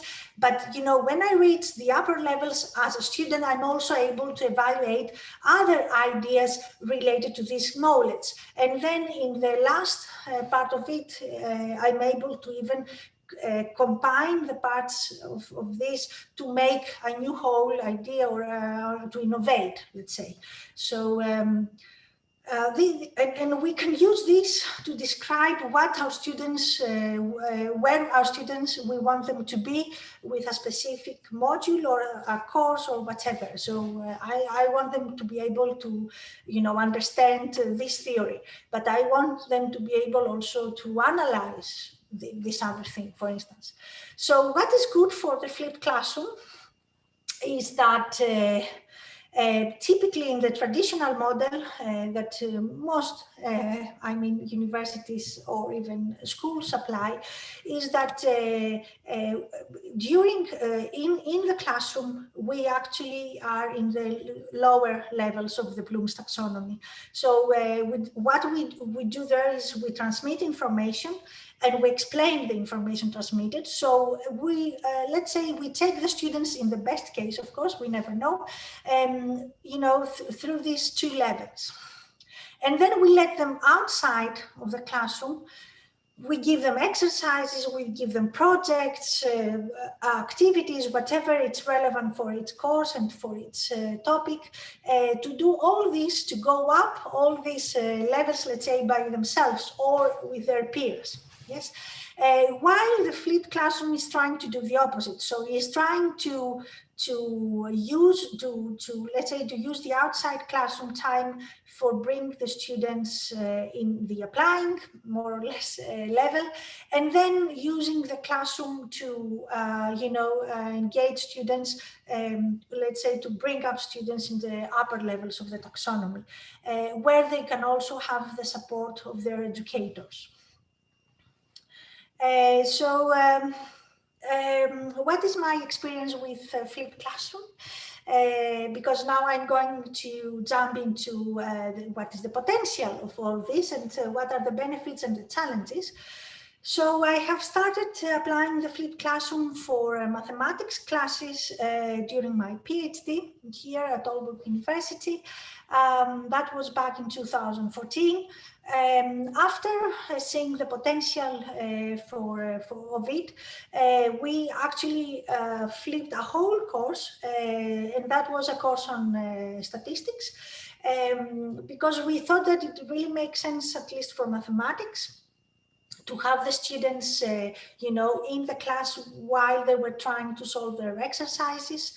Of course, that was a huge redesign process.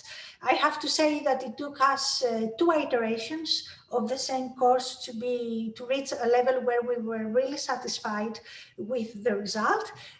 So we did all the typical mistakes: too long, too much content for the out of class, because we always, or at least we had the insecurity that it's not enough, so let's give them also this and maybe the other resource and maybe this one also, and then the videos were too long.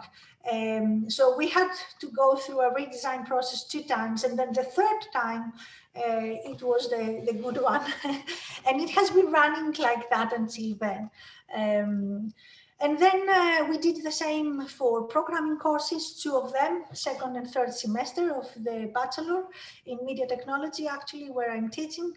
And then in January 2019, the Flip2G project that I mentioned before started, which is also based on the flipped classroom approach. So during these experiments, let's say, we have been using different ways to evaluate the flipped classroom. One framework that we used, and was actually proposed by 2 authors from Australia, is the one that actually uses DESI's motivation, intrinsic and extrinsic motivation approach. So these authors propose that the flipped classroom would actually create benefits in 5 different dimensions. So one, it was the sense of competence. So how competent the students would feel, or they tried to investigate, you know, if the flipped classroom approach benefits any of these dimensions. The other is the sense of relatedness, and that's actually the sense of belonging to a group, to a community. The sense of autonomy, so being independent, being responsible for my own learning. Tailoring to expertise, so being able to tailor the course and the material to the specific level of each student. And self-pacing, so being able to go through the material on my own pace. So these are, and these are related to extrinsic motivation. So how motivated I am because I get some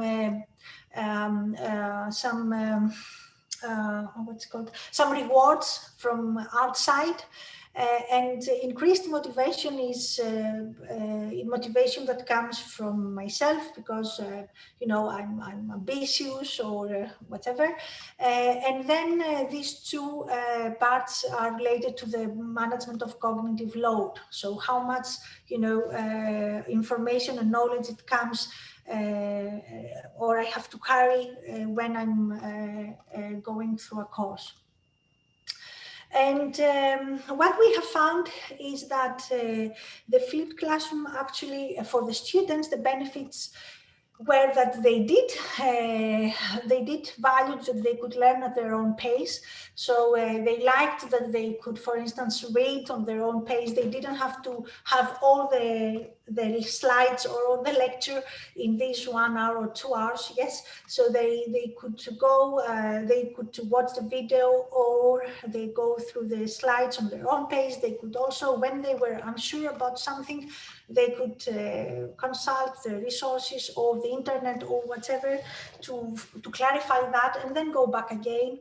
And then they said that they had more time working with equipment or with assignments available in classroom. So that is if, of course, you use any equipment. Sick or absent students can still watch the lectures. Of course, that was one of the benefits. It promoted reflection inside and outside of the classroom. Because we always used some reflection activities right after the preparation. So we saw that people started reflecting on, did I understand this? Do I have to go through this again? Where I am, yes, in terms of where I have to be. And they were more actively involved in their learning process. Some of the students also took ownership of their own learning, so they were very diligent. They did the preparation, etc., and provided opportunities for review to the teachers, so they could, like the teachers could review what they did during the class, and they could offer also feedback in order to improve or to adjust, etc. Now, for the teachers. This is a very common saying for the flipped classroom, is that the teacher becomes a guide on the side instead of a sage on the stage. So, and that's a benefit, but that can be also a challenge at the same time, because we are very used to, you know, to be the sage on the stage, to, you know, to be the one lecturing, to. I remember, for instance, in the first flipped classrooms, the teachers felt the need to just present some slides anyway, although the students had everything, but they said, no, but I also have to say that.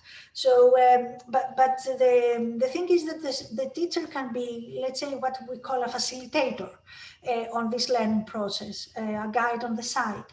The teachers also get a better insight into student difficulties, because they can, let's say, do the assignments or whatever, all the learning activities in the class. And after seeing what the students have done after the preparation, but also during the classroom, they can also easily customize and update the curriculum. And they can also see which parts are viewed more times. I mean, depending on the online system, of course, you use. Then the teachers have reported increased levels of student achievement, interest, and engagement. More time, they valued also the time they had to actually support students and also connect with the students. So they had more, when you go around, you know, when people work and you can discuss and you can sit with them, then of course you create a better connection. Of course, nothing is only good in this life. There's always the other side of the coin. We did have challenges, and we are still facing challenges as with everything else. So the flipped classroom assumes that students take responsibility for their own learning, and also that the students actually follow the instructions, prepare before the class, and that's not always the case. I remember the first time we did the full flipped course. For the first 2 or 3 lectures, there was 75% of the students who did not watch any video or they didn't do any preparation. And that was discouraging, of course, but that is related also to the other challenge, the paradigm shift, because of course, it's a paradigm shift both for teachers but also for students. So it does take time to get used to the idea that I have to do something before the actual lecture or the classroom time. This improves over time because then the students realize that if they haven't prepared, they can't really be part of the online classes, of the online activity, of the in-class activities.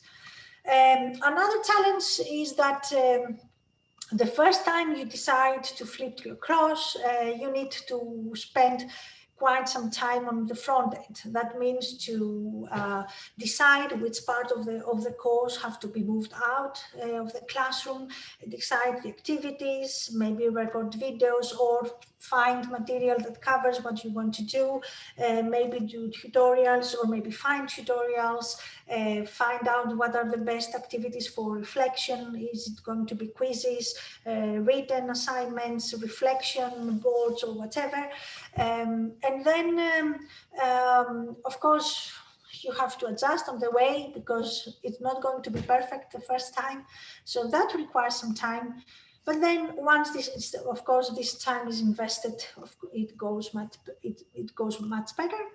And then another challenge we have seen is that it's difficult for the students and for the teachers to support the students, for instance, during the out of classroom sessions.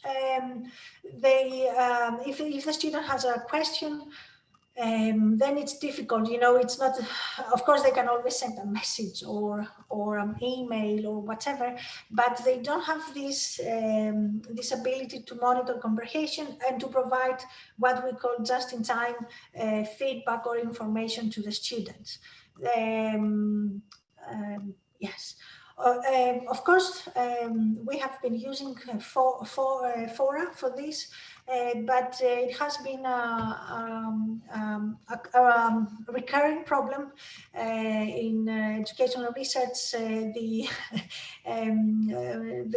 students not being willing to use Fora. But that's another discussion to take. So here, I think I have talked quite a lot. So I would like to ask you, I mean, I know what we have done to do that, but I would like to hear your ideas. So how could we assure that our students do the preparation? So how could we, let's say, encourage or maybe also force students in a way to prepare before the flipped classroom? What do you think? And then you can write your answer in the chat that I'm able to see here, hopefully. Let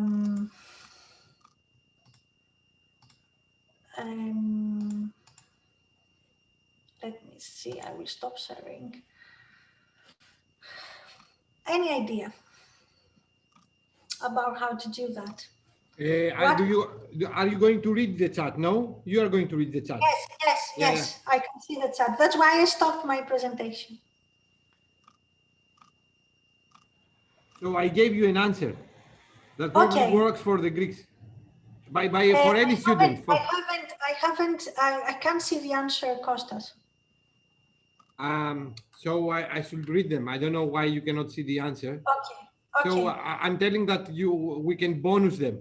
For example, by through their participation, you know, their participation and their preparation should count somehow on their overall marking. It's not something that I like, because I prefer the genuine interest, and you know, I would like to have a self-motivation to learn and engage. But sometimes probably you should trigger, you know, them to get engaged into the game. Yes.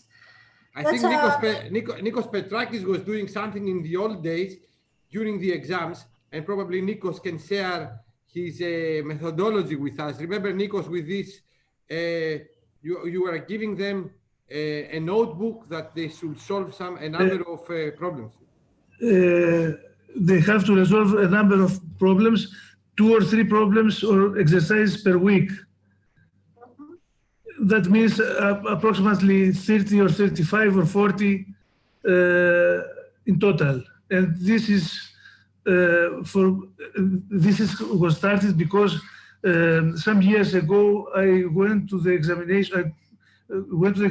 They have many solutions 0. That means that a lot of people write nothing in their paper.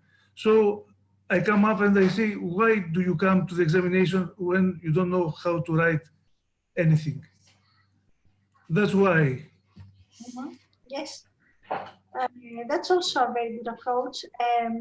I can also see Lauren has proposed a clear communication, what the expectations are, speak to them, ask them what needs to be done in order for them to participate, talk to them as adults.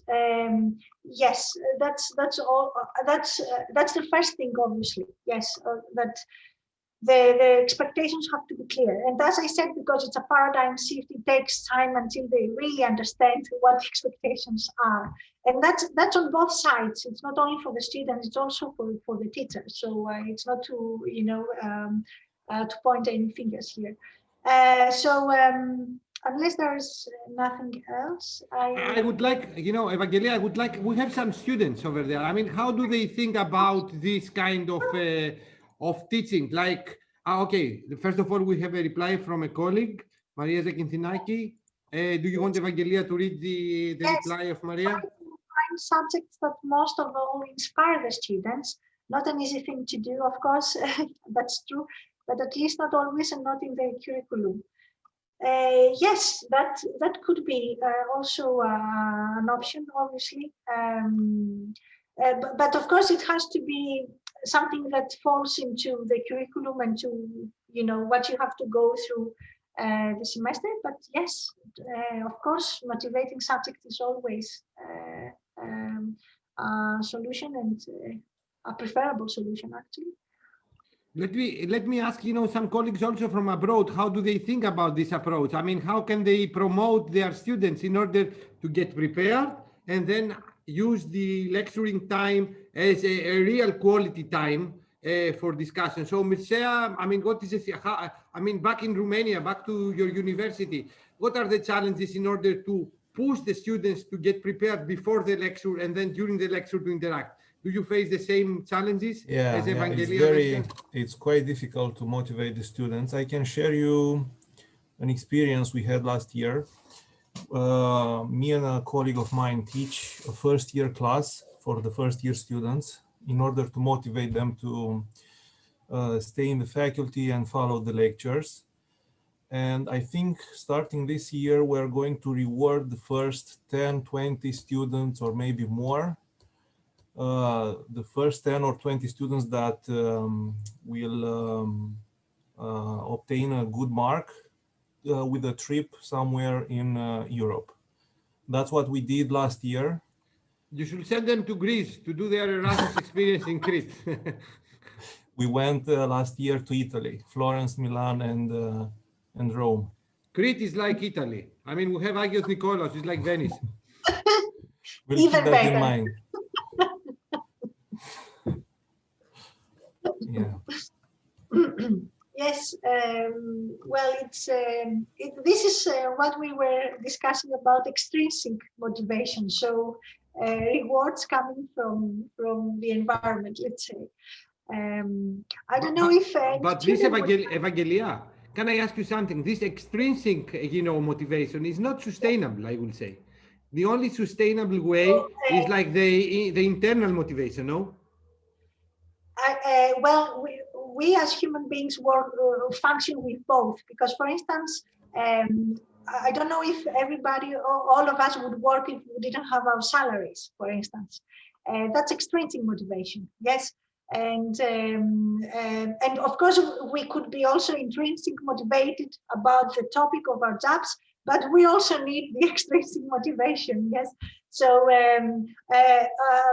I mean, both things work, I mean, of course, there has to be a balance.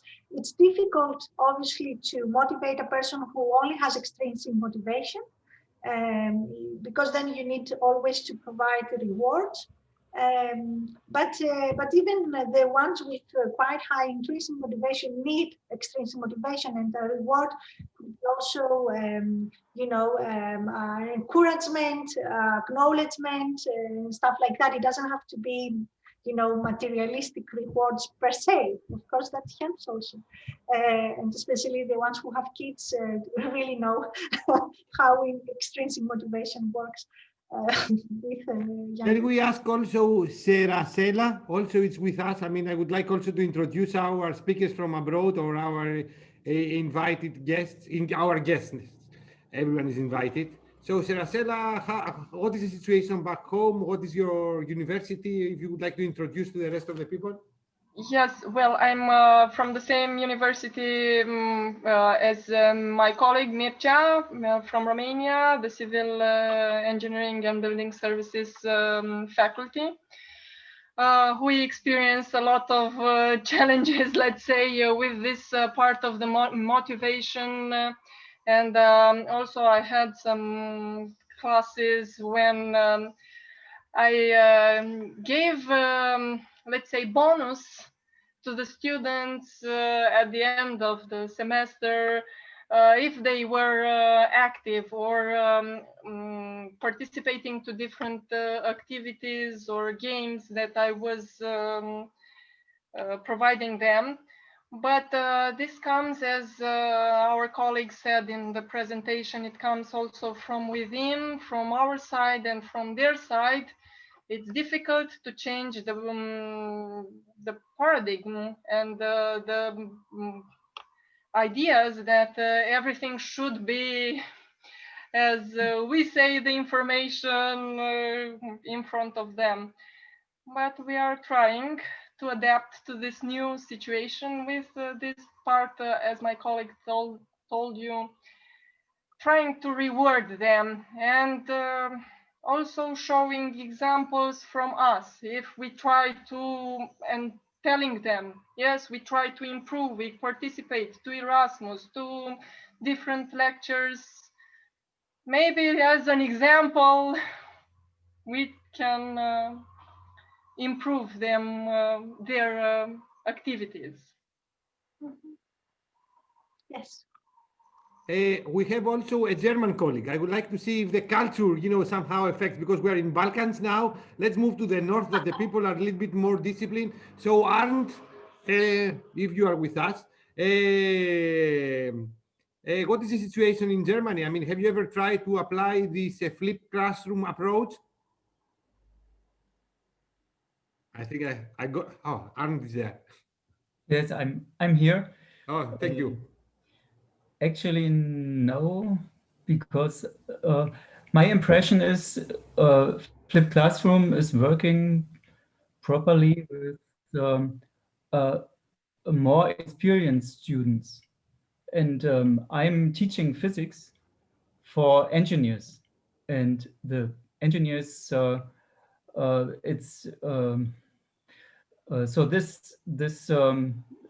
my courses are more at the beginning of their studies, and so they are in the transition process from school to to university and to learn how to learn.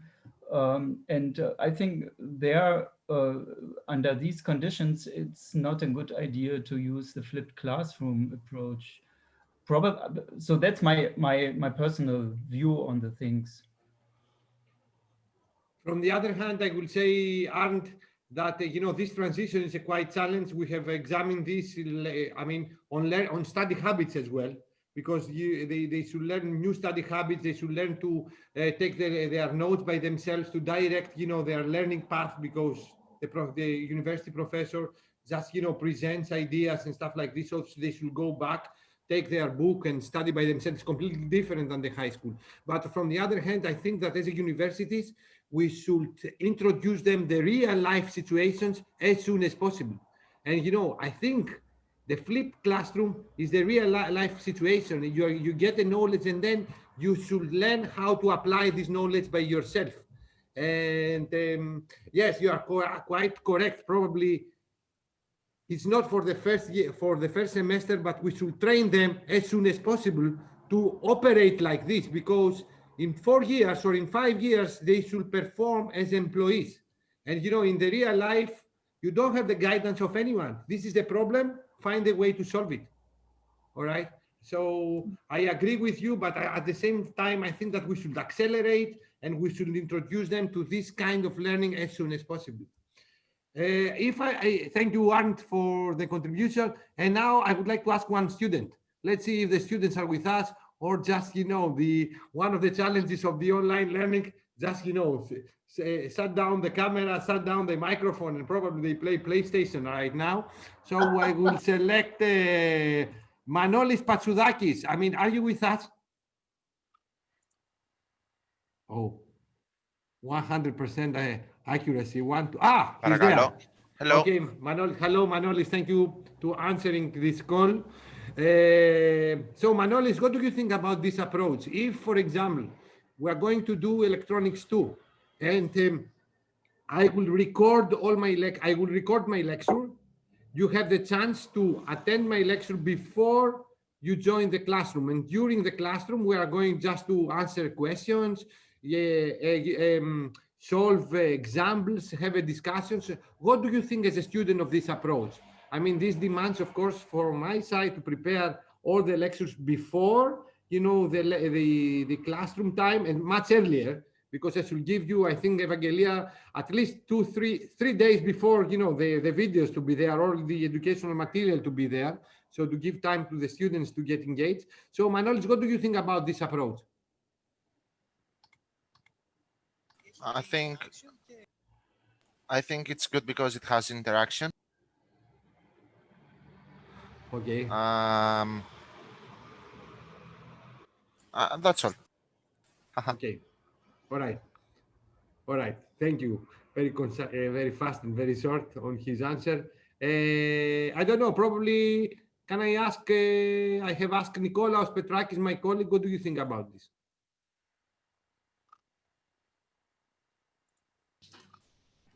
It is interesting, and also we do this right now because we are teaching lectures theoretically, and we do not do courses in the labs yet. So this is what I ask from my students, to work at home, the exercise that I have given to them, and then we discuss only what they do not do, or only what any problems, if they have any problems. Excellent. And we have also a colleague from, from Poland, I think, ECS, I cannot pronounce this, Zavinska, I'm sorry. Are you with us? No. Yes? No. Okay, let me ask another. Do you mind, Evangelia, if I ask the colleagues from all over the world? I would like to check, what is the... So, are you with us? I think Pinziska replied. Pinzi, I mean, I cannot pronounce this.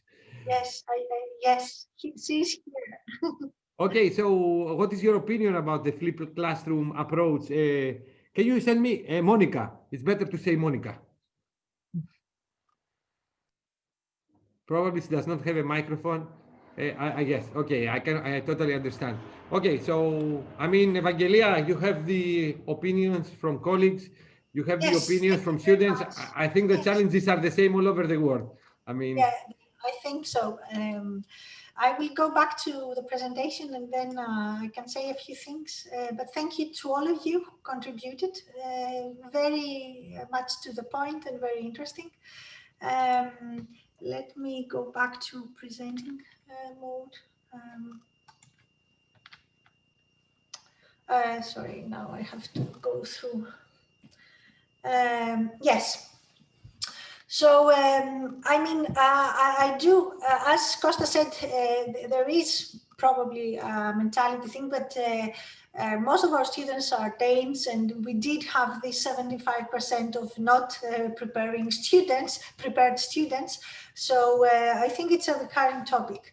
So what we did, or people have done before, one way to do to motivate students to do the preparation is to have pre-class quizzes or tests, and these do not have to be part of the grades or anything, but at least to have activities where people are, and maybe quizzes or tests do not apply in your topic, but at least activities where the people should apply what they just learned. Yes, so that creates a motivation, and that also serves also as a control activity. So have I understood what I just read? Can I, answer all these questions, for instance, in the quiz, or at least most of the questions?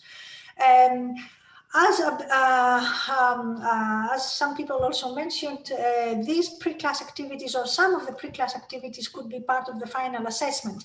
Not the preparation itself, but it could be the quizzes, a pass-fail quiz, or some of these things. It could be something that you have to deliver, like I don't know, writing to a wiki. This is something that you have to do that. You don't get a grade, but you have to do that in order to pass the course. And then another thing to at least support this process is to use to analyze student online activity, and that depends on which learning environment you are using.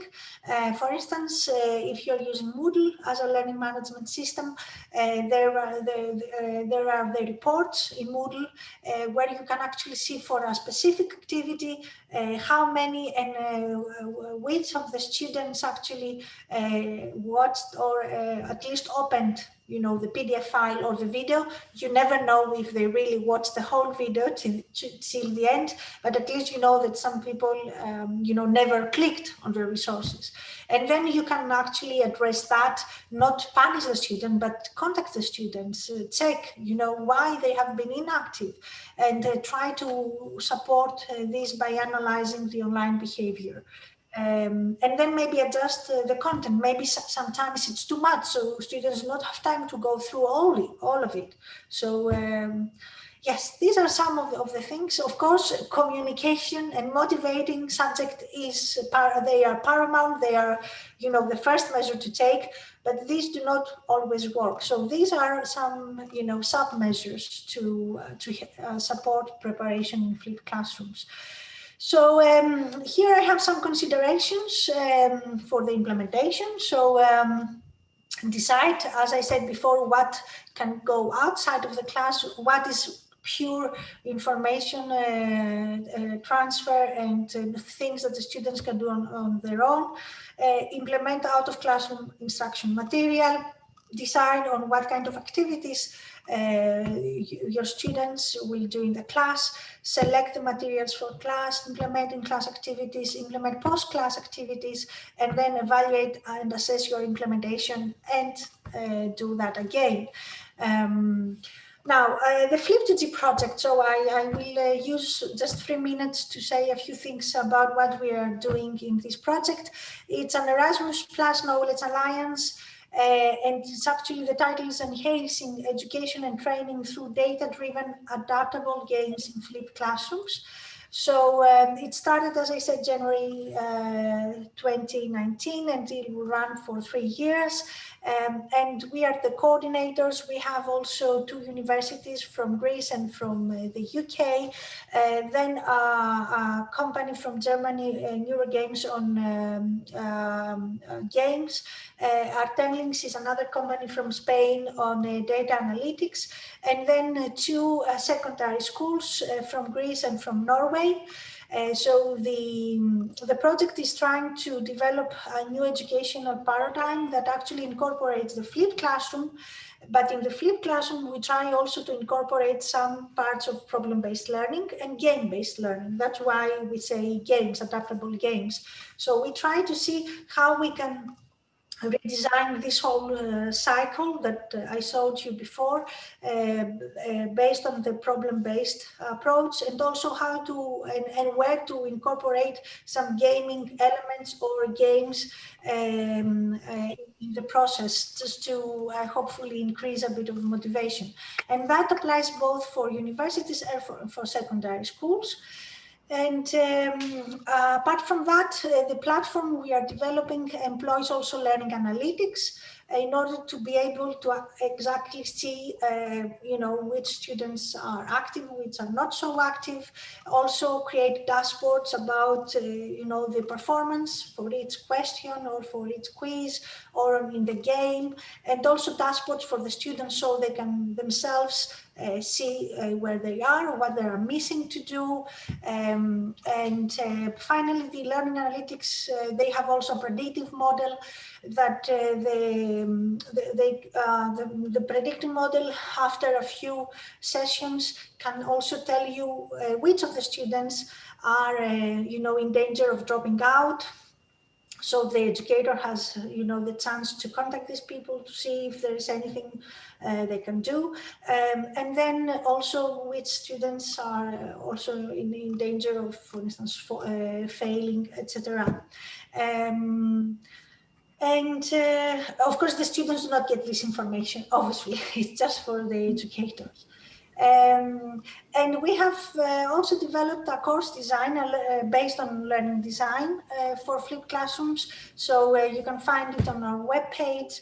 And this learning design helps educators actually to make decisions for every phase in the flipped classroom on like what kind of tools, what kind of activities, what kind of resources I need, what kind of gaming elements, if you want to do that, what kind of educational data these activities will generate, and how I can analyze this data in order to create some overview of what is going on. I would like to very much for your attention. These are my contact details, and if you want to also follow the project, this is the Facebook page and the Twitter account. And I have also added another page with resources if you want to read more. Both a review of the flipped classroom that we did, the 4 pillars of flip that actually from the fliplearning.org page, and a teaching guide on Bloom's taxonomy if you are interested in learning a bit more about this. Thank you very much, Kostas, and all of you for the attention. I don't know if there are any questions. Thank you, Evangelia. I would like also to inform the attendees that all the lectures and all the recording, they are going to be uploaded on the YouTube channel of our International Relations Office. I will send you the link after the uploading will finish, so you will have the chance to review again all the lectures of today. Are there any questions? Because I have questions myself, but it's better to start from your side. Any questions from the audience? Okay, let me, because sometimes, you know, they are shy. I will say they are shy to ask questions. Okay, let me ask you questions. First, Evangelia, thank you again.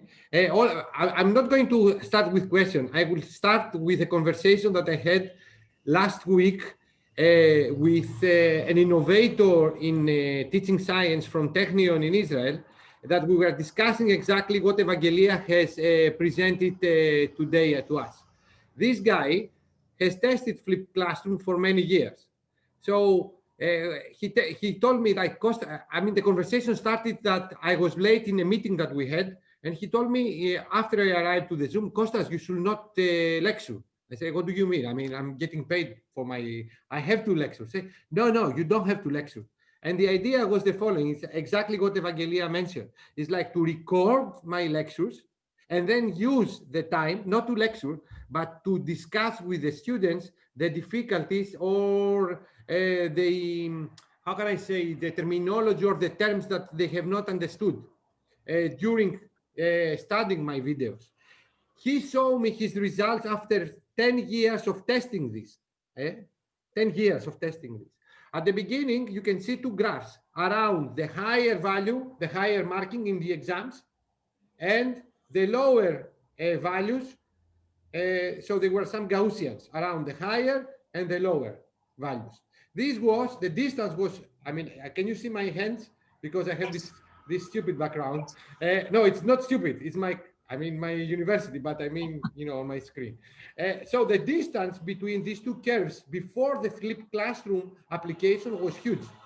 And then after 10 years of applying this flipped classroom, you know, you can see that, you know, you have an overlapping. This shows the effectiveness of this kind of pedagogy. You know, the classical, the traditional way is teacher-oriented, back to 600 years. Now, by combining this flipped classroom, in 10 years research that they did in Technion, you know, you could see that these two curves, they overlap. And this showed to me, he would like to show to me that we should not teach. I mean, we should teach, but during the classroom time, we should have a different approach, completely different approach. But of course, you know, the first question that I asked him, okay, you are in Technion, your students are the best, you know, one of the best universities in the world. What happens, you know, in the smaller colleges? He told me what Evangelia and what Lauren has mentioned, that we did not build the Rome from the first scratch. It's a matter of culture. If we build this culture within ourselves and within the students, the result will be fantastic. I have with me the ex-director, Ioannis Vargiabas, is a colleague of mine like me, Petrakis. I think that Yannis Vargiabas, you are in a position somehow to promote this kind of teaching, you know, within our institution and our department. And I'm telling you, we are going to become the best department in the university if we follow this. We are going to attract more students because we are going to take care of our students. At the beginning, the challenge is, look, in Denmark, in one of the best universities, 75% of the students, they were not prepared. Okay, I mean, how worse we can be? I mean, and we are not Aalborg, but after we try, I think that we are going to reach the example of Technion.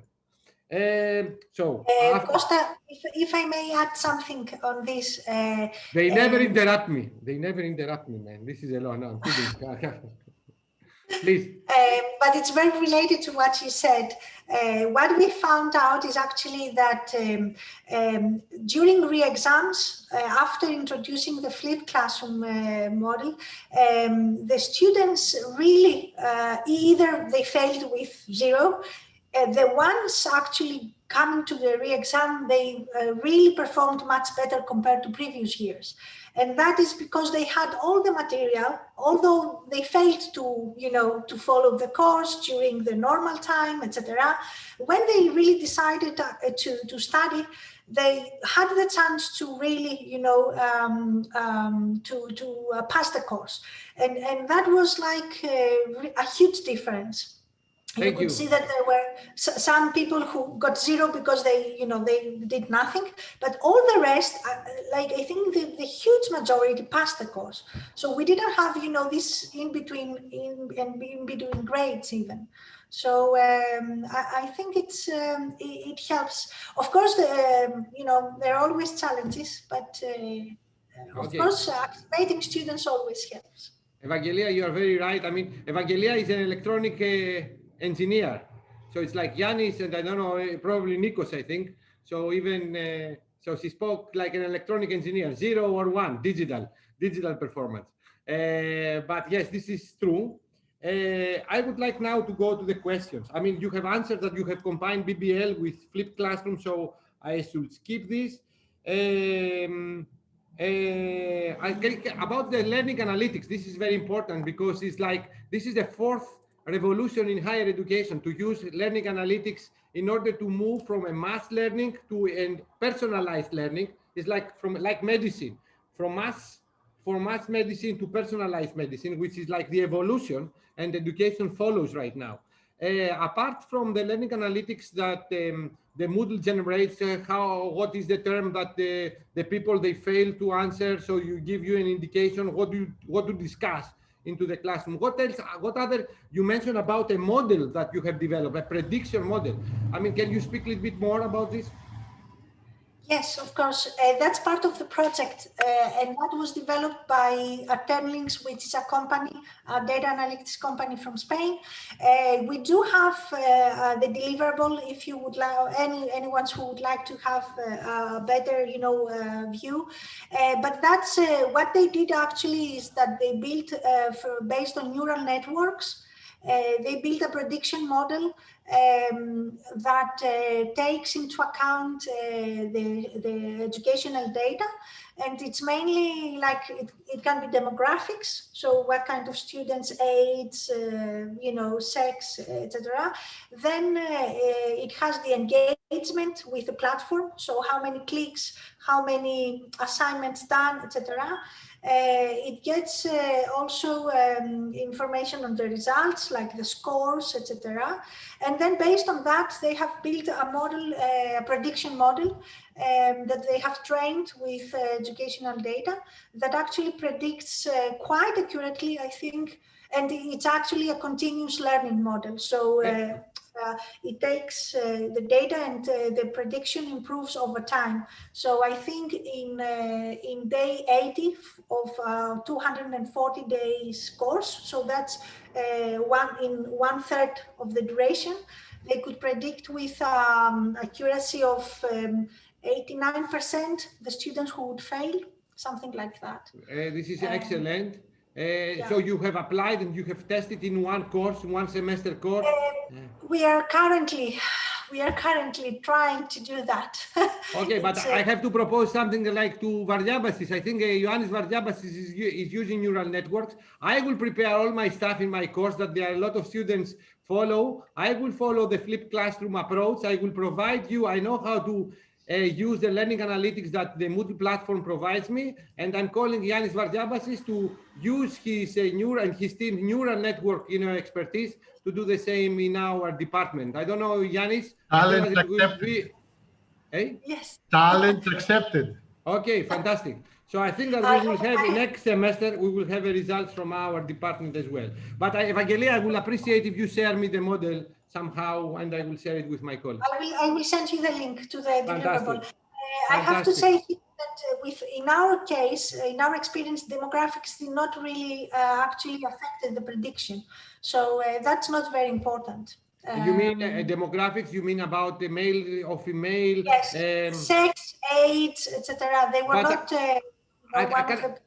Can I ask you something else on this? Because Arndt mentioned something very good before, like the maturity of the students. Probably the maturity of the students, the semesters that they are, probably affects these results, no? Yes, but the maturity will affect also, for instance, the engagement with the platform or the scores. So this shows that the flipped classroom is more appropriate for mature students or for freshmen, I think it depends. I have started applying the flipped classroom on second semester. Okay. bachelor, undergraduate. This gives And us an innovation. It works Yes. fine. It works fine, actually. And then we do it also in the third and the fourth. So students get used to it, and we haven't faced real problems. I think it's a matter of finding the right design, course design, and you know, communicating that from the scratch. It was, I think, it was more a matter of us being mature than the students. Always, this is the challenge in the universities, us to be more mature than the students. Yes, I totally agree with you. I don't know if we have any other questions. Yes, Yannis, the floor is yours. In our department, we have laboratory exercises which follow the aforementioned procedure. We have all the material given to the students before the exercises at the start of each semester, and we tell them, come each week to do some exercise. But you have to learn, you have to read whatever we have given to you and be prepared. The problem is, how do we make the students to read? Some students that are interested, are mature, or they are afraid to fail the class, read whatever they have to read and come prepared. What happened with other students?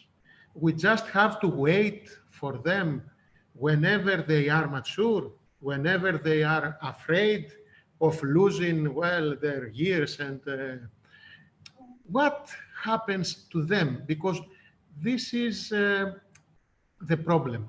Not just for the professor to be ready. For our lab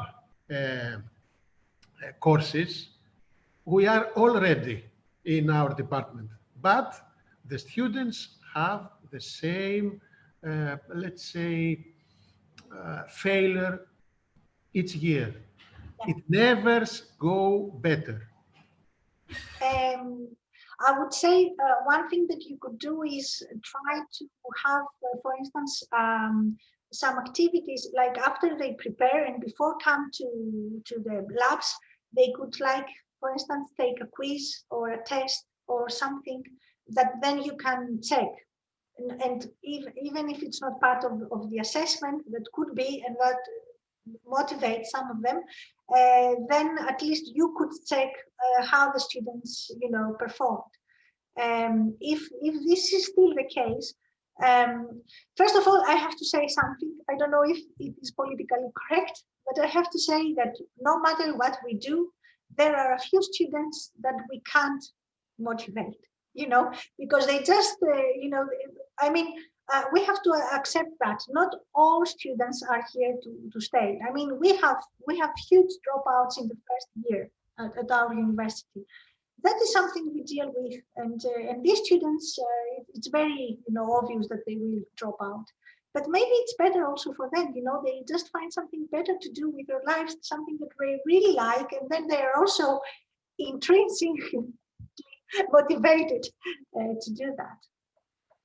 So that's my best advice, I would guess, that try to check what they did, like try to have an activity that controls that they really did that preparation.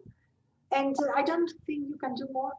We do it in the hard way, sometimes, not all the time. So we tell them, you are not ready, you are not prepared, go out. You are not going in the lab today. But yeah, I don't see how that changes the things. But I think if they could get, for instance, some marks just for all the quizzes they pass, then they would be a bit more motivated, and then you wouldn't have to face that, you know, during the lab. But then they would either pass or fail, and then all the people who fail, they are not accepted to the lab, for instance, and then you don't have to deal with that. Actually, thanks to Yannis' question, I have tried this before, 5 years in the laboratory with, what was the name of the guy? Michalis, I'm forgetting now that he is a pensioner now. We were doing, you know, the laboratory, and I had the idea, like before, I try to promote them to read, the next laboratory exercise. And before they enter to do the laboratory exercise, we had a small quiz. I'm telling you, after, and I told them if someone failed twice, I mean, he's excluded from the laboratory. After 5 weeks, I was me and my colleague in the laboratory. Everyone has failed. So I think to place a penalty, in this kind of pre-working, it does not work if the percent that is 75 or 80%, of unprepared students. I think we should find another trick in order to promote. Finally, and before are there any questions? We have together also Sonia Roland. Sonia is one of the speakers for tomorrow. She's going to speak about online teaching. Am I right, Sonia? So do you have any comment, or did I caught you unprepared? Unprepared. Totally unprepared. Right. I just smiling because when you say that you throw out the people who don't study before, I think it's impossible. Yeah. I mean, it was we did not throw them before. I mean, it was a mistake to say like if you are not coming prepared. Yes. After three times, you are excluded from the laboratory. This is a mistake. This is like on the conversation that we have discussed. But yes, I would like to do it, yeah. but I can't. This is a mistake. But we are learning from the mistakes. This is life, no? Yes.